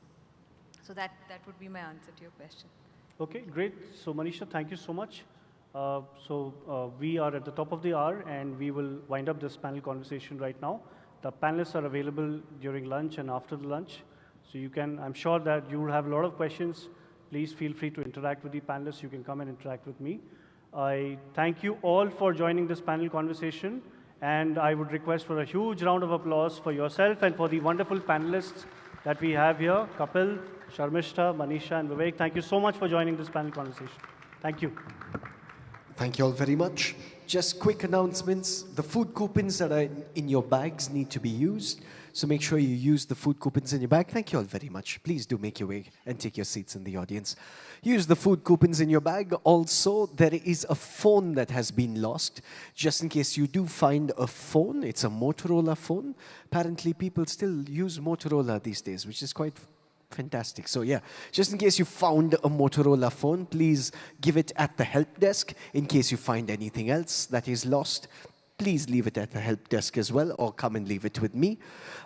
Thank you all very much for a fantastic first half. We shall see you all back in the second half.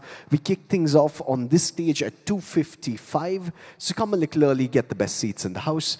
This is Cipher 2025, the biggest one so far. See you after lunch.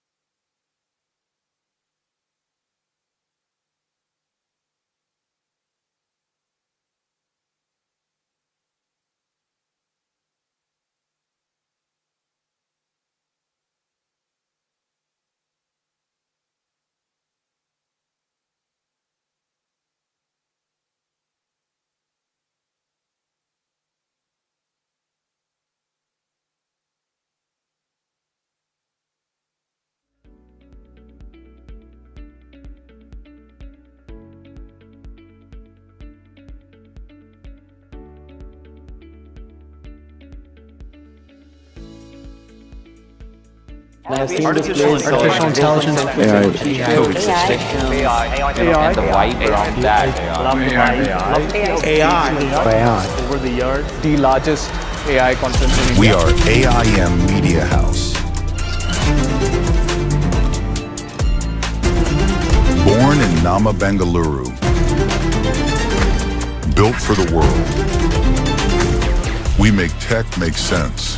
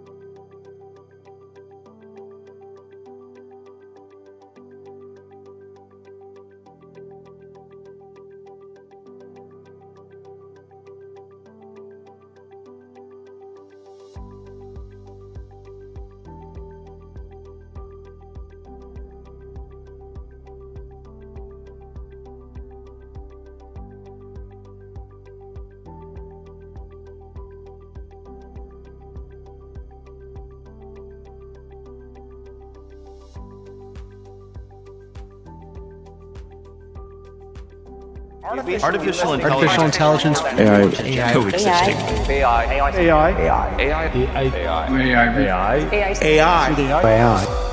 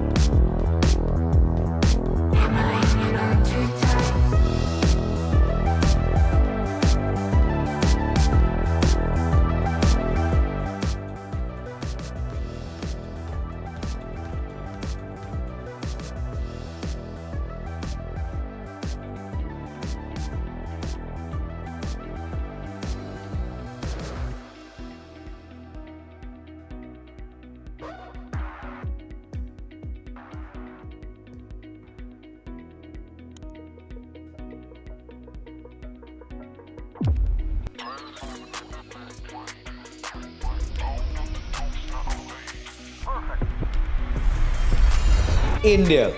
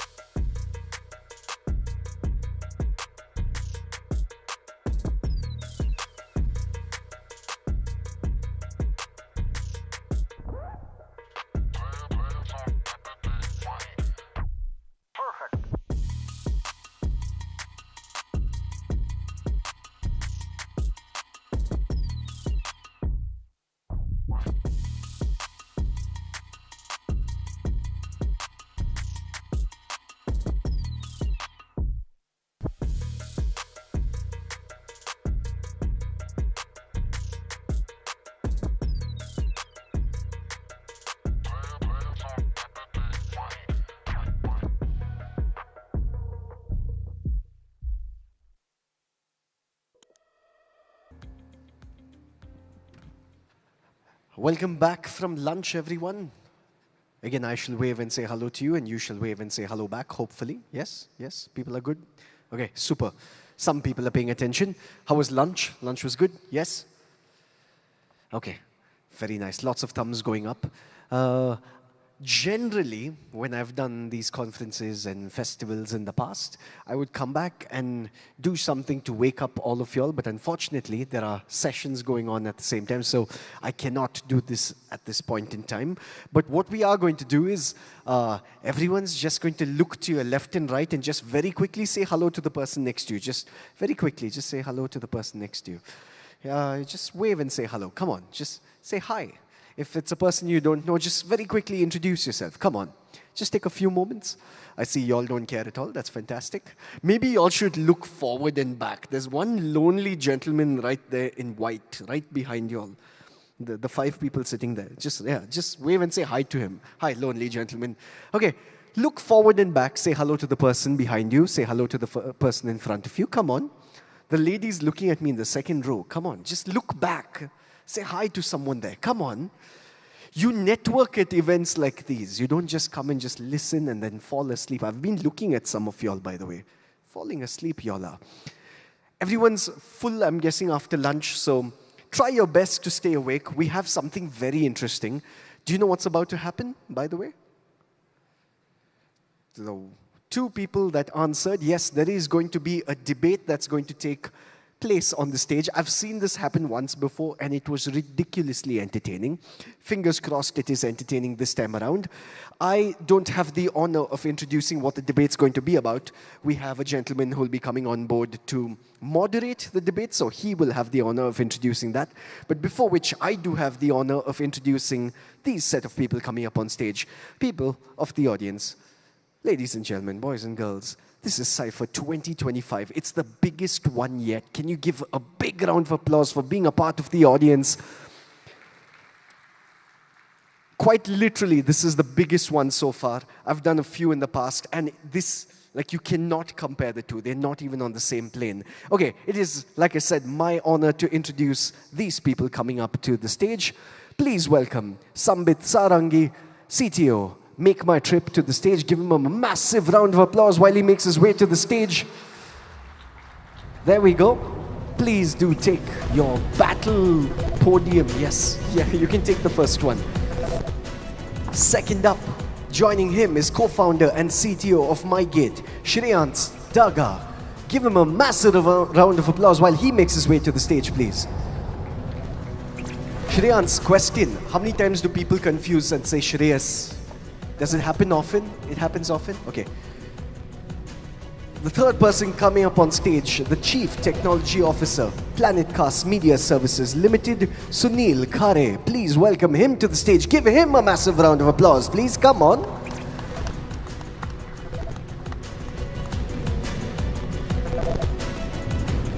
Joining them on stage, Chief Data and Analytics Officer, Piramal Finance Limited. Please welcome Markandeya Upadhyay to the stage with a huge round of applause, audience. Come on, show him some love.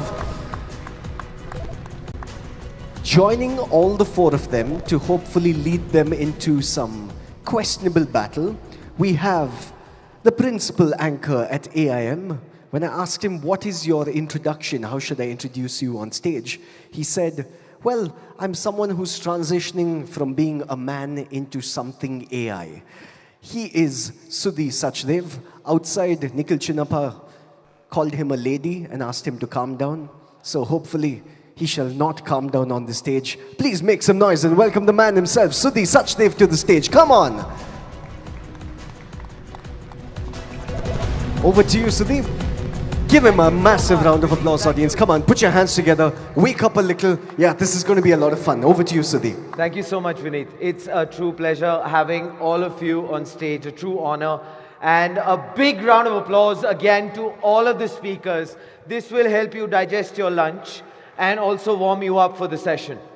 All right, so ladies and gentlemen, it's the first day's debate at Cipher 2025.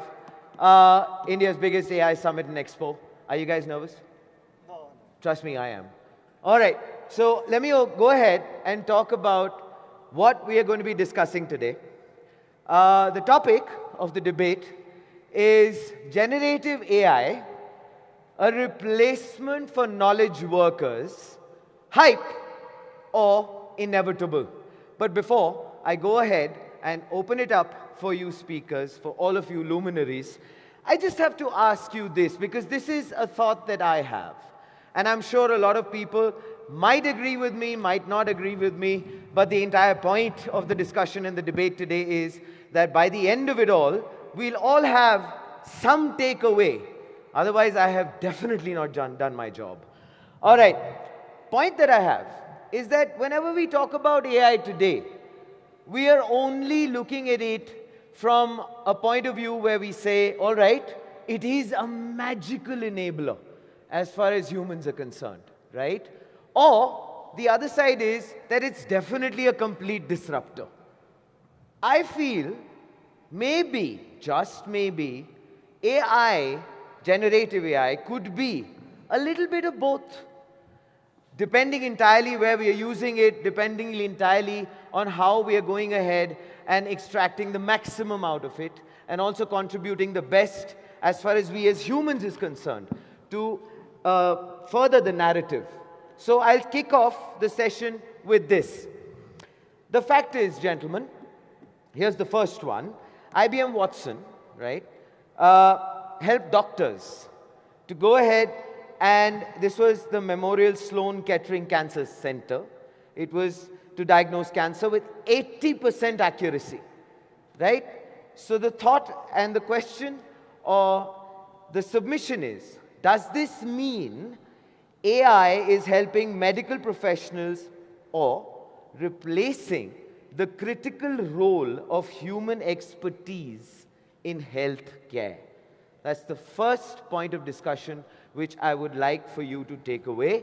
Whoever is for, whoever is against, I guess we'll find out after this. Yeah. Yes, please go ahead, Should sir. I start? So, first thing first, human evolution has gone through multiple cycles. And we generally keep evolving. I mean, new inventions keep happening. But some inventions or some things are more important than other. I mean, human have seen industrial revolution, which came, and when it came, a lot of people thought that what human will do. And what eventually we saw is that new type of industry came, textile, different manufacturing, different engineering type of jobs created, and human actually got employed much more. Second, when we thought of this computer started coming, computer era, people thought that all these jobs related like clerical jobs, accountant jobs and all will go away. However, eventually what happened is that more jobs got created, more computer engineer, more software engineer. Bangalore should be really thankful that there was this computer era. Yes, we are. Trust me. Yeah. Then internet era came. Again, when internet era came, people started thinking, what would happen, to my jobs, or even different thing which used to happen. Just take an example, before internet era, large part of communication used to happen through the post office, or maybe some form of telephone or something like that. We really thought that the whole thing will get disrupted, and got disrupted also. However, because of internet, or these mobile phones, how much more we communicate, how many more jobs got created for mobile manufacturing, how many more jobs got created for mobile repairing, how much more jobs got created for creating social media platforms so that people can interact. So just that communication part, if people thought internet will disrupt it, actually it disrupted but created more job for people to be connected and communication. Internet era, all these e-commerce jobs we never thought of. I mean, Amazon is one of the biggest company on earth. E-commerce, because created because of internet. So any new things which comes creates an opportunity which is not imagined earlier. And same way for AI, I really think that if anything, it will create more jobs, more new type of opportunity, and human will be doing even better type of jobs than what it was doing earlier. Taking a specific situation of your doctors. Sure.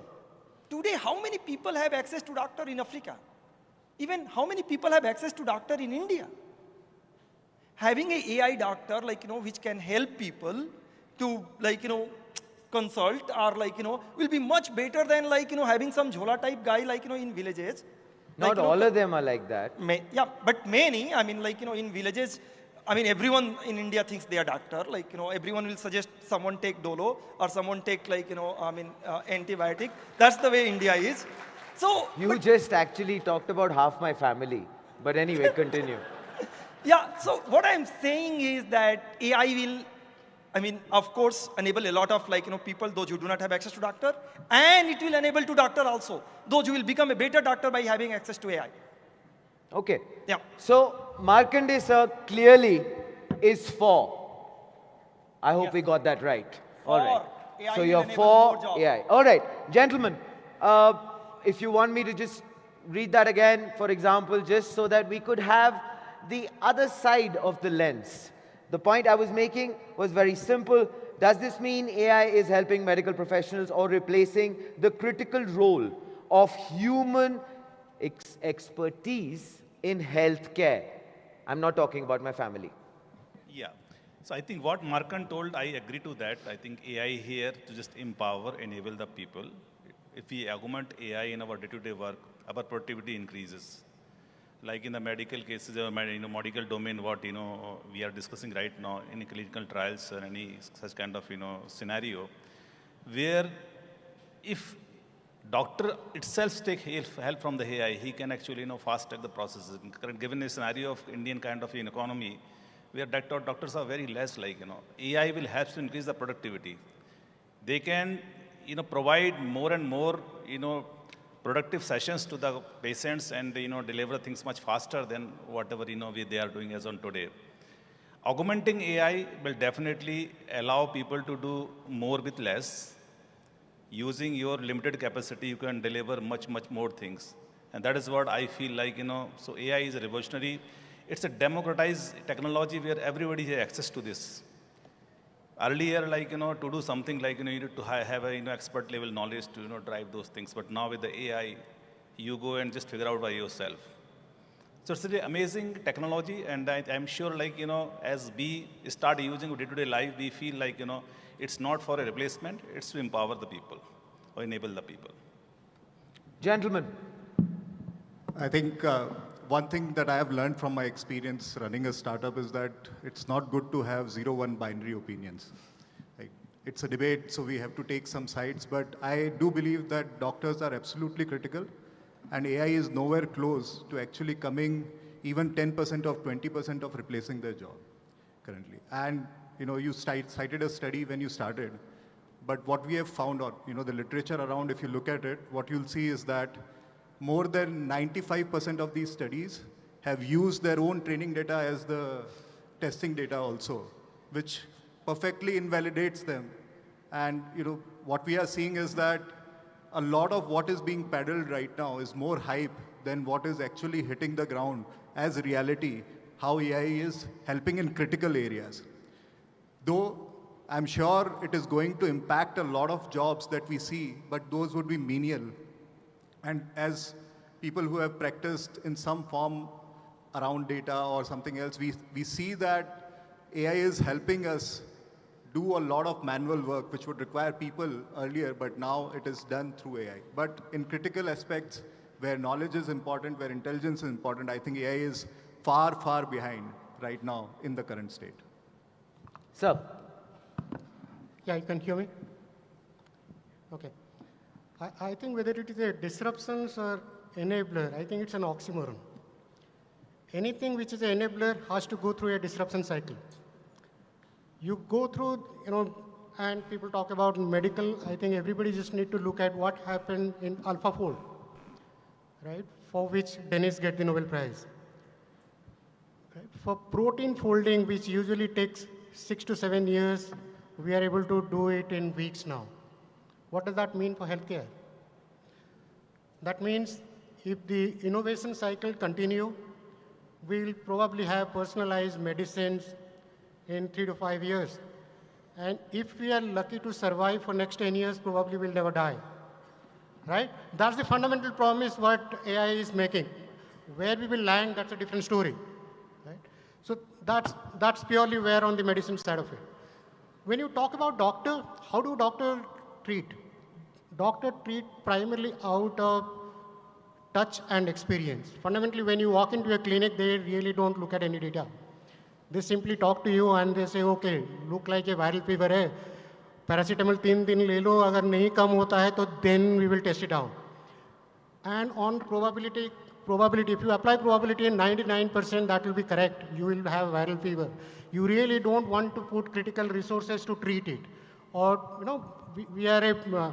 we don't have enough resources part of it. That's the right way. But if you're talking about anything critical where you will not able to take judgmental kind of data, fundamentally AI will come in there, will be able to synthesize large amount of data and able to give you a pattern, and the second opinion will be the doctor. That's where it will come in. If you're saying whether disruption will happen or not, I think we may deny it. It will happen, right? We are on that life cycle. We are seeing classes of innovations. It just figure it out. If you really look at any innovation, what is the cycle? Usually, you will have innovations or breakthrough. That will go into feasibility. That will go into adoption. That will go into the diffusion, right? Breakthrough is not diffusion. It will take its own time, 10 years to diffuse, right? 10 years down the line, we'll be not talking about whether AI is an enabler or disruptor. Sir, just a very quick follow-up on what you just talked about. You talked about experience, for sure. I want to understand this. When you talk about super speciality, you talk about brilliant doctors who have excelled in their fields. We, at the end of the day, are also relying on them in terms of their instinct, their experience, their touch, their understanding of human nature, and probably they themselves are in a big way data providers to that AI. How would you like to go ahead and maybe clarify on that thought?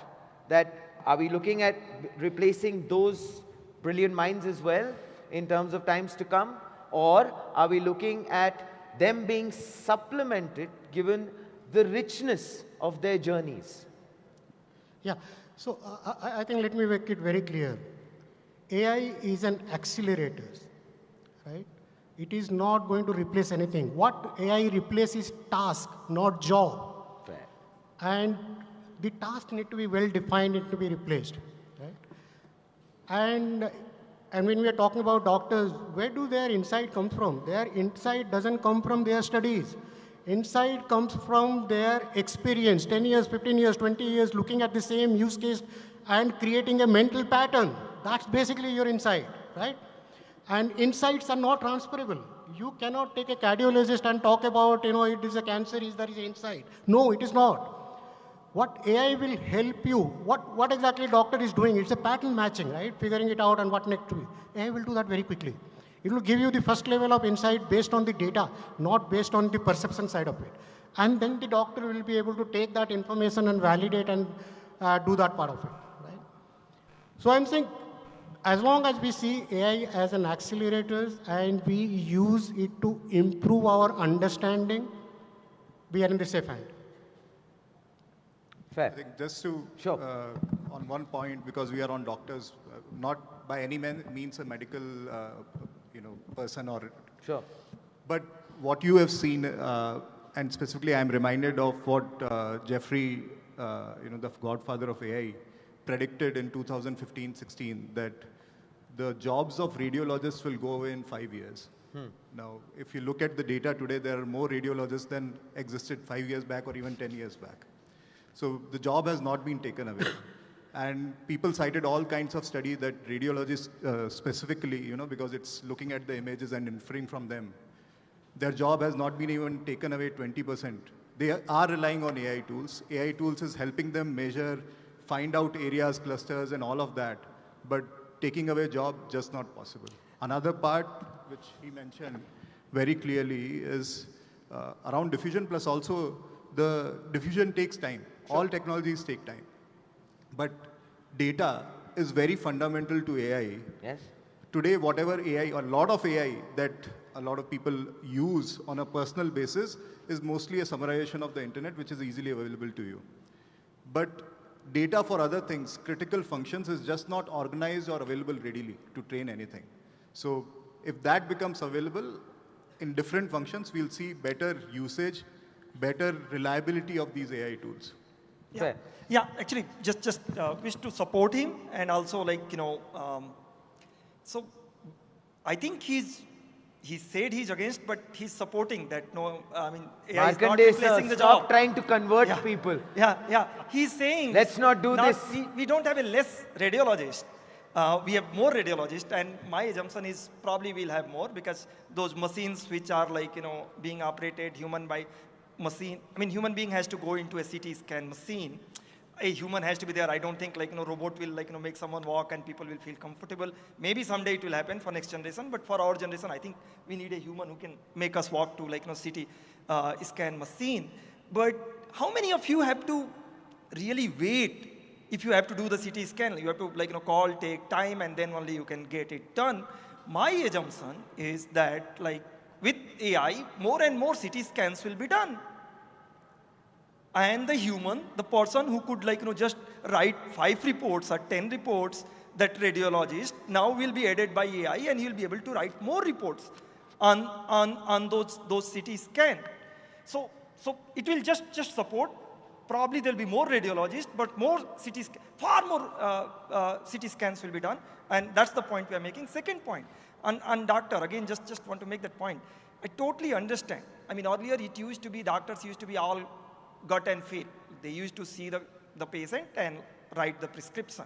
And it was a great skill, like, all like... Of course, nobody could understand their handwriting, but that's another problem. Absolutely. However, now, many of us script कि doctor के पास गया और वो तो 5 test लिख दिया. And more tests are being done. More and more tests are being done. Actually, more things are being known from the inside, and prescription can happen actually much more accurately. So now, I mean, AI will play a good role for the where the prescription has to be large part driven by those test results.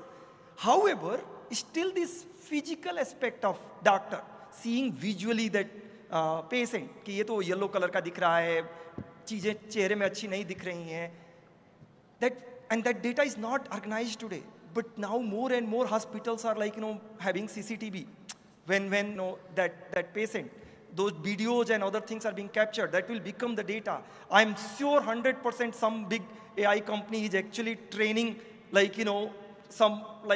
to become AI doctor. And they will start understanding the physical aspect. I do not exclude a possibility that in a doctor room, parallelly there will be a humanoid doctor which will be sitting and also physically seeing. Again, I'm not saying it will be replacing doctor, but probably he will write the prescription and then the final doctor will sign on it. Most of the cases sign. In some cases, actually, he may agree or disagree. So overall revolution is coming. Please be ready for it. Fair enough. Fair enough. Markandeya sir, there are, of course, no clear lines that have been drawn here. And I'm sure you're going to keep trying to pull people onto your side as we're going to go along. But of course, the second point that I would like, we've of course discussed this, I want to take it further by what you had mentioned, sir. You talked about jobs, big jobs, in terms of the so-called repetitive jobs, which AI will go ahead and replace. It's already actually started to do it in terms of, let's say, customer service, in terms of bits of education, bits of media. So just to cite an example, the New York Times op-ed section, which has experimented with using AI-generated content in the form of news analysis. While it can write a report, can it replace the human creativity needed for opinion pieces? Here's the question. Could this lead to mass job displacements in media, education, or marketing? I would like for you to please start, sir, because you had talked about the role of AI in terms of taking over mass jobs. So let me talk about experience that I have had in running MyGate itself. And what I've seen is that developers today are much, much better off. They are writing better code, as well as the outcome is much faster. A couple of weeks are reduced to 2 days. Sure. Right? So are the jobs of developers going away? I don't think so, because we still need developers, because what we do is we break the problem down and then get solutions part by part and see everything is working. So you need a guy who does that. But what is going away is need for more and more. So the need for more software developers, for me at least, is down. Similarly, if I look at the marketing function, I haven't hired specifically for more graphic designers. There's a team which is doing fine. I don't need to add more to it, even though I have more work to do now.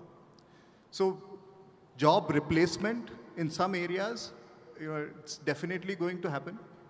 And data is one place where it is going to happen more so, where its analysis looking at, what data is coming. And so I'll give you an example of calculators, right? When calculators came in, a lot of people were unemployed who were good at doing calculations manually. And those jobs got eliminated. And similar jobs which can be done AI at the current level, I think they are going to be at risk. You'll need fewer and fewer people of those. On the op-ed part, I don't think that's going away. I think the media jobs are pretty safe. Sure. Pretty safe, because there's a level of intelligence which is required and reading a lot more than what the words say. I wanted to establish that. Thank you. Thank you. Sir. Yeah, so First thing first, I think I was just going through, I think everybody know what is Cloud AI and Cursor and all of those kind of things, right? I was just going through their report of last week. Interestingly, if you look at that data, one is basically automation or inferencing, or basically, you are asking for suggestion, and then you are accepting. Interestingly, last week, automation means you are asking them to, play in English and ask them to build it. And the inferencing is where you are giving them some code and you are asking them to edit it and all of this. Last week, the automation crossed inferencing. Right? In last 1 year, it moved from 28% to 51%. What does that mean? That fundamentally means people trust has improved, right? And I just want everybody to understand a 2x2 matrix, how the diffusion will happen. If you plot cost of replacement, and cost of replacement means if I do a mistake, what is the cost, right? Cost of replacement and cost of automation, right? Two plane, right? Wherever the cost of replacement is low, right? Means if I do a mistake, I'll be able to intervene. A lot of people will say, typically call centers and everything is a kind of use case. If there is a problem, somebody will handle it. I'm not going to go wrong. Those are the kind of things which we'll see adoption first. We spoke about medical. The cost of error is very high, right? Whether AI will do better or not, I don't think that question is in my mind. It is when we will take time to build the trust. We have built trust on doctor for 50 years. It will take time. Allow 5 years. We talked about radiology, right? I think there is a large study has happened in large radiology. You can look for that, where they have taken 5 million samples and ran through those samples through AI and the actual radiologies, right? They figured it out. AI has actually done 16% better. Whether 16% is better, is good or bad, that's a different interpretation. Still probabilistic. But AI is doing that work part of it, right? So in my mind, there is no question that AI is not going to do disruptions. But every time there is a disruption, what it does, it basically creates a new way of working. What does that mean? That means you will be able to do a lot more with lot less. That means you will be able to do a lot more startup and all of those things. Just look at, with cloud and apps, how many startups came in last 10 years. Compare that with, last 50 years. Every day, at least I get 10 calls from startup want to do travel business. They call me and understand, can you help me understand travel as a business? I am trying to disrupt through AI. I didn't get those many calls in last 10 years. Why? Because cost of innovation has significantly come down. If I want to innovate, I don't want a tech guy, product guy, business guy to start up. I can do a vibe coding and tomorrow I can validate. Your velocity of feedback differentiate your innovations. Right now, velocity of feedback is practically zero. You can sit in your living room and tomorrow you can have a vibe code and you can test it out some customer and figure it out how to take it out. What does that mean? That means we will see industry which we have never seen before. We are talking about innovation in the byte world, right? Because we are saying, how much of compute has gone up and all of those things. What happens to the atom world? Atom world innovation has stopped in 60s and 70s. We have done electricity there, laser there, and all of those things. We have stopped there. Did you hear any innovation in last 50 years in that space? Why not? Because the low-hanging fruits is all gone. If you have to figure it out, a superconductor material, it's going to take time. And that innovation will happen now. Because we'll be able to iterate much faster. Just think if you are able to innovate and break that module. What does that job make for your job industry? New, interesting job will open up. Every time there is a disruption happens, adoption happens because it is cheaper, faster, and people are better. If people are not better, adoption will never happen. That's what history tells you. And so I'm not worried whether the job will go. People who can adopt will have better quality of life tomorrow than today. But adaptability is the key. If you are not with AI, AI will replace you. Interesting thought, sir. Interesting thought. Sir, I would like for you to probably elaborate a little bit on what Sir had talked about a while back, that fair, a lot of the aspect of AI will give you a lot of inputs, but the creative factor, which is the intelligence factor, which is what I wanted to establish. How do you feel about that aspect? Yeah, of course. Like, see, the definition of innovation is very, vague in when we talk about innovation. Like, whatever we are doing today, we feel like we are doing innovation. If it is a repetitive task, definitely I'm going to replace it. But that doesn't mean like, job will go away, right? Because take an example, like, you have 1 year roadmap, like, you want to build so many things in a year. Given that with the AI. So, sir, you believe that jobs won't go away? Job will not go away. Jobs won't go away, but we have statistical data. A lot of your fellow speakers have been talking about the fact that jobs will go away. And what Sir just actually concluded with was the fact that jobs will go away with people who do not adapt to AI. Yeah, so I'm coming to that point, like, see, this is the transition phase wherein people are figuring out, right? There's a disruption, like, when company sees, like, AI is, big and surreal. Let's prepare for the AI. Let's, bring in new talent. This, to manage the budget, they are just, letting the existing talent go away. Because they are operating within the limited cost structure, right? They cannot, keep bringing new bloods and, retaining the existing one as well. So these are the, temporary phase. But it doesn't mean like, the people who are, losing the job will not have a job in the future. New opportunity will definitely going to come very soon. That's what I feel. What is that new opportunity according to you? For example, Sir had mentioned people with mental acumen of doing maths, well, got, unfortunately, finished because of calculators coming in. So I will take your example only, the news example you mentioned, right? News media example. Op-ed section, yes. Yeah. The New York Times. Right. So any news media you talk about today, like, you cannot rely on any news. It's all like, No, but that's a different argument. Yeah. No, I'm coming to that That's point. a different argument. How AI will help you out there. Sure. Creativity is someone like, news editor sitting in the room creating a news, like, draft structure, like, when AI will go and crawl, like, all across the platform and give you the crisp news. That's what the news you want to read. News, fake or otherwise, is not what the thought was, sir. Yeah. My thought was very different. So, for example, Kushwant Singh, sorry, Markandeya. Can I just say? Kushwant Singh, God rest his soul, wrote beautifully well. What an amazing journalist, what an amazing writer, what an amazing thought provoker. Now, if he were to be, you feel, replaced by AI, would that happen? No. No. That's the point that I'm... So if you see, just taking your example of news. I thought you were talking about me. Yeah, just talking about news. Okay. And how news used to get consumed. Before television era, it was like, through the print media, newspaper. Then television era came through television. Then this social media, YouTube came, like, a lot of people are consuming news through YouTubes.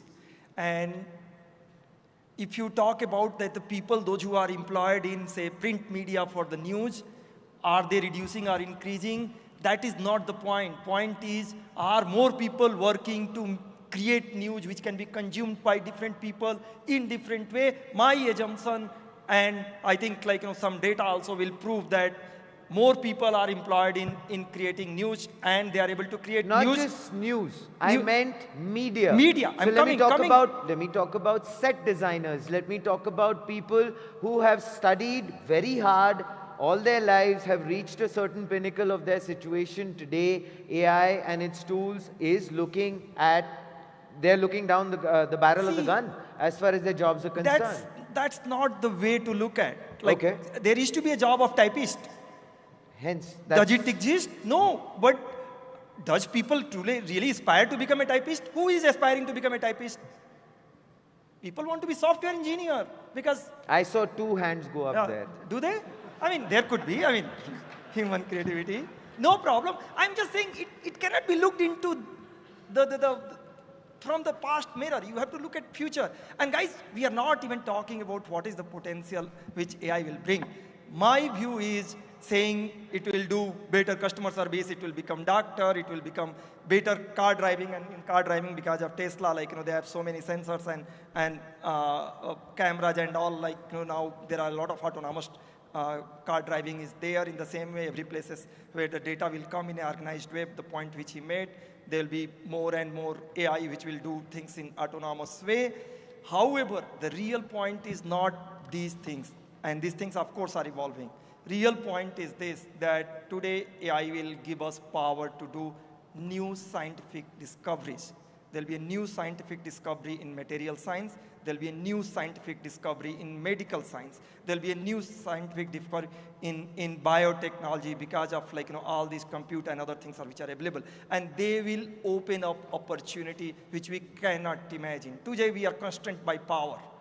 Power is constrained by storage because sun is a source of infinite energy. We just cannot store it. But what if tomorrow we have a material which can actually store that energy? What different kind of opportunity will come when we have unlimited energy? Tomorrow, if in medical science, like today, what happens? Everyone is prescribed Dolo for the fever. What if tomorrow? Sir, you really? Yeah, I'll come.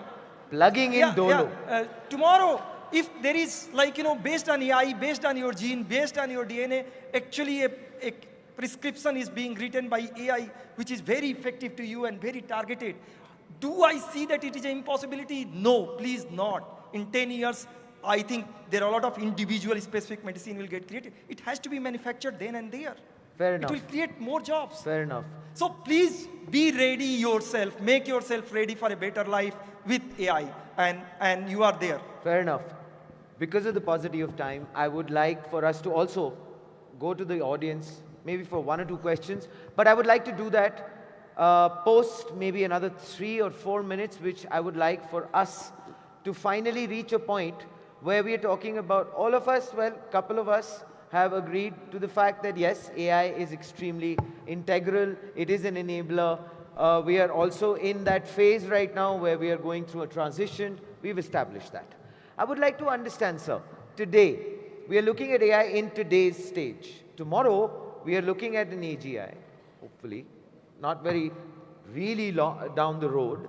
But tomorrow, if that actually starts to take place, here is what I would like for us to sum up this conversation with this thought that I'm sharing with all of you, and then I'll come to you.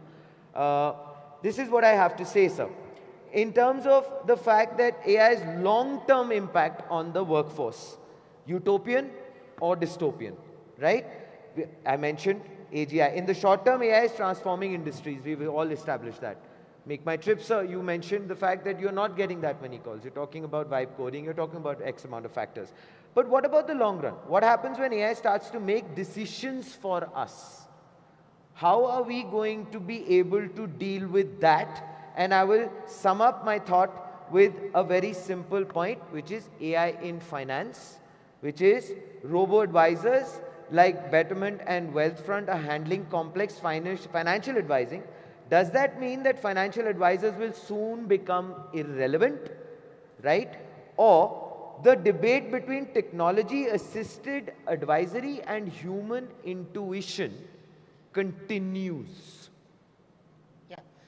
Well, I think a lot of people ask what will happen when AGI comes, right? Fundamentally, first thing first, it is unknowable at this point of time, so let's not worry about it. Anything that you cannot solve in that domain, let's not worry. Let's take a parallel. First parallel is what happened when nuclear weapon comes, right? That's probably the biggest disruption in the world, right? Does the power shift? Are we on more war in last 70 years? Why not? Because the moment something very disruptive happens, automatically people collaborate, because it doesn't really matter whether I have 2,000 warhead or I have 2 warhead. No, destruction is destruction and people want to protect themselves. So automatically collaboration, guardrails, everything will come in. So when AGI comes in, probably that's the best time we will see the guardrails coming in. And the discussion that you are talking about on the financial world and all of those kind of things. More and more technology coming in, right? The attention span is becoming very, very narrow. When did you hear last saying, people are doing day trading? Right? It was in last 4 or 5 years and mostly industries. With AI also that time span will shrink.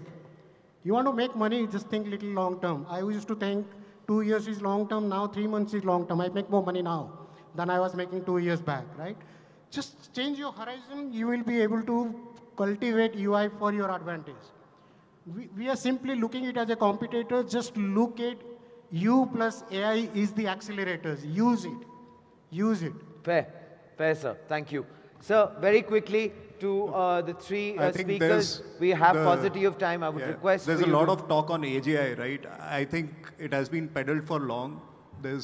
I don't think any evidence or anything that has been predicted that it will come out soon. So what AI is today, I think it's a lot of technology which have been built over time and accelerated by a few things. But it is going to impact, but it is not a medicine for everything. It is not going to revolutionize everything. It's not a dolo for everything. It's not a dolo for everything. And I think it's more, the way it is being doled out is more like a snake oil. That, it can cure a lot of stuff, but, you have to use the tool for the right purpose. And that's where it will be helpful. Thank you, sir. Sir. Yeah, so I think AI is a very democratized technology, what I keep telling again and again, because it's accessible to everyone, and everyone can, do and try stuff by themselves. So my opinion, we should start using AI. Let's, empower with the, all latest and greatest tool, increase your productivity, adopt the new things. Like, for example, the financial consultant kind of roles. Over the period, what will happen, they have to adopt the new tools, which are, AI-driven tools, like to advise better, advice to the customers. So AI is not going to go anywhere. People are going to be here only, they will start using the AI, become better. Because survival of fittest is the, main thing. If you don't upskill yourself, then I think you will, left behind. So better you start upskilling yourself, start, getting along with the AI, use in day-to-day work, and start increasing your productivity. Do more with less. And that is what the industry demand as on today. That's what I feel. Markandi, sir. Yeah. See, AGI is a term which gets used, feels like people are talking at a point in time when something magical will happen. We have all lived longer. I'm very old. I color my hair. That's why, I may look a little younger than what I am. I started my first job and building my first model logistic regression in 2002. Wow. So really old. And what I used to do that time and what I'm doing, it has been a continuous progression. And AI has become better and better and better. I mean, of course, there was a point, November 2022, when this generative AI ChatGPT got announced. Generative ability of AI is really not just the continuum, I think a step function. Sure. And that also, just after November 2002, it has become much better and it's becoming better. More compute is being put, more data is being put. And more compute and more data which you put, it keeps getting better. Of course, different methods make it faster and more adaptable and all. And for me, AGI is not a point. I think AGI is a continuum. I don't see that after 5 years, it has reached to a point and there is nothing to go. We'll keep improving from there. And as we have improved, I'm seeing more and more AI has been used every day in my job, every day in real life. It has created more prosperity. It has created more different type of jobs, and it will continue happening. My request to myself and to all of you is get aligned with AI, learn it, be a best user, and you will be far more valuable, far more better life, far more things which you can do, which you cannot do today. So be open and learn and look forward to a very good future with AI. Wonderful. I would like a big round of applause for all of the speakers who've been able to express themselves so brilliantly today on stage. We only have about 2 minutes to go. I would like maybe one question coming from the audience. Wow, it has been an engaging debate. Thank you so much. Sir, I would request you your question, and if you could please point out who would you like to ask that question. Okay, so myself is Neeraj. I am from Kimberly-Clark, and I would say this was quite an intense discussion. Thanks to all the panelists. I'm not sure whether my question is relevant, but I think my question is quite valuable. So here we are, in a nice locality of Bengaluru. But my question is, being enabler or I would say disruptor, we need a force of adopter for take this technology to last people in our nation. We are the nation of 1.4 billion. When the AI comes, lot of talks being done about USA and then China. I'm not sure how India will cope up in this race, because we have best mind of this country standing here. I would like to take this question to panelists, how India will fare in this race of AI and how we shall prepare our nations for the next of AI. That's a wonderful question. Thank you so much, sir. Sir, I would just request everyone to obviously contribute in terms of the answer. I would really humbly request if we could make it short. Yeah. So if you really look at India, we never win on the technology landscape, right? And we never win the manufacturing landscape, right? With AI, probably we have a unique opportunity to win on the application landscape side of it, right? Because that's how our forte is right now, right? And most of the services setup does that. And I want everybody to understand, because one of my friend, very senior in services setup, was asking what we will do. Are we all going to write agent? That's the level of ignorance. So AI is not about agent, right? Anytime there is a disruption happens, disruptions need a different data structure to run. When internet happens, it runs on file system. You organize everything around file portal links. When cloud happens, all information need to be organized around functions. That means you write microservices, create layers for an access standpoint. When you will move into AI, information need to be organized around semantics, right? And if you are saying we have less information now than 20 years back, 10 years back, 10 years, next year we are going to have more synthetic information than user-generated information. So the landscape for services setup is way larger than what it used to be 10 years back. You are trying to address a use case which is not there. You are simply leaving the cake on the table.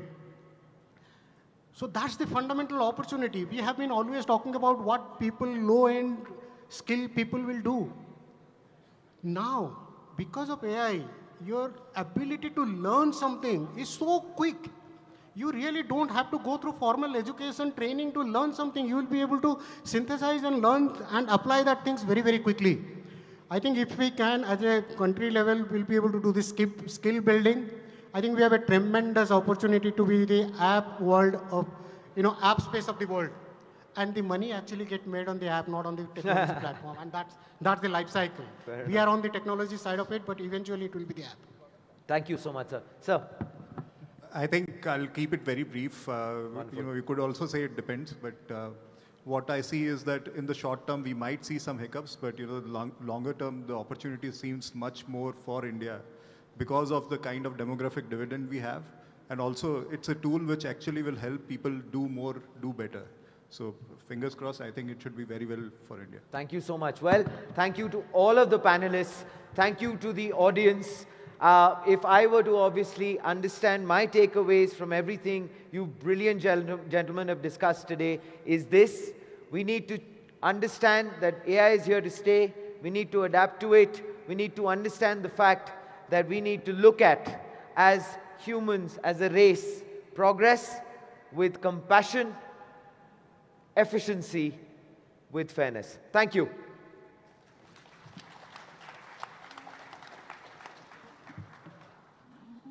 So, big round of applause again for the panelists. Thank you.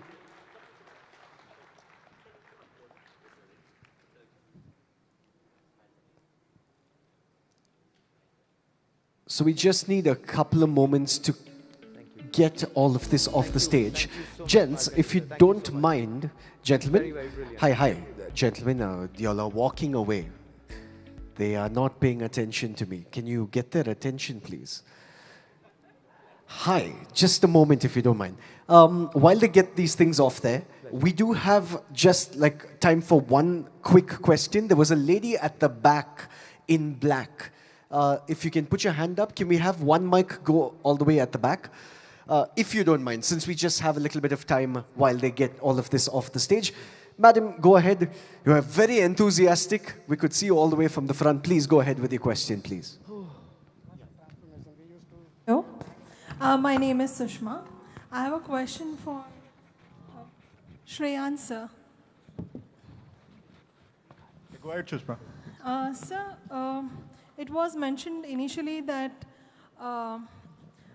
AI has the capability to replace doctors or at least help them, be their assistants. We have seen, like in Indian context, I wouldn't trust a doctor who would look up the computer to help me with my issue rather than directly talk to me. And secondly, we have witnessed that in the history, you have IBM Watson, which failed terribly.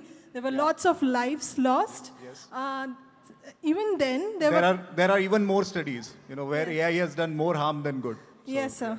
What is your question, madam, if you don't mind? My question is, how would AI help in medical field, considering the history and in the current relevance, wherein there are so many new dynamic viruses created? Can data be updated as quickly as the virus does? I think this is where an opportunity for India exists, right? This data part of it, a lot of this AI and whatever we are seeing, right, has to be really constructed well and collected, cleaned, put into right silos. The algorithms have to be run, test data. A lot of things are there. But medically, I think AI's use has been found to be actually more harmful than beneficial. It is helping in few areas, as I could have read from the, but it will take time. It will take a lot of time. Sushma, I think it is clear in some cases, at least in radiology, where I did read a paper, and there it is helping save them 25% of their time looking at cases. So there's a time saving which has happened. But it is going to be taking a long journey, according to me and whatever I've read. It is going to take some time before it becomes very, very beneficial. And it's not going to, computer will never replace the doctor, is what I believe in my lifetime at least. Thank you for that. Gents, anything you would like to add to that, please? Thank you, sir. The point is that you may have a view, and my generation may have a view. I want doctor to not look at computer and then treat me. Will it be true for my kids? I mean, are my kids different than me? I mean, how many of you have, whoever has kids, they use mobile phone and digital devices, and how they think, is it not different than us? And they might actually, not trust a doctor, who's not looking at his computer. So just saying that, time is changing, and when time changes, all different type of people exist. Those who would not trust, those who would trust, those who would trust only that. And we are at that transition time. My view is transition is only one way. And that doctors, there'll be more doctors, I'm not saying. Because, there are more human. 100 years back, we had probably what? 2 billion population? 2 billion? Today, we have 7.8 billion population. More people are there. And if more people are there, more people need to get treated. How many people get treatment today?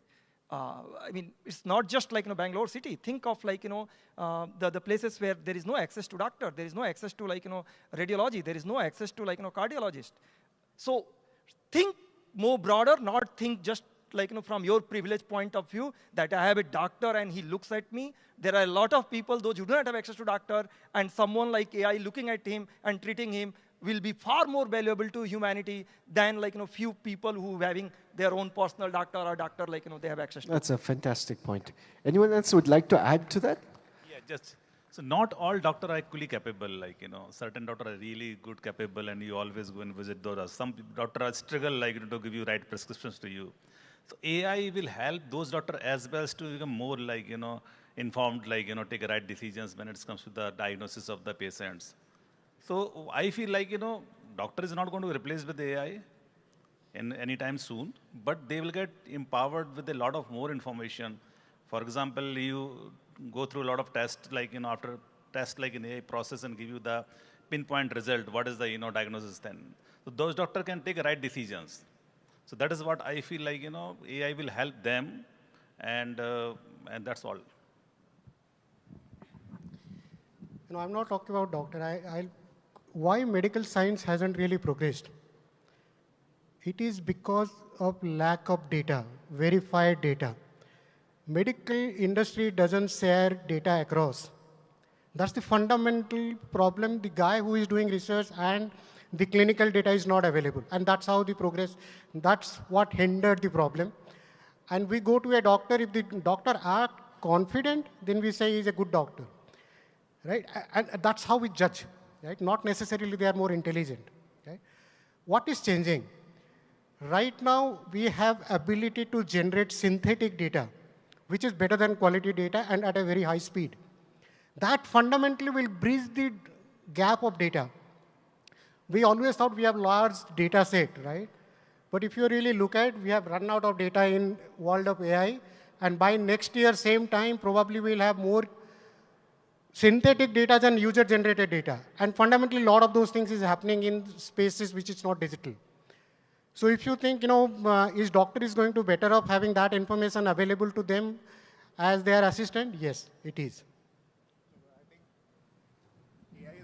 AI is not a replacement for incompetence.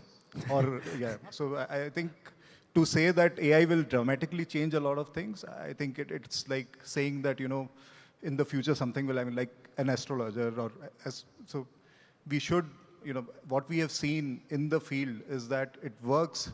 It's a statistical model at the end of the day. Right. It will have its errors. And Right. it is dependent on the data that you feed in. Right. There's nothing else other than that on a simplified view. Right. No, I think one question, I think completely, the problem is we always look for the best doctor. Why? Right? We say, it doesn't really matter, I'll go to the best doctor. What AI does, it simply unifies the intelligence. So your worst doctor will have the information of the best doctor as well.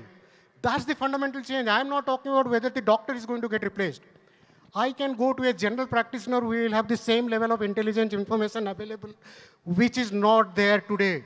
So that means you are fundamentally enabling 10 million doctors rather than going into that 100 doctors. That's the fundamental change. And I do believe the changes will be dramatic. And in my lifetime now, I've lived for 45 years. I have seen dramatic changes. I'm from a small village. There was no phone. Now every Tom, Dick, Harry carries a phone. Is it not a dramatic change in communication? Access of news used to be through the newspaper. Dainik Jagran used to come and near a temple my house was, we used to go and sit there and consume the news. Now every Tom, Dick, Harry consume news on his mobile phone. It had changed. 10 years back, I used to go and buy every week with my wife, my grocery. And it used to be an occasion. How many people are buying grocery today? Technology changes life and changes dramatically. Quick commerce, everything coming in 10 minutes. My kid life is not same as what I was. मैं गुल्ली डंडा खेलता था, आज वो Roblox खेलता है. Life has changed, and please understand, AI is that big technology that it will change life dramatically. Be ready for it, embrace it, and be prepared for it so that you are better off. Thank you very much. That was a fantastic question, a whole bunch of answers. Give them a huge round of applause once again. Thank you, gentlemen. AI and data-driven strategies are transforming the insurance life cycle. The session that's coming up explores how agentic growth and effectiveness are driving smarter decisions and operational excellence across the sector. We're excited to have with us Sayandeep Majumdar, AVP Data Science and AI Engineering at AXA GBS. Lots of people already clapping in the audience. He also serves on the GenAI Model Advisory Board at AXA Group for shaping global generative AI strategy. Give him a huge round of applause and please welcome him to the stage. Come on, Cipher, make some noise for him.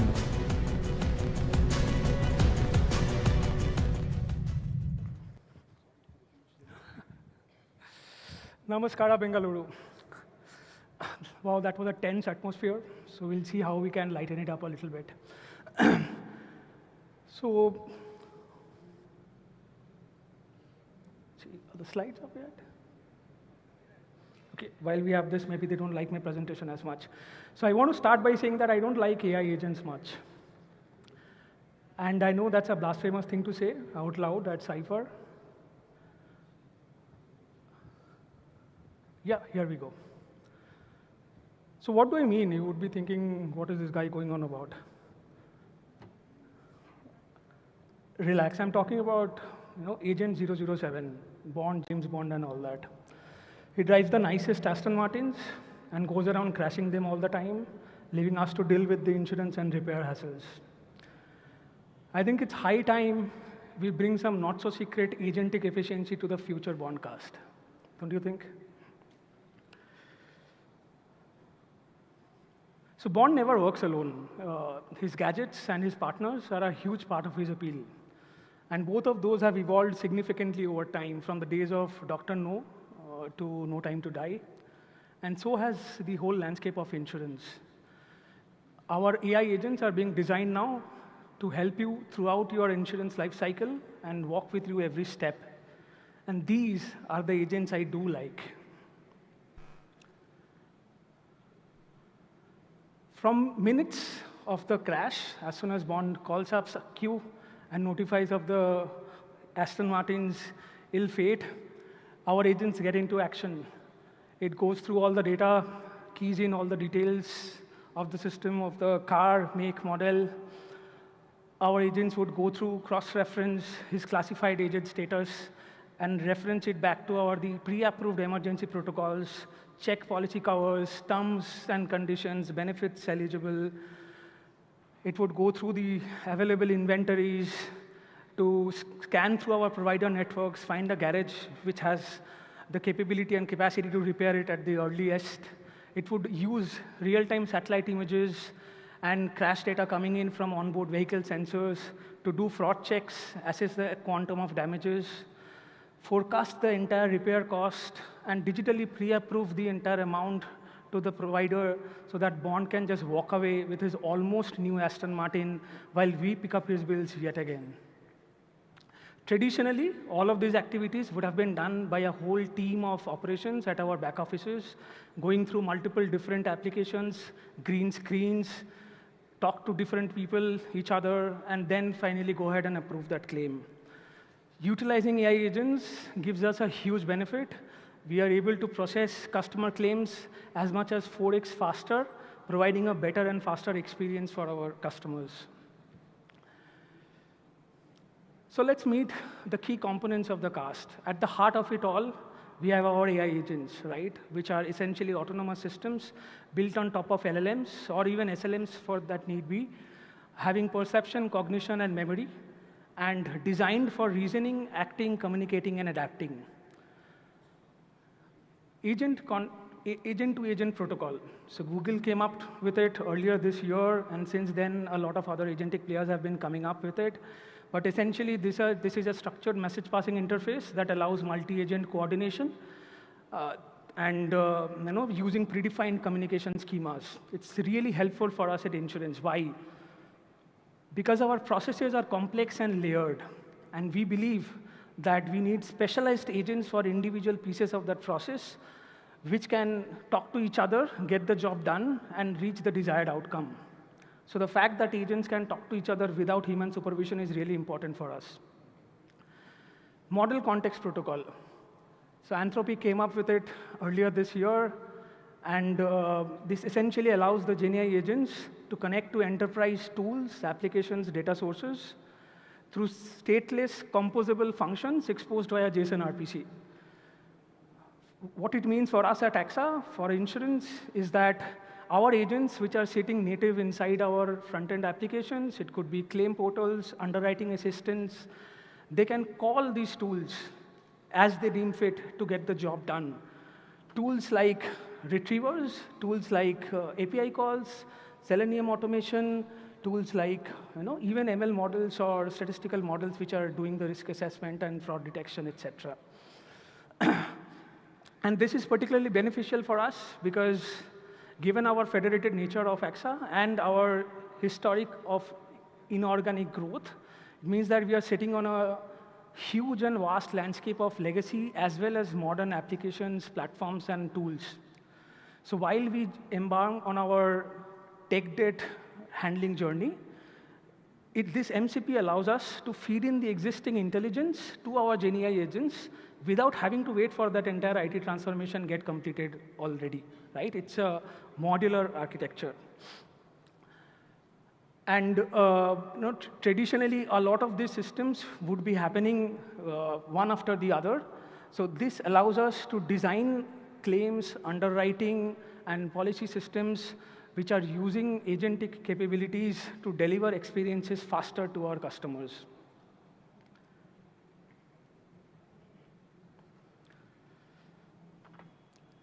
So at AXA, it's not enough for us to build point solutions using individual GenAI agents. We are talking about strategic transformation that changes how we approach product development and customer engagement at its heart. The idea is to build solutions around our customers using intelligent automation and agents.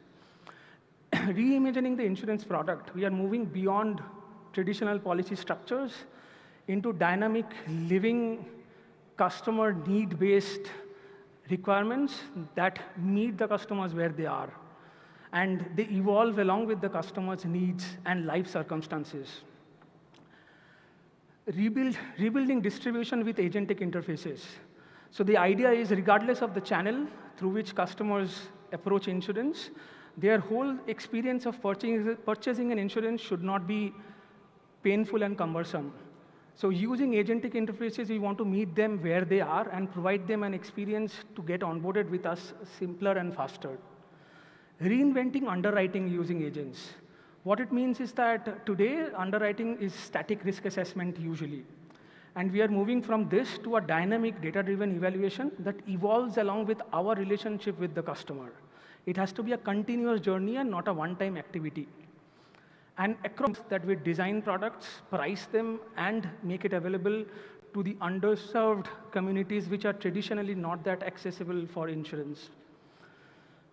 Claims is very big for us. Claims has to be proactive customer advocacy and not the reactive responses which it is today.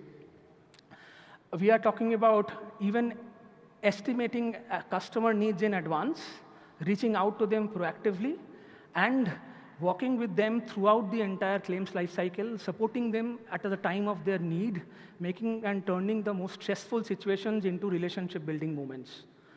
So overall, I think what we are talking about is rebuilding the entire operating model for us at AXA. We want to go from fragmented departments to a connected, interconnected ecosystem using intelligent automation and agentic AI, which enables us to display our core values, being consistently impactful advisors for our customers and partners, delivering simple, fast, and reliable experiences, opening the most valuable doors, and becoming the exceptional talent engine which drives innovation across our organization. So while we navigate this whole agentic revolution already at our doors, it's important to sift through reality and hype. Media loves sensational headlines, right? So 300 million jobs at risk, all doctors will be gone, 40% of knowledge workers gone. It's really important for us to not get lost in the dystopian or utopian predictions. These clickbait stories do not often capture the nuanced truth. Our idea at AXA is to go back to our fundamentals, which is going to take us beyond the graveyard of POCs, of AI POCs that is out there everywhere. We are talking about designing for the hard part of a problem. Astro Teller, CEO of Google X, Alphabet's moonshot factory, once famously said, if you have a task at hand that you need to get a monkey recite Shakespeare while standing on top of a pedestal, focus on the monkey. Don't build the pedestal and call it job half done in the name of addressing the low-hanging fruits first. Simpler is more often better than complex systems. If you're able to get something done with a simple LLM call, it's important to not build something agentic. If we need to churn numbers, let's look at statistical or mathematical models first instead of going to GenAI. Tech should not be searching for a business problem. The idea is that we need to think about how our products or solutions will be adopted by our customers, and more importantly, will be maintained in the long run, then work backwards to define what is the tech. Testing is really important. So I tell this story to all new joiners in my team, just long-standing joke. So once upon a time, a software tester walks into a bar, crawls into a bar, runs into a bar, orders 1 beer, 100 beers, 9,999 beers, testing complete. A real customer walks into a bar, same bar, asks the bartender where the bathroom is, and the bar explodes. So bottom line is, we need to test once and test again. There are recent reports from Bloomberg.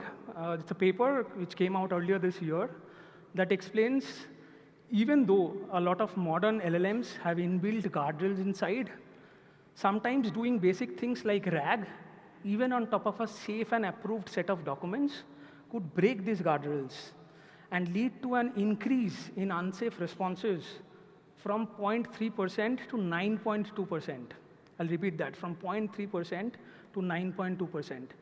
It's really important we know what we are putting into production and what will go down to our customers. At AXA, for us, we are not expecting overnight transformation with agentic AI or GenAI in general. We want to add AI to systems and processes which will really add value to us in a thoughtful and meaningful way.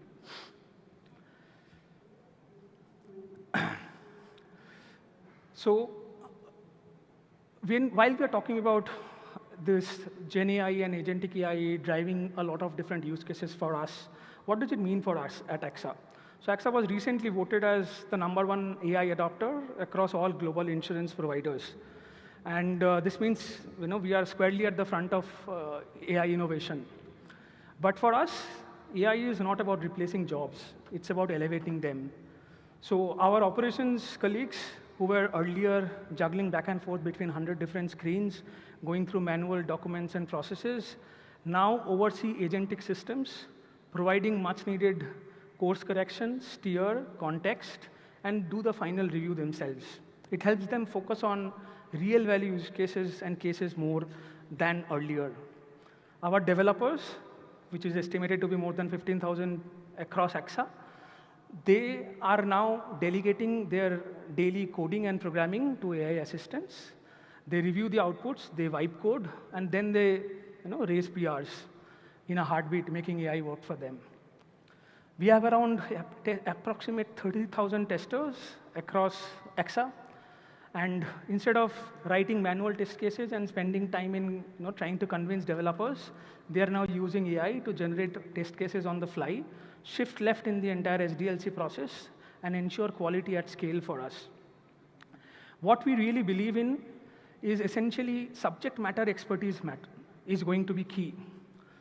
So regardless of what we are doing today, once AI agents and in general GenAI solutions are implemented on the ground, developers who already know coding very well would still be able to add value. Testers who have very good understanding of our business applications and what the team needs are still going to contribute. AI is not going to replace humans. Humans with AI are going to replace humans without AI. So there you go. At AXA, our mission is refreshingly simple. We are trying to reimagine insurance. And just like agent movies, we have our secret weapons, AI agents working undercover in underwriting, claims, contact center, and SDLC. There are a whole host of use cases identified at our group level across all of these 4 areas, and we are going through different tooling, platforms, and solutions to understand how we can transform these 4 areas and make insurance better for our customers.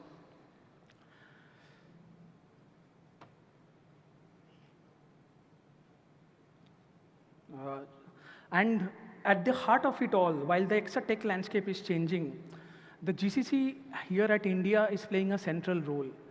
We are acting as a bridge between the research and oversight teams at Central Paris and our delivery-focused teams sitting across all of our different partners and entities. We are working on research outcomes, helping scale assets, doing pilots and taking them into production. We are working on an agile mode to test out new solutions as and when they come. AI and agentic AI especially is hitting us hard and hitting us fast. So we work with squads to test out new solutions and figure out what is the real value in the technology and decide on the use cases backlog, decide on the right platform, tooling, and the prioritization of all of these so that we can take the next steps in terms of working on the ground on actual use cases. So for us, it's refreshingly simple. We want to make insurance better for all of our customers, but one agent at a time. The idea is that using agentic, using MCP, using agent-to-agent protocols, we want to build connected solutions across the entire insurance lifecycle, right from onboarding new customers to their claims, to their renewals and servicing their businesses, to recommendations, conversational AI agents, making life simple for our customers as well as our employees internally. That's the whole mantra for us at AXA. So I'll keep it a little short and try to wrap it up, but in case there are any humans or AI agents in the audience, we are happy to take questions.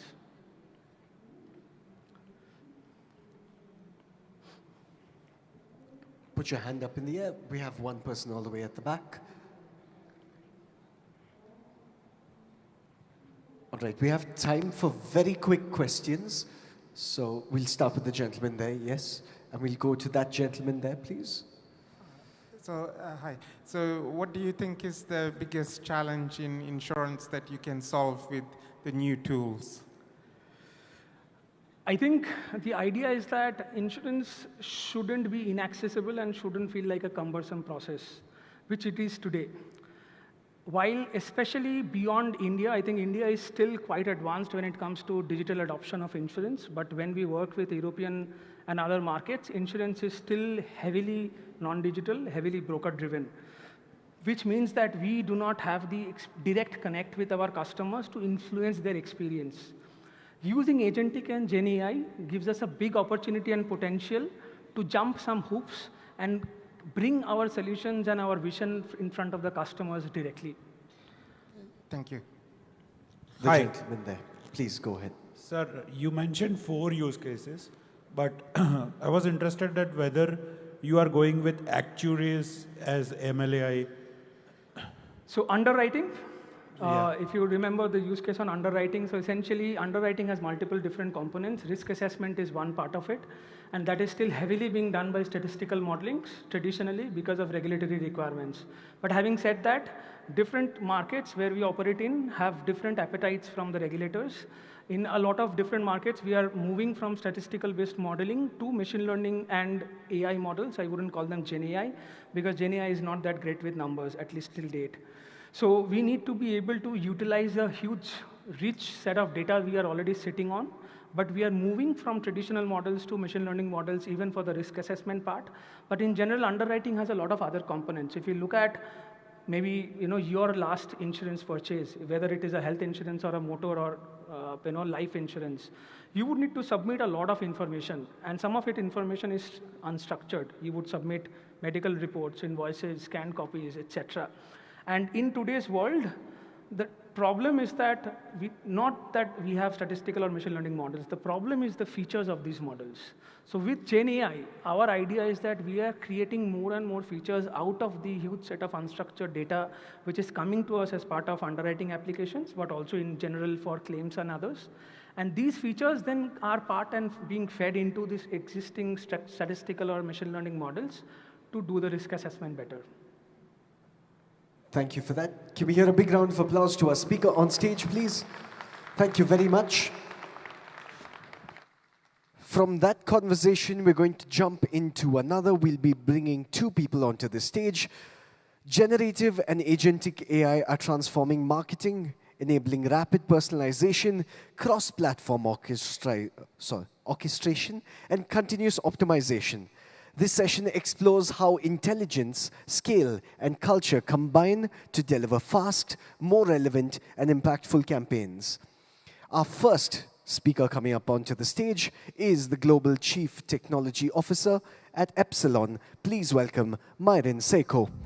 Give him a big round of applause while he makes his way to the stage, please. Myron, please come up to the stage.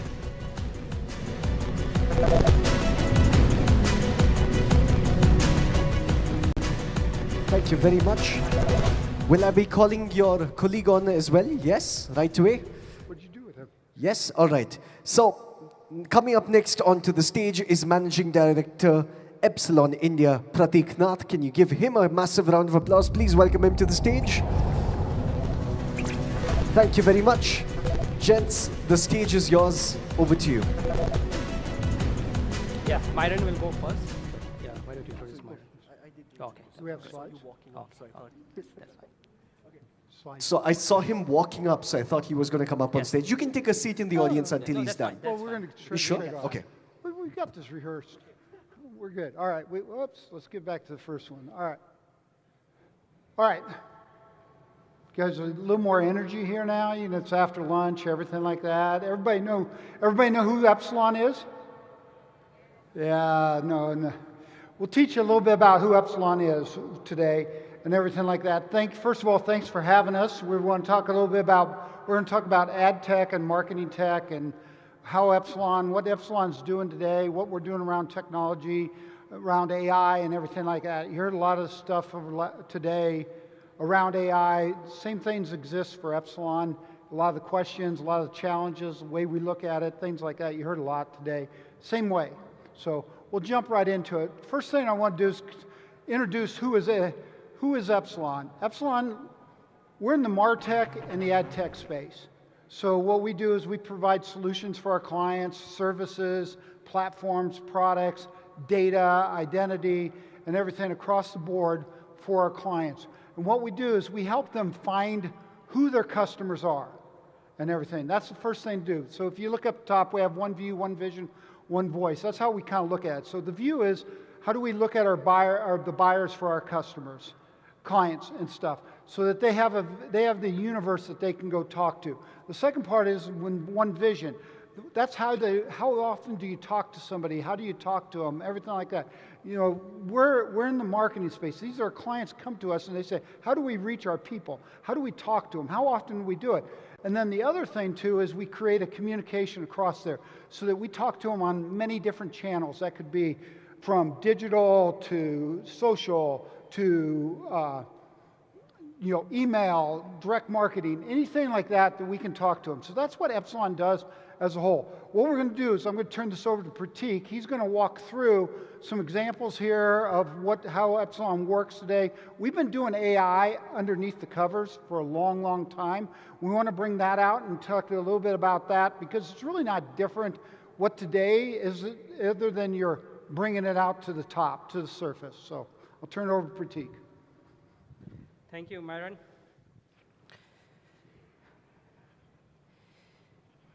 Well, consumers don't live in campaigns or messages. They live in moments. And the brands that win meet consumers in those moments. That's what I have learned in the last about 9 to 10 months that I have been at Epsilon. So as Myron said, I actually lead the India Center operations for Epsilon since last 10 months. But most of my life, I had been a consumer, like all of you, right? We all had been a consumer. And as a consumer, I was surprised many times at how the brands knew me so well. Not because the ad was loud, but because it was so contextual and so relevant, right? And now I'm part of the team at Epsilon that builds those moments and delivers them, right? So what we will do today is, as part of our talk, Myron and I will take you through and introduce you with what it takes to build those moments and how AI is actually enabling that. So let's get started. First meet Faye. Faye is our cat. She is about 3 years old. She is the most loved member of our family. I can tell you with full authority that none of our vacation or family trips are successful if Faye is not part of it. But sadly, there have been many times where we searched for hours and we are not able to get a good pet-friendly room, or a hotel of our own choice, right, of our choice.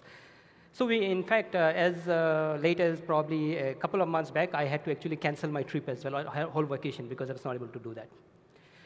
Now imagine, right, keep it aside and imagine that within minutes of your search of a hotel or a pet-friendly room, you receive an ad that lists you with a good option with an offer for a pet-friendly room, and that comes with very positive reviews from people like you, people like us. You'll be, of course, excited, I'm sure, right? If your pets, you would see, you don't get it, you get an ad now, you are excited, you want to click it.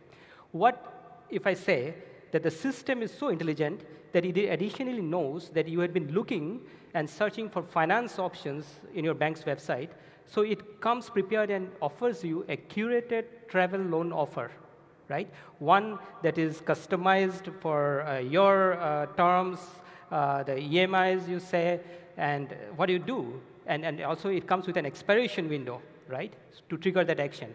Now what do? You quickly go ahead and grab it, right, before it expires. That is what we mean by marketing and the marketing moments.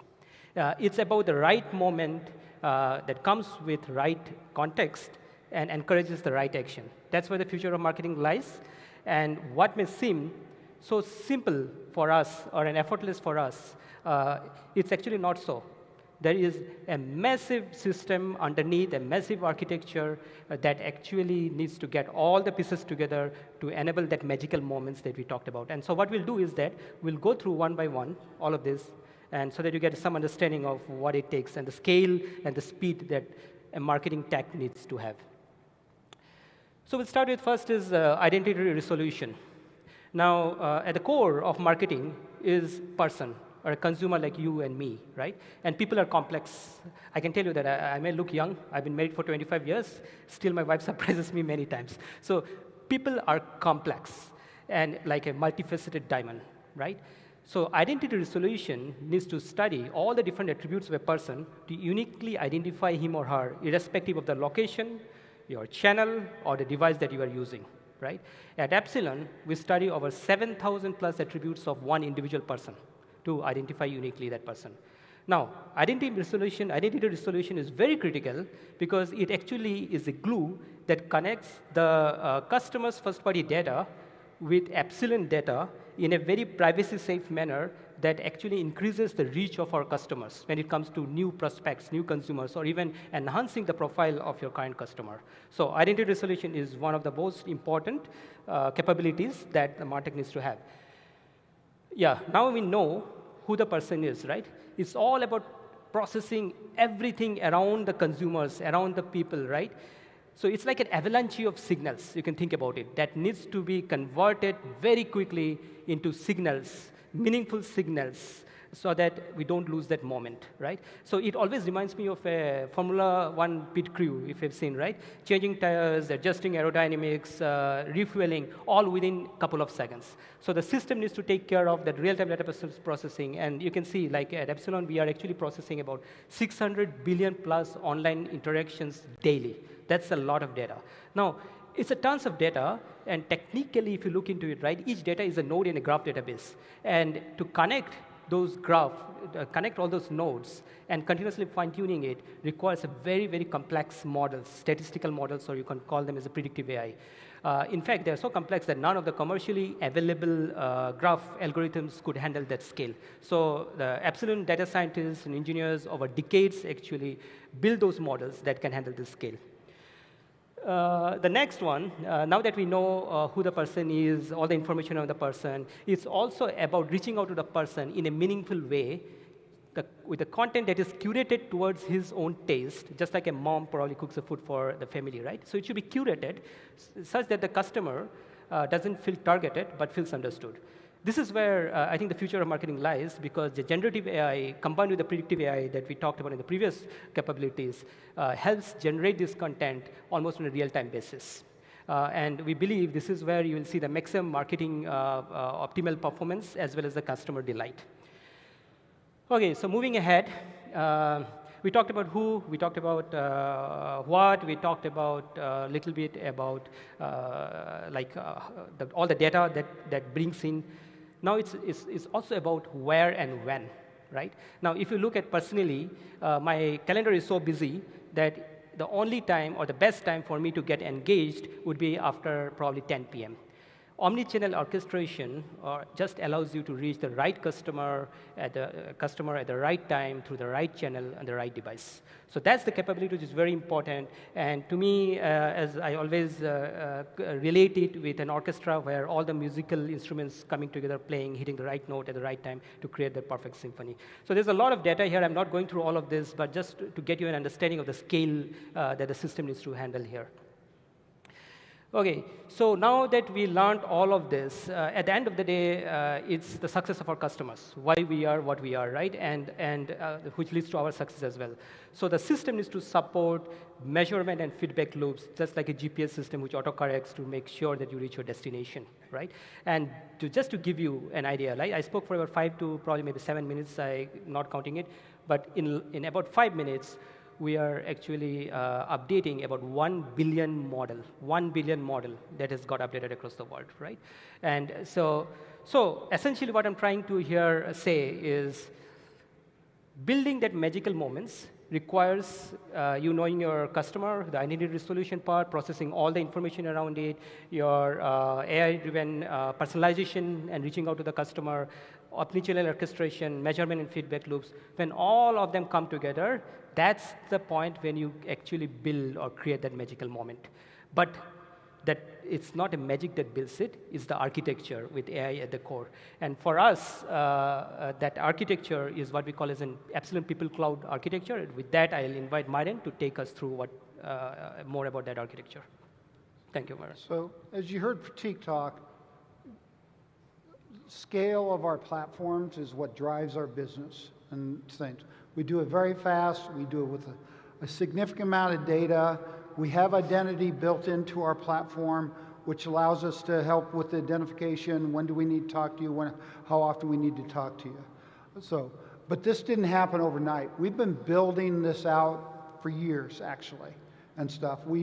Epsilon used to be a bunch of disparate properties, data assets, everything like that. We've been working with a lot of the hyperscalers from AWS, Microsoft, Google, Databricks, and a few others to actually consolidate down. So, there's a lot of discussion I heard on proprietary, in the cloud, off the cloud, not in the cloud, in your own data center, things like that. We go through those same debates too, and we've been working through that about where do we have data. It doesn't matter where our data is. We can have data on-prem, we can have it on cloud, we have to secure it. Everybody's got to follow governance and things like that. But the idea here is that we've been consolidating this down so that we're actually set up when agentic AI and GenAI have come together here to set ourselves up so that we can move quickly on this and everything like that. So if you go through our whole platform here, you look down at the bottom, we basically have a bunch of services and solutions that we offer on top of our data and identity. And those have been there for a while. We're enhancing them. Obviously, there was talk about, data has to look a little different than what it did yesterday. We have to make it fit the AI models, things like that, so it can be fast, things like that. We're always optimizing, and as we go through that. But then what you have up there is go up a layer there. We still have our user interfaces that we've had and stuff. Those aren't going to go away. Those will be a slow progression and everything like that. But what we've done is we've started to embed agentic AI into our products.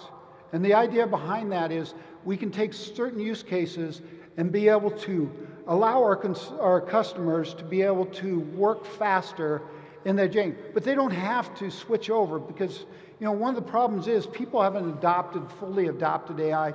Again, I keep referring because I found a lot of the sessions very interesting. We're having the same conversations is people haven't adopted it yet, right? So it's a slow roll to get there. So people are used to the way they did things yesterday, but we want them to go to tomorrow, but you got to put it in front of them to actually do that. You can't just expect them to adopt AI at the end of the day. So what the teams have done is we've built out the framework to have agentic AI along with our traditional API, user interface, and everything like that. And then at the top is our user base, right? The user base varies too. And so what we have to do is we have to keep those guys. happy because they're used to doing their job this way. We want them to switch this way because with AI, it'll help them move along faster. And we don't look at like they're going to be replaced, their jobs are going to be replaced. We're trying to enable them to do their jobs more efficiently so that they can continue to do things more and more. So if you look at that, that's our architecture that we built. We're not going to dive too big into, but this is done at scale. Like I said, we have massive amounts of data. You saw the numbers that Pratik put up there and everything like that. So the next thing I want to do is talk about a use case here, and this is one of our use cases. If you go out to our booth, they've got another showcase of a use case that we have out there that's in production now and everything like that. Again, we're doing the same thing everybody else is. We're trying some stuff, we're getting it to work, we're testing, validating, everything like that, and we're rolling it out. But leaving it available so that they can go traditional or this, they can compare the results.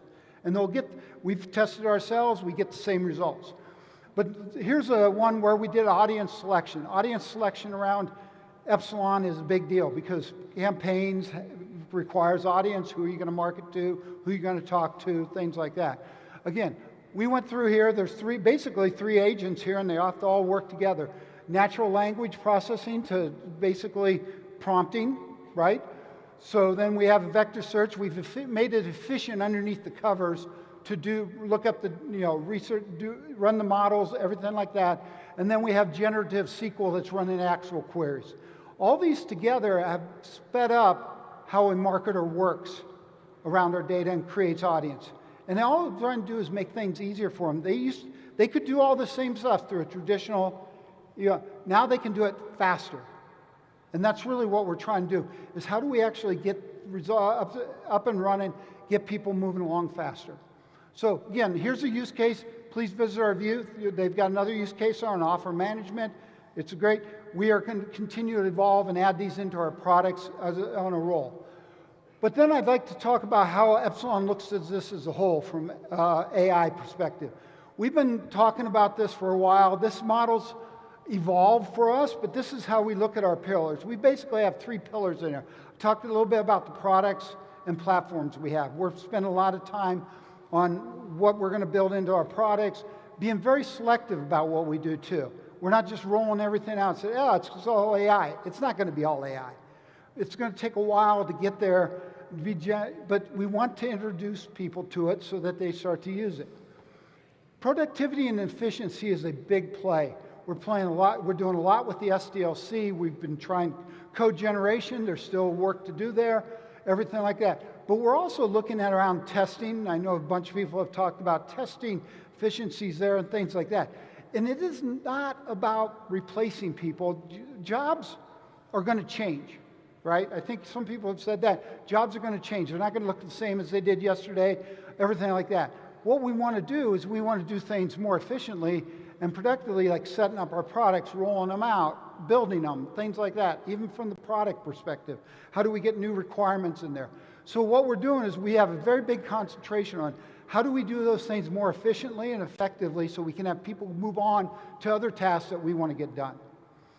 And the last one is around business operations. This is the enterprise. We talk about enterprise because we produce products and services, but now we have HR, finance, accounting, sales, marketing. How do they work? And how do we actually get them to work across our platform and services? So we have a concentration on that. All that has to do with responsible use, though. As you go, we have massive amounts of data. We have internal data. We have external data. We have a client's data. We have lots of data and everywhere.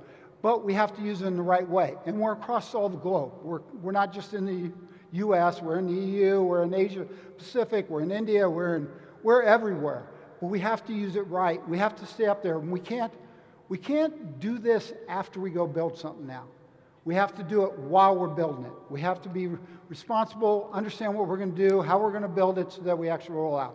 And then what we also did is we built a center of excellence. So I don't know what companies, I haven't heard anybody talk about their center of excellence. This has been a focus for us because this helps give back to our employees how they actually are going to work. It actually, and I've got a slide here on our Center of Excellence, and this is a little bit busy, but the idea is that we have tools in there. We want people to understand what tools are available, how they can use it, everything like that.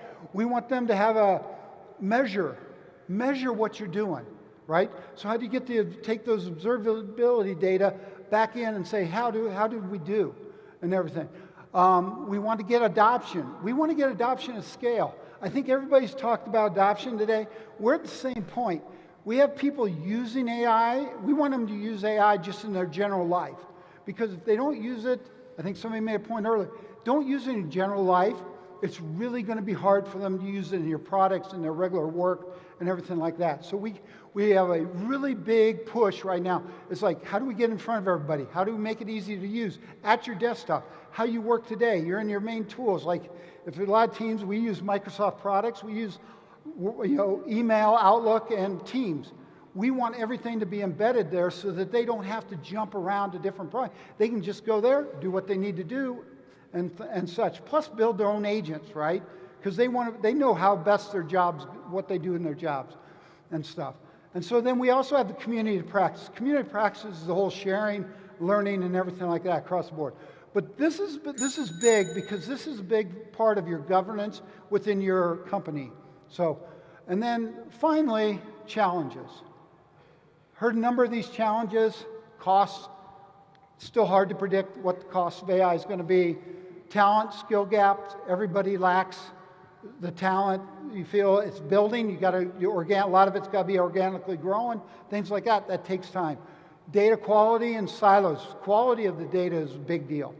And things, not just having the data, we have massive amounts of data, but the quality of the data.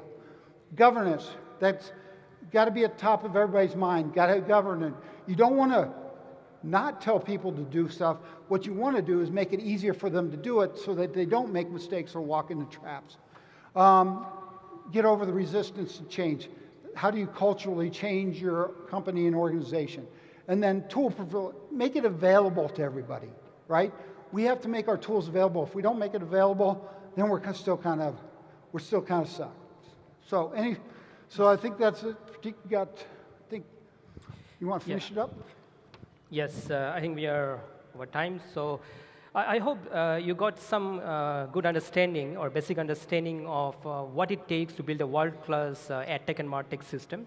As you heard from Myron and me, it's about building those moments, but building those moments requires a massive architecture with AI at the core, and it needs to evolve further at an enterprise level, as you heard from Myron. So with that, I just want to say that we have a booth, booth number 60, where at Expo, you can come and see some of these features live, play with it, meet our people, and even talk to us. And we'll be also willing to hear from you about how you are handling those challenges that Myron talked about. So that's all from me and Myron here. Thank you, everyone.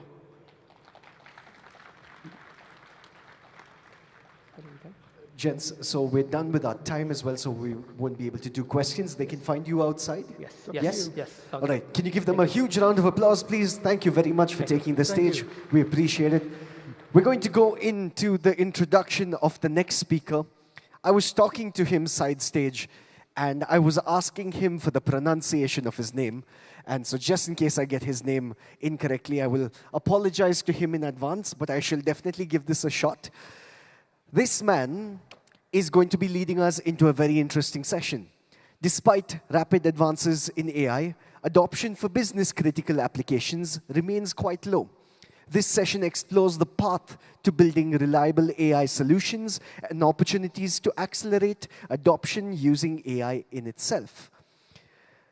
This man is the head of enterprise technology at Tiger Analytics, with 20 years in software research and tech leadership. He holds a PhD from NC State University and a BTech from IIT Madras. Now, this is the tricky part. People of the audience, please welcome the man himself onto the stage, Senganal Tirunavukarasu. Yes? Close enough? Please make some noise for him while he makes his way to the stage. Thank you very much.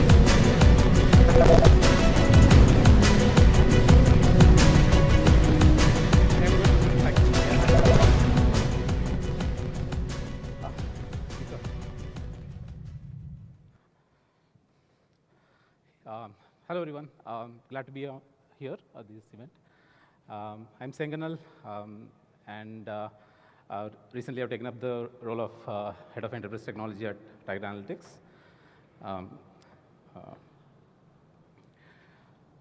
So my experience is, I'm not purely from an analytics background. I've had a fairly varied path throughout my career. Started in IT services, then switched to open source as an open source developer, then later went for higher studies in computational science, scientific computing, that sort of thing.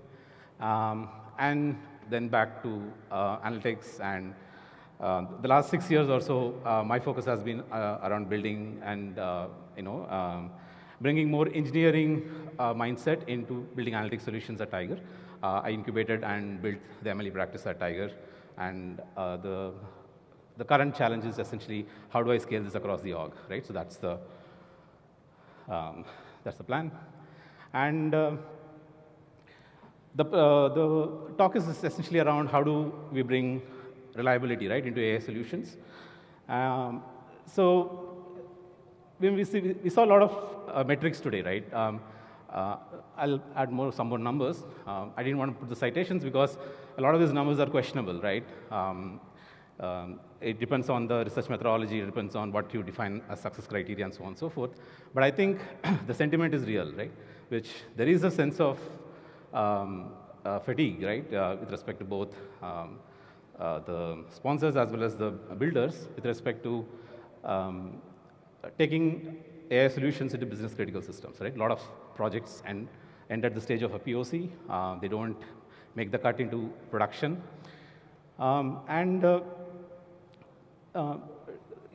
In fact, a lot of the conversations today has been a validation of that thought process.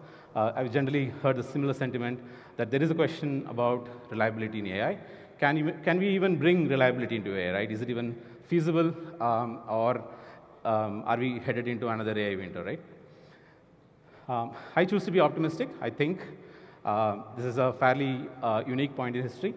There is a fairly unique confluence, right, of innovations in AI, innovations in technology, availability of cheap compute, huge investments into the space, and more importantly, right, the willingness of people to adopt AI and the demand for AI, right? So all of this looks like a perfect storm for adoption of AI, right? But can we make it, right? And so in fact, this is not a new problem, right? My optimism comes from the fact that this has actually been done multiple times before, right? So if you look back at history, so think of, let's say, the aerospace industry, right? From the time when flight was deemed possible to the time that we are willing to trust and board into an aluminum tube and fly 6 miles above the ground, and we don't think about it, right? We just trust the technology. It's been a long process, right? It took a fair amount of time for this technology to mature, to stay where we are able to trust it without thinking about it twice, right? And this was well before the advent of modern compute and so on and so forth. And system engineering, right, is essentially a discipline that was brought about to make this change happen. It basically, it's not a technology, it's not a very prescriptive solution, but it's essentially about the engineering process, the engineering rigor that is needed to take a collection of components which may have a lot of uncertainty, but then build a system that can behave predictably, right? It's not about reducing complexity, right? Complexity, there's essential complexity, there's incidental complexity, right? Essential complexity is not something you can remove. It is part of the problem. You have to manage it, right? Now, there is a well-defined path.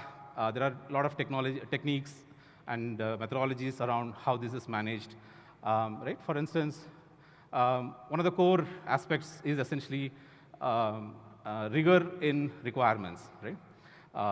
For instance, if you take a parallel to today's requirements, right? A lot of them look like a list of wish list, right? There is no specification. There is no. It is not testable. It is not measurable, right? systems thinking would be essentially about, given a set of requirements, how do I make it closer to a formal spec, right? By formal spec, I mean it should be measurable. I can clearly say whether I have achieved it or I have not achieved it, right? Then once you have the requirements, you have this design process, which is essentially designing to the specific requirements that have been created. Then you have deployment, and then V&V stands for validation verification. These are the key pillars. There are more, but these are the key pillars. And the whole idea is essentially to have an iterative process where you consistently measure your system, refine your specifications, do the verification validation, and continuously improve the system, right? Verification validation stands for, well, verification stands for essentially, have you built the thing right? You have a formal spec. Have I built it? Can I test it? It corresponds close to your unit tests and so on and so forth. Validation is essentially, are we building the right thing, right?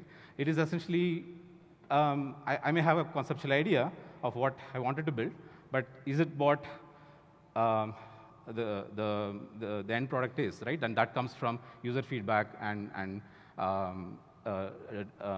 based on analyzing the usage patterns and so on and so forth, right?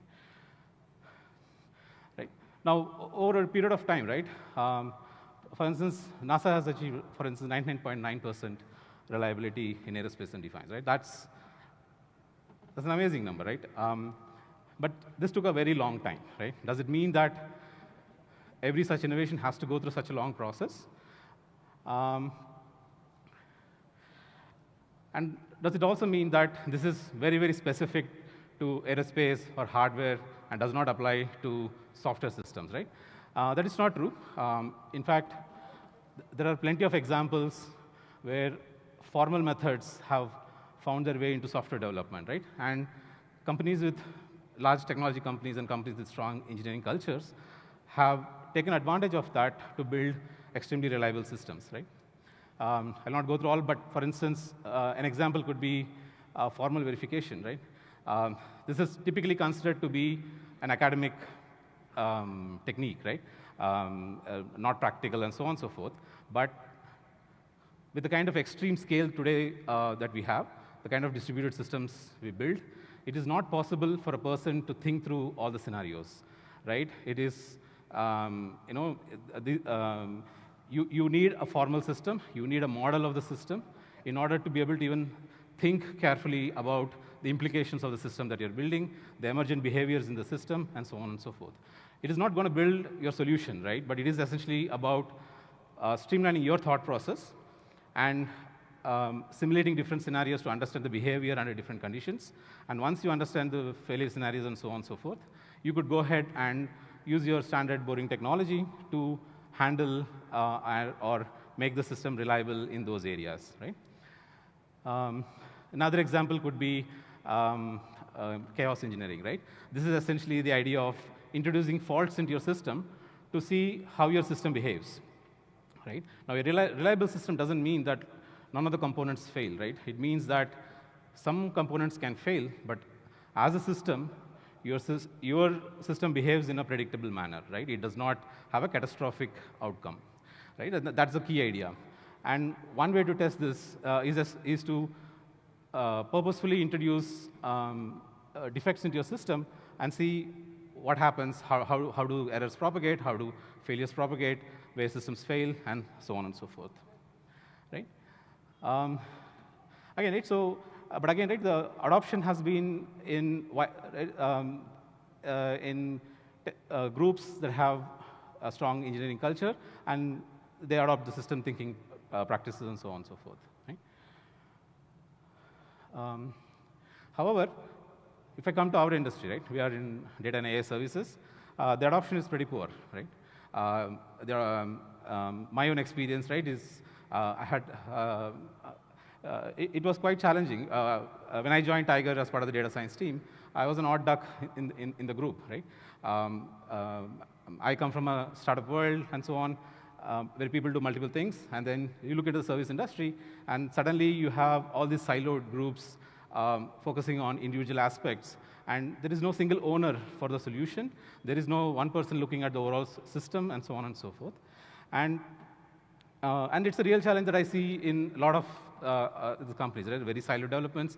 No one has a clue. No one has the idea about the overall system, the behavior, or the ownership around it, right? And the predominant challenges are, one is the cultural resistance. People are used to doing things in a certain way, and there is resistance to change, right? I really like this metaphor of organizational antibodies, right? Whenever there is a change that's introduced into the system, there's always resistance to change, right?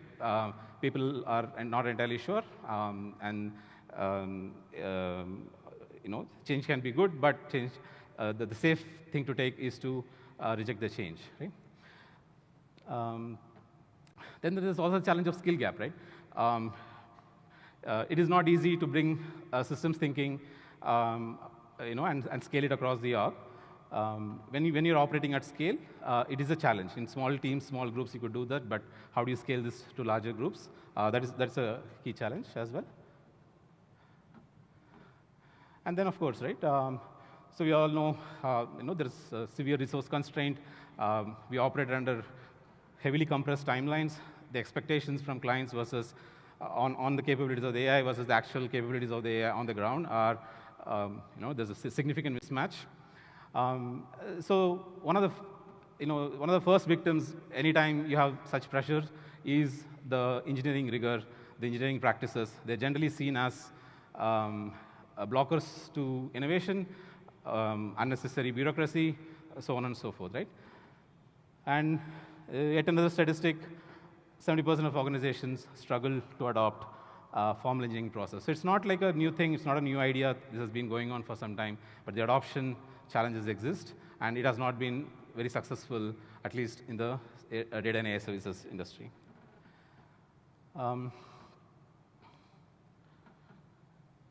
So how do we do that, right? Now, it is not a technology solve. It is not about mandating that people start using certain practices and show efficiencies. Wherever this has been, we've seen clients where suddenly people have given access to Copilot and are asked to show certain efficiencies in their process, right? And typically these don't work well. So the key thing here is to not look at it as an individual problem. It is not just about using tools to accelerate. It is essentially about transforming your culture, right? And it is a combination of tools and technologies, the people, and the process that you follow. All three has to be looked at together and responsibly moved to achieve in the direction that you want to move your culture towards, right? What can the organization do, right, to support this? So this is one of my mandates, one of the things that I'm thinking a lot about these days. One aspect is to basically build internal platforms, right? Now, it's not a new idea. Internal developer platforms have always been available. But the idea of removing the friction, right, in adopting good engineering practices, in my mind, providing happy paths, golden paths for people to quickly get the job done without going through the friction of looking at all the different tools that need to be integrated and so on and so forth. At the same time, a lot of these good practices could be baked in, and these paths could help them build solutions with good quality without going through the friction points, right? And this also brings together the org, set up inner sourcing as a strategy, where, again, right, this is again to break the silos, right? There are different groups building very similar things in different pockets, right? Now, by enabling an internal platform and building common infrastructure, common services that people could reuse, and inner sourcing it across the org, and encouraging people to reuse components, contribute back to the components, and along the way also leverage other stakeholders like your L&D teams and other folks to conduct dev days and hackathons where the practices that you want people to adopt are made easier for them to try out in a low-stress environment. And the other aspect is to essentially have very clear guidelines around the usage of AI, right? And this has been a challenge, right? You get very different messages from different parts of your organization, right? The InfoSec sends very severe-looking messages about the usage of AI. At the same time, your team leads may be telling about how AI, if you're not augmenting yourself with AI, you're going to get outdated, right? So what does a person do, right? So in fact, there's a name, there's a term called shadow AI usage, right? That's getting popular. Again, the idea is that people are using AI, but they don't openly share about it, right? And it is an organizational risk. At the same time, you're also losing out on, bringing the adoption of these tools and practices into your organization.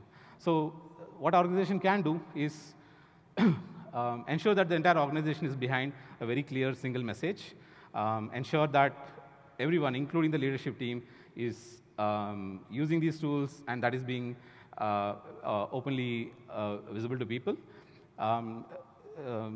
which basically gives a very clear message that the whole org is behind, and this is the right thing to do, right?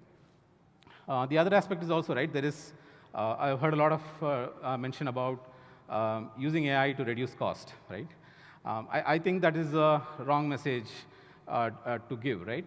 In fact, I think a better message could be to say that, or at least from a cultural perspective, a better message would be to say, we want to use AI tools to unlock productivity to build higher quality for the same cost, right? I think that's a more aspirational message as opposed to race to the bottom of the lowest cost of development. And I think that is a vicious cycle that you would want to avoid. And of course, right, there are more approaches, right? Like I said, right, it's not just a technology solve, it's also a social solve. So you want to make sure that there are communities of practice that are talking about this tool usage. There are a network of champions that are pushing forward the message across their peer groups and so on and so forth, right, and so on. So what are some key levers, right, for systems engineering that I think of, right? There are many probably, but I just picked a small set. I think one key thing is going to be formal requirements, right? In fact, a lot of projects that don't make it to production are predominantly because the specification is not clear, right? It's not clear what the client wants. It's ill-specified, and what you get out of, at the end of the day, nobody's happy about it. Then there's the whole iterative model, V model, which is actually nothing but continuous testing, continuous improvement. For instance, we build models, but the evaluations process, continuous learning process, that is not that's not well defined, at least in the case of GenAI solutions and so on, right? And then, of course, things around risk management, safety analysis. For business critical systems, particularly in regulated industries, what are some compliance issues? What are some challenges? How do you proactively prevent them? How do you proof your system around it? You may not be able to avoid a failure, but you may be able to have backup behavior. You may be able to have failover behaviors and so on and so forth. Right? And then, of course, performance metrics, right? It's ultimately, unless you measure, things are not real, right? You can think you have a good solution. You may think it's a performance solution, but unless you have the clear metrics that measure very specific properties of the system, it's not real, right?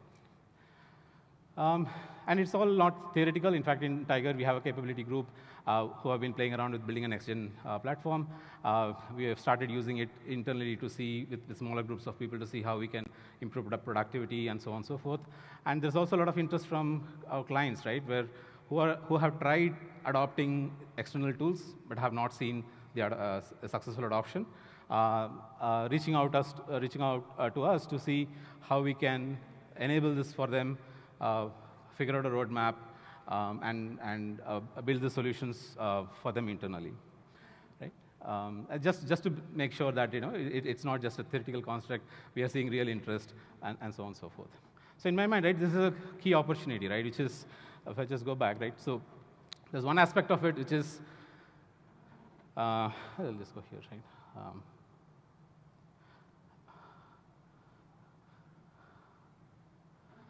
So there's one aspect of it which is, we know bringing in better engineering practices is going to make your solutions more reliable, right? But the adoption is challenging because there's significant friction in adopting these tools. So then, can AI-assisted engineering be a way to bring, to make adoption of these tools much easier, right? So that's the first key idea. The second key idea is, once you build that adoption layer, can you add intelligence into your engineering layer to further accelerate the development of AI itself, right? For instance, rather than throwing away existing tools and completely adopting new AI frameworks and tools, can you take existing tools, add a layer of intelligence on top, and then use that to further accelerate your process? And again, as I mentioned, right, mandates don't work. The important thing is to start small, identify key pilot projects, identify your champions group, and then get the message around, build this assisted toolkit, and start small, get the system working, show value, and then use the organizational support and so on to scale it to the larger org, right? So that's the general thought. I'd be, I'm very curious to hear your thoughts. I'm sure all of you are facing similar problems. What has worked for you, what has not worked for you, please feel free to catch me up. I'll be at the Tag Analytics booth today and tomorrow. Thank you. Thank you very much. Unfortunately, we have run out of time. So like the gentleman said, he'll be available outside. At which stall? OK. Tiger Analytics, the Tiger Analytics stall. All right. So big round of applause for him, please. Thank you very much. All righty, we're going to go into the introduction of the next speaker then. AI is changing the rail industry by turning complex data into actionable insights. The next session that's coming up explores Alstom's real-world applications in predictive maintenance, operational efficiency, energy optimization, and enhanced passenger experience for smarter, greener railways. The person coming on to present is the Managing Director, Signaling and Infrastructure for Alstom India, where he oversees major urban transport projects such as Namo Bharat, Delhi Metro, Mumbai Metro Line 3, and the metro networks in Bengaluru, Pune, Chennai, and Lucknow. Please welcome to the Cipher 2025 stage, Puneet Srivatsava.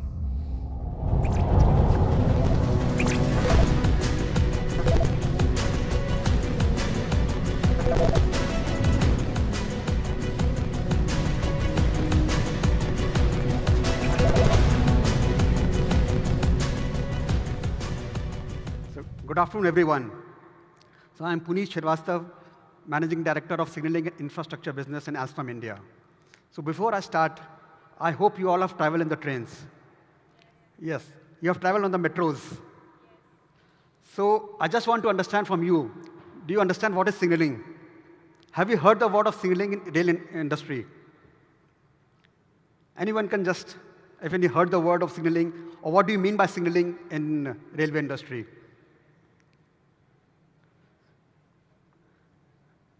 So make it very clear, signaling is basically the heart and the brain of us train operations. When you are sitting on a train, when the trains are moving, the safety, the reliability, availability of the train operations is decided or determined by the signaling system. It is a backbone of the whole system. You have seen the trains, you have seen the stations, you have seen the buildings, you have seen the other infrastructure, which is visible. Signaling is behind the system. It is a complex hardware and software which runs behind which ensures that the trains are running smoothly, trains are running on time, and you can get a proper information. It helps you carry the passengers from one place to other on a safe and reliable mode. Like when you on the stations, you see the trains are coming in 1 minute or 2 minutes, or trains are delayed by a minute or so, then you can plan a journey. All these things, all this information which is displayed to you, all of you, is through the signaling system. So that is what we are doing in Alstom. Alstom is the leader of rail transportation globally, and we are in the signaling business. We are doing this system, ensuring that we run the train reliable and smoothly. To start with, I just want to give a big background what we do in Alstom.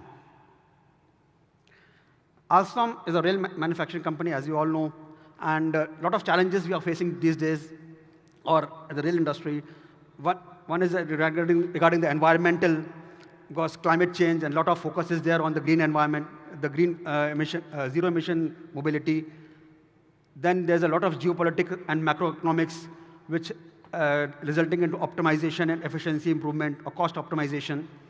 The third part is the population. You know, a lot of urbanization is taking place, and to cater those needs of urbanization and the migration of people, the best mode of transport is rail transportation. And we are seeing, especially in all parts of the world, especially in India, all Tier 2 cities are coming up with the metros. And this is just to decongestion the major cities. And then we also have connecting from the Tier 2 cities or the satellite towns to the main cities. Like we have Namo Bharat, Delhi Meerut connectivity is there, and this is coming out very fast in the country. So all these challenges which we are facing, all are addressed by Alstom. We are addressing it. We are helping in providing a zero-emission solution. We are helping in providing an optimization and efficient solution.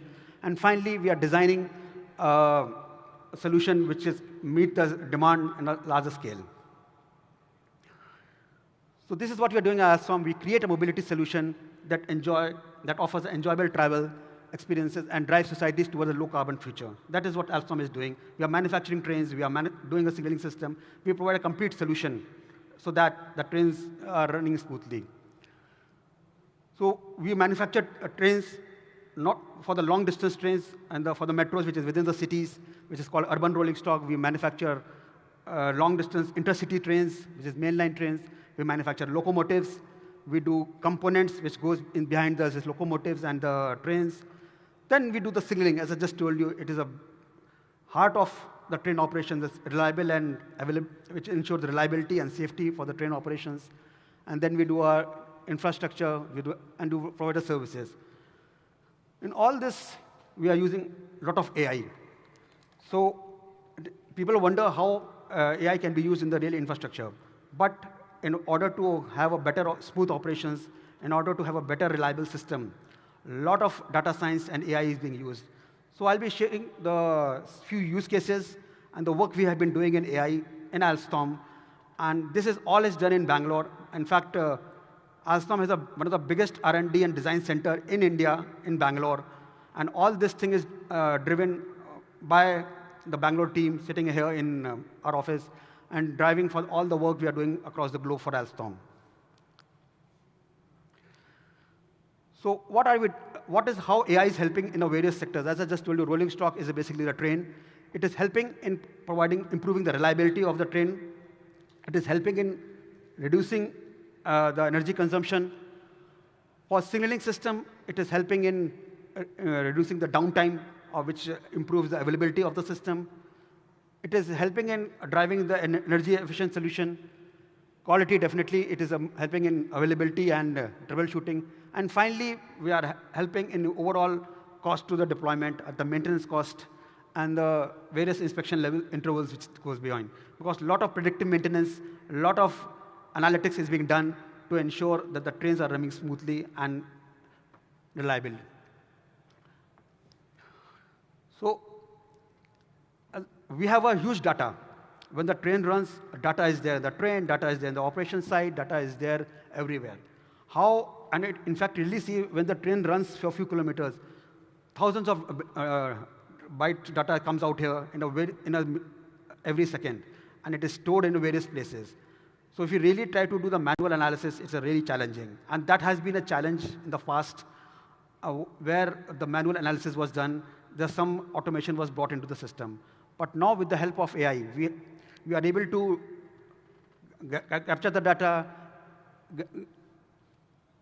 Basically, we are able to get all this data which is there, whether it is from the energy perspective, from the signaling perspective or train perspective. Then we also capture the data for the passenger, which is on the stations, the ticketing, which is coming out here, the operations, the security, CCTV, and all this journey data. So all this data is there. And what we do is, now we are using AI to analyze this data, to use it for the better operations. And this we are passing on the information for our purpose, for better maintenance, or for better reliability, or we are passing to the operators for better operation of the train. So this is a very simple diagram of a train. So when the trains are running, this is not seen to any passenger, basically, just to let you know.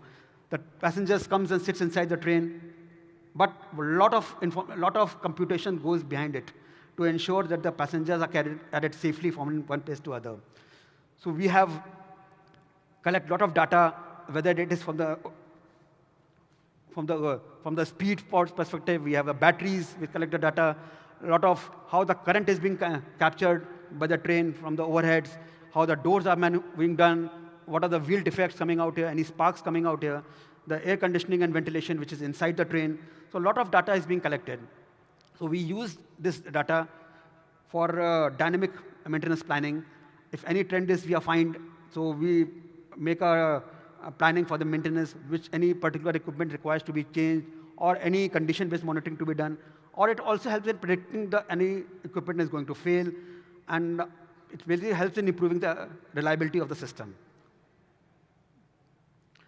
Similarly, for this you see trains, basically from the signaling perspective, the signaling, as I was telling you, is a core of the train operations. We have a lot of information is shared by the radio. By the one train shares the information to the other train via radio through various equipments which are installed in the station. Then, so all this, then a lot of trains are running. And if you really see in a network of around 20 kilometers, approximately 30, 40 trains are running at a time. This means a lot of information is there, and we collect this information, we do the analysis, we do the diagnostics, and we are helping in making the train run reliably. So now I will going to share you some few use cases, how Alstom has been taking the lead in, through AI in leading this basically diagnostics, and also helping our operators across the globe in providing a reliable solution. So one of the core part of our train operation is the radio. When the trains are running, it is passing information from one place to other to our radio. Radio is simply a wireless network, which there's some radio equipment installed at the wayside on the train. And suppose anything goes wrong in the radio, there's a huge loss of communication and train will stop. It is a really catastrophe. If your radio of a network is off, it means approximately 15, 20 trains are stopped at a location, and the passenger sitting out there will not be able to go to their desired location, or the passenger who wants to come, they'll be just waiting for the trains. So we have developed a solution. It is a solution in-house, done in India. And so earlier what was happening was, it was a huge challenge in collecting our data, analyzing the data, and then because it is a manual exercise, it was taking a lot of time, and finally when the train stops, it is a huge penalty which operators imposes on any OEMs, and there's a huge challenge was there for us also. So we came out with a solution with the help of AI, where we collect the radio measurements, the various parameters of the radio on a real-time basis. It is collected, it is stored, and it is diagnosed on a real-time basis. So if anything is going wrong anywhere in the network, immediately, either if any parameters need to be corrected, automatically the information is being done, or any preventive action needs to be taken, information is passed on to the maintenance team, and they are able to attend the issues immediately. So basically, this has really helped in improving the reliability. Now we have deployed in few solutions in Europe. Solution has been developed from India, but we have deployed in Europe, and it is really working fine. And we have a feedback that the train operation have really improved after this deployment of this solution. And now we are going to scale up across the globe, basically. And since it is a more proactive way of analysis, it is really helping the operators also. So as I just told, it is a continuously monitored, and all the issues are automatically detected and diagnosed. And any corrections which are there, it is automatically produced. Suppose there is an issue in the network or in the radio, I mean, immediately the information is being passed on, a correction is being done without any manual intervention. And if manual interventions are required, messages goes to the corrective maintenance person, and he takes the corrective action immediately. So this is one of the things which has been really helpful. The AI has been helping us to improving the reliability of the train operations. The other important aspect of our, where we are using our AI is in our predictive maintenance for infrastructure. I hope you must have seen the rail network, the tracks, and how the train moves basically from one place to other. It is not like a car where the driver is sitting and he is maneuvering the steering wheel. There are tracks which move from one point to other, and which drives the train to that direction. So how it is done normally? There's machines are installed on the track. If you really see, these are some machines are installed on the track, which moves the track so that the train can move in the desired direction. It is a very sturdy equipment installed on the track across the world. The same principles are there. And if anything goes wrong, this means the train has to halt and person has to be sent to the site to attend it. There's a huge tedious exercise, huge manual exercise. And frankly speaking, this is a isolated equipment installed at site. It is having, going through all the heat and weather conditions. And if anything goes wrong, it is a really tedious exercise. That means you have to stop all the trains in the network, send some person to site if anything wrongs happen. This was a huge problem which was there. So what we have done is we have used the AI in predicting the failure of this equipment, which is installed at site. Earlier, as I just told you, there were a lot of manual inspection work done, and it was a really pure manual exercise. Then we went through a threshold-based analysis. Some parameters like current or voltage is going beyond a certain limit. It expects that equipment will fail. Now we have gone with the AI-based. We monitor a lot of parameters which goes on during the operation of this machine. It is monitored on a real-time basis, and we are really so basically we have developed algorithms, AI algorithms, which clearly monitors the parameters which is used for the this machine operations. We monitor the trend of those parameters. And based on the trends, our AI tool is able to predict the equipment is going to fail. And that has really helped us a lot in the train operations. Whether it is a friction, whether it is a power supply, or when it is obstacle on the station, it can be predicted. So we have basically we have a complete anomaly detector is installed, and our AI is able to classify them into various classification. Based on what is going to, they can also predict what is the reason behind that failure, and then you can predict whether any correction needs to be done. So this has really helped in our train operations. It has really helped in improving the operations time. So as I just told you, a lot of parameters are being measured on a continuous basis. And suppose any obstacle is there, certain parameters, there's a slight spikes in the parameter. The AI monitors it, measures it. There's some obstacle at the site. Immediately a message goes to the maintainer who is there at site. He'll just go out and have a look into it and get it removed. So before any train comes into this track, or before any operation takes place, we come to know there's some issue, and it can be attended without stopping the train and ensuring that the trains are running on time. And this is a solution we have deployed, which is not specific to any particular machine. Across, there are various manufacturers of point machines in the world. So this is scalable to different type of machines, and this solution was developed by Alstom, but it can be used by any of the machines used for in the track by any of the vendors.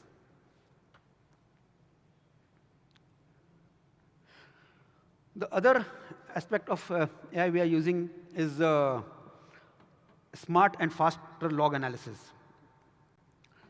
So the core of our safety, core of reliability, lies in we have a central computer which computes all the information which is there. It has all the information of the train speed, train length, and all the information which is there required to run the train smoothly and reliability. So it's a central computer which is installed in the stations, and it has a track of, it monitors all the train in the system. If anything goes wrong in this system, and the logs are there, and the huge logs are there, because it records each and every event, and to read those logs, to understand those logs, it's a huge tedious exercise. A lot of logs are coming in, thousands of lines logs come in a per minute basis. To understand those logs, to analyze those logs is a really tedious exercise. Now we have used AI to understand these logs, to analyze those logs. First of all, we are collecting the data for all the logs which is coming out here. We have developed algorithms. Then most important part is we have able to do the root cause analysis. And that is really helping it out for our system, for a maintenance perspective, and also from the operator perspective. Because trains are, now we are able to identify the issues, identify the anomalies which is coming out because of these logs. And finally, we are able to do generate the reports and also take the corrective actions. So just to give a very briefly, suppose for a single issue, we were taking approximately 8 hours of work. 8 hours just to analyze the log. Forget about resolving the issue. Now we are able to get it in now less than 1 hour, and with the help of AI. This is still in the process, and as we know, as we keep on training the tool, it becomes more predictive, more analytic. So I'm pretty sure it will be done in a few minutes. The understanding of those logs, which was taking hours or days, it will be done in a few minutes. And that is really going to help in taking fast decisions, removing the cost of operations, and also boosting the mean time to repair. One of the KPIs which operators always monitor is how much time it takes to repair. So definitely, because we are able to understand the issues much earlier, we have been able to reduce the mean time to repair, and finally, definitely is going to improve the customer satisfaction. Last, this use case about the energy saving. And we all know how the cost of energy is increasing on a day-to-day basis. And all the trains which is running across the globe, either running through electricity taken from various sources, and the cost is really increasing. And one of the biggest challenge of operators is how to reduce the cost of energy while running the trains. There are various methods which have been deployed in the past. Some are manual, some are more operator-driven. But finally, these methods has not been resulting in a better energy optimization. So Alstom has come up with a solution where we have optimized energy savings. In fact, we take the measurement, take the parameters of all the trains which are in the system, and we give a command to a train of which speed they have to accelerate, which speed they have to decelerate, so the current consumption which is there for the train is optimized, and ultimately optimizing the energy. This solution which we have deployed, we have a solution where the trains are running without the drivers. So our solution is basically monitoring the train parameters, train speed, and we are giving a command to the trains how to run the train, how to in which speed they have to run, and where acceleration has to be done, and so that first of all it doesn't affect the passengers, and also helps in optimizing the energy consumption for the operators. So basically, we have been able to save more than 15 to 20% of the energy, recovering of the energy by our solution, and that has really helped. So the benefits, as I told you, it is benefit to all operators, all metro cars, without any additional infrastructure investment, because this is a solution we're working on back end, and this is really helping, and finally improving the operational performance. So finally, before we close, I want to show we are the leaders of rail operation, global leaders in rail manufacturing, helping enhancing the railway operations, and finally with the help of artificial intelligence. And that is Alstom has been doing. We are the leaders across the globe. And this Bangalore team, which is sitting in India, around 4,000 people, we are working out here. working and helping the rail operators to better radio monitoring, infrastructure, or health management, and dynamic maintenance. And this all is going on through with the help of AI. That's all. Any questions or anything is there? Thank you, Mr. Puneet. Unfortunately, we don't have time for questions, but you can have a conversation with people outside. Stall is there, and Alstom, you can come out. Fantastic. Thanks. Give him a big round of applause, please. Thank you very much for joining us. In the interest of time, we shall do this once again, where we quickly go into the introduction of the next speaker. AI is reshaping logistics, enabling faster deliveries, smarter routing, and personalized, customized experiences. The coming up session explores innovations like predictive analytics, autonomous vehicles, and demand forecasting to drive efficiency and competitiveness. I'm just looking towards my side, just making sure that we're all good to go from there. And at the console, yes, we're good to go. All righty, fantastic. Leading this session is Vaibhav Khandelwal, co-founder and CTO of Shadowfax, India's largest on-demand crowdsourced logistics platform. He drives AI and ML innovations to optimize supply chains and enhance last-mile delivery experiences.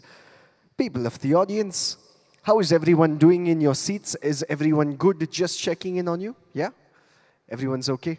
Okay, fantastic. Can you give the man a big round of applause and please welcome him to the stage, Vaibhav Khandelwal.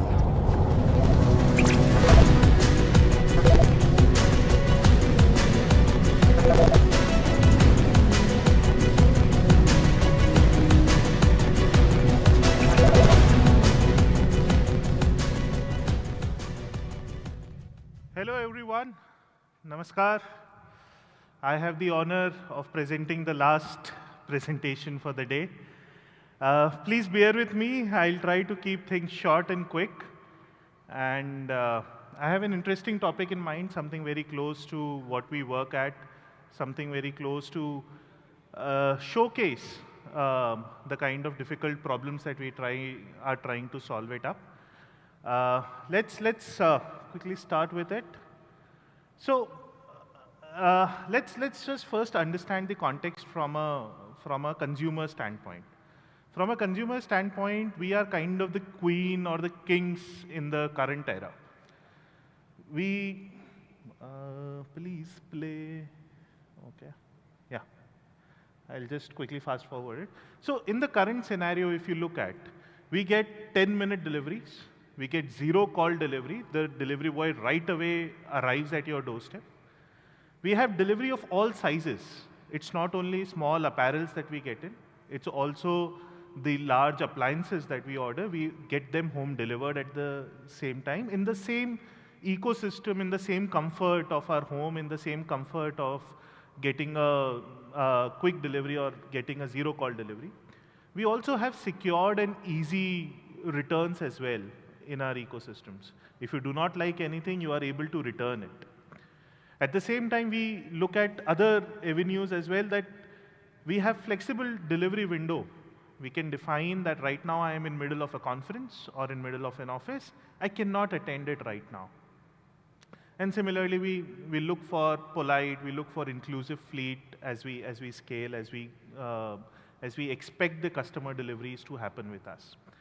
So the beauty of the logistics ecosystem is that all these problem statements are solved for, and nobody kind of remembers what has happened behind the scenes here. Everyone just remembers a logistics firm or any logistics ecosystem only when things go bad. It's kind of a role of a wicketkeeper. I normally use that analogy. In cricket or in a test match specifically, your wicketkeeper is collecting all the balls, he's catching, he's stumping, but you would eventually remember that wicketkeeper only when he misses or drops a catch or misses a stump. And that's kind of the scenario with the logistics ecospace. You are trying to solve very difficult problems, but you will be remembered only when things go bad. So my presentation here is focusing on remembering you the things that go bad, and so that we can appreciate that for the 98% times when the things are working well, why do they go well? So let's move in a simple manner. Simple question. Is it always delivered within 10 minutes? Has any one of you, or I believe a lot of you would have experienced a scenario where at the time of placing an order, you were shown that it will be delivered in 10 minutes or 9 minutes or so on, but you keep waiting for that order even for 15 to 20 minutes as well. And that is a very frustrating experience, to be honest. I mean, experience your cook is there waiting for veggies to come in, and you are like, कि हाँ, अभी 5 minutes में आ जाएगा, and still after 20 minutes, nothing has arrived. Now let's go under the hood on why is it a difficult problem per se. See, predicting ETA or accurate ETA is actually a very tough problem. A, you need to know the real-time traffic prediction available out there. Now, the kind of data even Google has limitations for the kind of use cases that we have in our societies. As a simple matter of fact, Google can give you that how much time will it take from point A to point B. But it will never tell you how much time will it take for a delivery boy to reach from the society gate to the block number that you are at. There is no accurate methods available around that. And even for a delivery boy as well, or a delivery partner, it is difficult to know where block E of XYZ society exists. There is no global data that is available around there. Then comes the next important part of weather forecasting. See, we are sitting in our houses. We do not know how bad is it raining outside, what all second-order impacts happen if it rains or if some inclement weather happens. So I come from Jaipur, I come from Rajasthan. I know during our summers, it is loo. Loo blows throughout the day. As customers, we have never realized what this delivery partner is actually going through in order to deliver this good for you. And your ETA engines need to also assimilate this in order to understand that this order will be delivered in this much time frame. And hence, it's a much difficult problem, and you need to, and this is where AI is actually helping from historical patterns, from the experience of the existing riders visiting that society to create that internal map of a society on how to navigate to a particular building or to a particular society. As a simple matter of fact, I mean, in some societies, room number or flat number 105 could be on first floor, and in some societies, it could be on 10th floor as well. And then there is no knowledge that exists. Using AI, using historical deliveries, one can actually build that ecosystem and have much more accurate ETAs, much more faster deliveries, solving for the speed problem out there.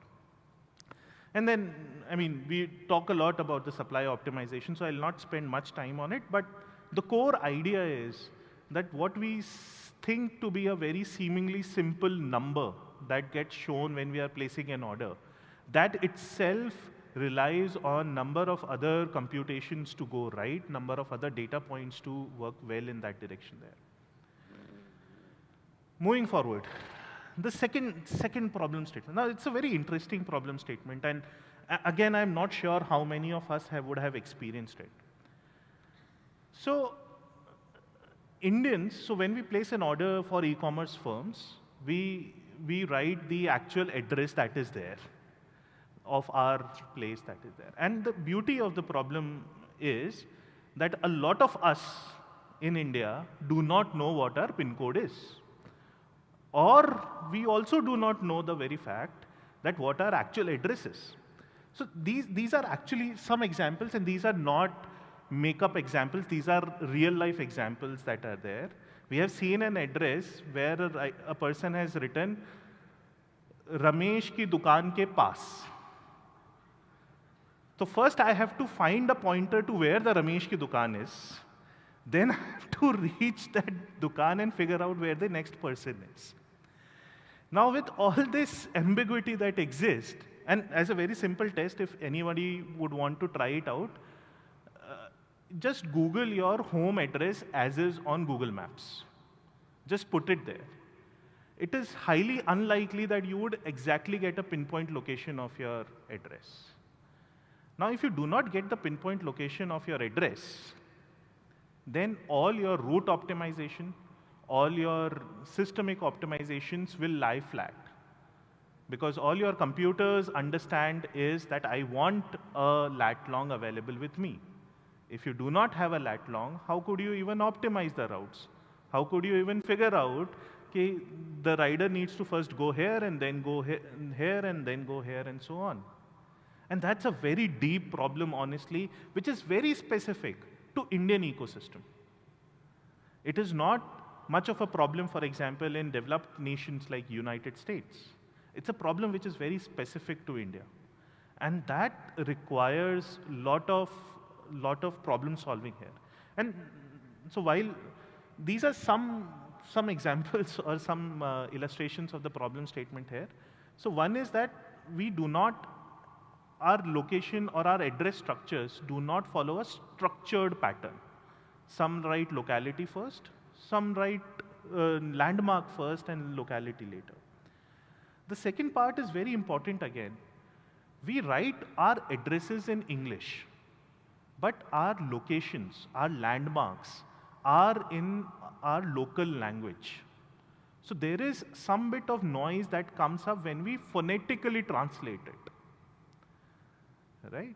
So it is not that all our cities, all our towns, all our areas, they are named after English use cases only. And that translation itself creates a difference in building the right algorithm out there. So you could not say that, as a very simple example, you could not say that I mean, as simple as that, apartment is, or very simple, very pertinent to Bangalore is Shobha Apartments. So some people write Shobha as S-H-O-B-H-A, some write as S-O-B-H-A, some have other variations as well. And hence, your typical algorithms or static dictionary matches do not work well. You need sophisticated AI algorithms to be able to ensure that these phonetic variations are captured in your way that you are geocoding your addresses out there. The third problem is actually a real one. I mean, believe it or not, Gurgaon is just one pin code. We do not have a clear way or a scientific way of dividing our geographies into pin code. And that creates, I mean, I was personally, shocked to learn that of the 10% orders that we receive on a daily basis, the pin code is incorrect. And that is a big number considering the Indian ecospace. I was surprised to that level that if 10% people do not know their pin code, how are we actually thriving? How are we actually delivering those shipments? So these are some of the problems that our team at Shadowfax and at different similar horizon, they are trying to solve, and AI is actually assisting in this. I don't want to delve into the specific AI algorithms out there, but the core idea is that if we understand the depth of the problem statement, that allows us to build those algorithms in a much better way. The third problem statement where AI significantly helps is on the fraud detection part. As a very simple, I don't want to take the name, but I believe each one of you would have read about this international courier scam, wherein somebody from police would call and they would ask that we have confiscated passports or we have confiscated some drugs on your name and you are under digital arrest. There was a major big international firm that was that got infamous because of this. And then these kind of problems, I'll tell one interesting problem statement as well. So there are some delivery partners who come on our platform. They impersonate the existing delivery partners. And why do they do that? they do that just in order to have free food. So they will log into our platform. An order will get allocated to them that you have to pick an order from Meghna Biryani, for example, and deliver it to the customer. They will pick up the order from Meghna Biryani, and then they will switch off their phone. Has it ever happened with any of the customer, as a customer experience, that your order, yeah, so I think you guys can relate with it. So these kind of frauds also exist, where people are using these platforms to have good food. I mean, they choose their restaurant, they choose the store where they want to have food this time, and they station themselves closer to that. The key thing here is that as a logistics ecosystem, it is the duty of the platform to ensure that all such fraudulent activities are preempted and are taken into account. So we take into account the location data, we take into account the behavioral data, we take into account the network data around that part as well to triangulate the likelihood of having a fraudulent activity associated with that rider, associated with that seller, associated with that customer. And that again was a revealing exercise for me personally. Aamtaur pe, normally we all think that it's, in most cases, the delivery partner who tries to commit a fraud. You'll be surprised to see that Indian consumers themselves, they commit they try to game the system as much as possible. A simple example which used to happen quite way back for us. So we used to deliver, at that point in time, returning of electronic goods was allowed. So we used to pick up in the, so you could place a return request for an electronic item and we will pick it up. So some college students, what did they do? They placed an order for an iPhone 7 and in the return, they returned an iPhone 6. A delivery boy is not that competent to understand what is the difference between an iPhone 7 and an iPhone 6. And just by exploiting these loopholes, they were able to game the entire ecosystem out there. Once the delivery boy has picked the item, the customer can always deny and say that, yes, I had given the correct product only. And the entire ecosystem, and again specific to India, I'm not sure of the global scenario, but specific to India, people try to game system as well. And the logistics is kind of at an intersection of all these players in place. We have touch base with the seller, we have touch base with the customer, we have touch base with the delivery boy. And we have to triangulate that whose fault is it. You cannot take a one plain answer solution for everything out there. The other thing that I'm personally worried about is the huge amount of PII data that logistics systems have. And the need for data security, the need for preserving them is a very important thing. I mean, we know, don't be shocked please, but we know what you order, when you order, how frequently do you order, who stays with you. All this data is available with the logistics ecosystem, and it is our duty to ensure that it does not end up in the wrong hands. So to able to understand the requisite use cases, to be able to understand how to protect the PII data is an important problem statement as well, where the credibility of the brand stands. So yeah, these are some of the things that we do. So we do an impersonation check. So whenever a delivery partner goes online on our platform, we ask for a selfie. And that selfie should match with the selfie that was clicked at the time of onboarding. So you need near real-time solutions out there. So we have tried to create a model which runs on the Android device itself. And it is able to match the embeddings for the delivery partner with of the current live selfie with the time of onboarding. It takes into account the various variations of having a beard, having a scarf, having a glass. So all those variations have been taken into account as well. And it also does a liveliness check. We were also surprised to note that certain riders, they were trying to game the system by clicking their photo as a selfie. So those use cases also exist.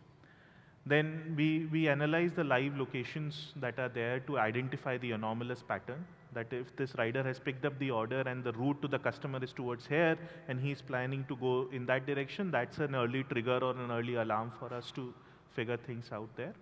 And then a large amount of seller and rider profiling is also done. You tend to understand the entire graph of the rider, who has referred this rider, how long has he worked. There is a gradation of the skill set that is assigned to a rider and to the seller and to the customer itself. So these profiling tools are also an important thing. I think I'm about time, so the last thing that I'll just convert here is that, is AI only for the customer experience? Is AI only for businesses? AI is also helping our delivery partner experience as well. So the delivery boys, because of whose efforts I am standing here, we are talking about what we are building about, they are also an important beneficiary of AI as well. Some examples which I wish to talk about is the back to home concept. See, we all talk about having the most optimized route optimization that is there, having the most optimal route, how can you find it fast? When you talk to delivery partners, they say that, boss, I'm not looking for an optimized route. When my night shift or when I am ending my day, I just want to go back to my home. So give me an order which takes me back towards my home. Don't give me an order which you feel that this would be the most optimum route for you. Okay. He or she will be more than happy to deliver an order which is taking back towards the home during the night time or during the shift end time. So how do you match the incoming demand with the supply factors that are there on a real-time basis is something that we try to solve here. Second is on the wait time at the store. See, for a given restaurant, depending on what the person has ordered and at what point of time that the person has ordered, the time to prepare changes. And this time to prepare or this wait time at the store is the idle time for that guy. That delivery boy does not make any money during this period. If we are able to preempt that this particular order takes this much time to prepare and accordingly delay the allocation to that delivery boy, that itself saves a lot of bandwidth for these delivery partners and builds a good stickiness of these partners with us. And third is something that we touched upon in the initial part, the last 100 meter of the last mile. There is no public data available on where is block E of Shobha Society. There is no public data available on how to reach flat 1015 in that particular society. And if we can solve this problem itself, that can tremendously help a delivery partner to reach the destination in the right manner, to make more money for their time in the right set of efforts out there. So yeah, with this, my time is also up, and I'll conclude this with a thank you statement. Thank you so much for being patient and listening to me. I'm happy for any questions outside or here. Yeah. Thank you very much. A big round of applause for the last speaker of the day. Wait, don't leave as if yet. Big round of applause, people. Thank you very much. Thank you very much, sir. We truly appreciate it. All right, tomorrow the doors are going to open bright and early, and we shall see you all there. By the way, head over to the AIM stall. They're doing little bit of like a goodie giveaway, so you have to leave a little something there, and you shall walk away with goodies. And just as all of y'all are leaving, how many of you have seen me perform before? Just put a hand up in the air. Okay, few hands going up. How many of you have not seen me perform before? Hands up in the air. Rest of you who don't care, hands up in the air. Okay, Mr. Keenan, if you could put my settings on. I wanted to do this in the morning. I couldn't because other sessions were going. I'll wrap up with this. Here we go. Hey, and suddenly all of you all stop. No, please keep going. And then you add some more. You go.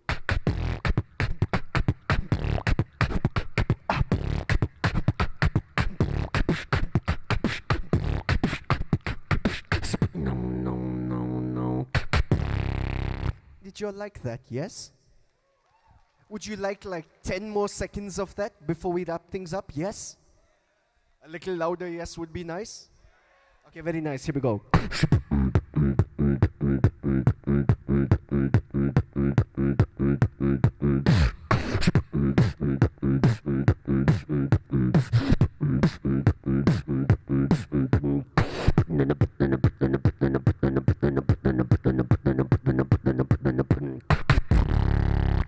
That was day one of Cipher 2025. Thank you all very much for being a part of the audience all the way to the very end. That's a nice little surprise for you all, I hope. Fingers crossed. Show up a little early tomorrow. If we have some time, I shall do another performance for you all. Do we have a deal? Yes?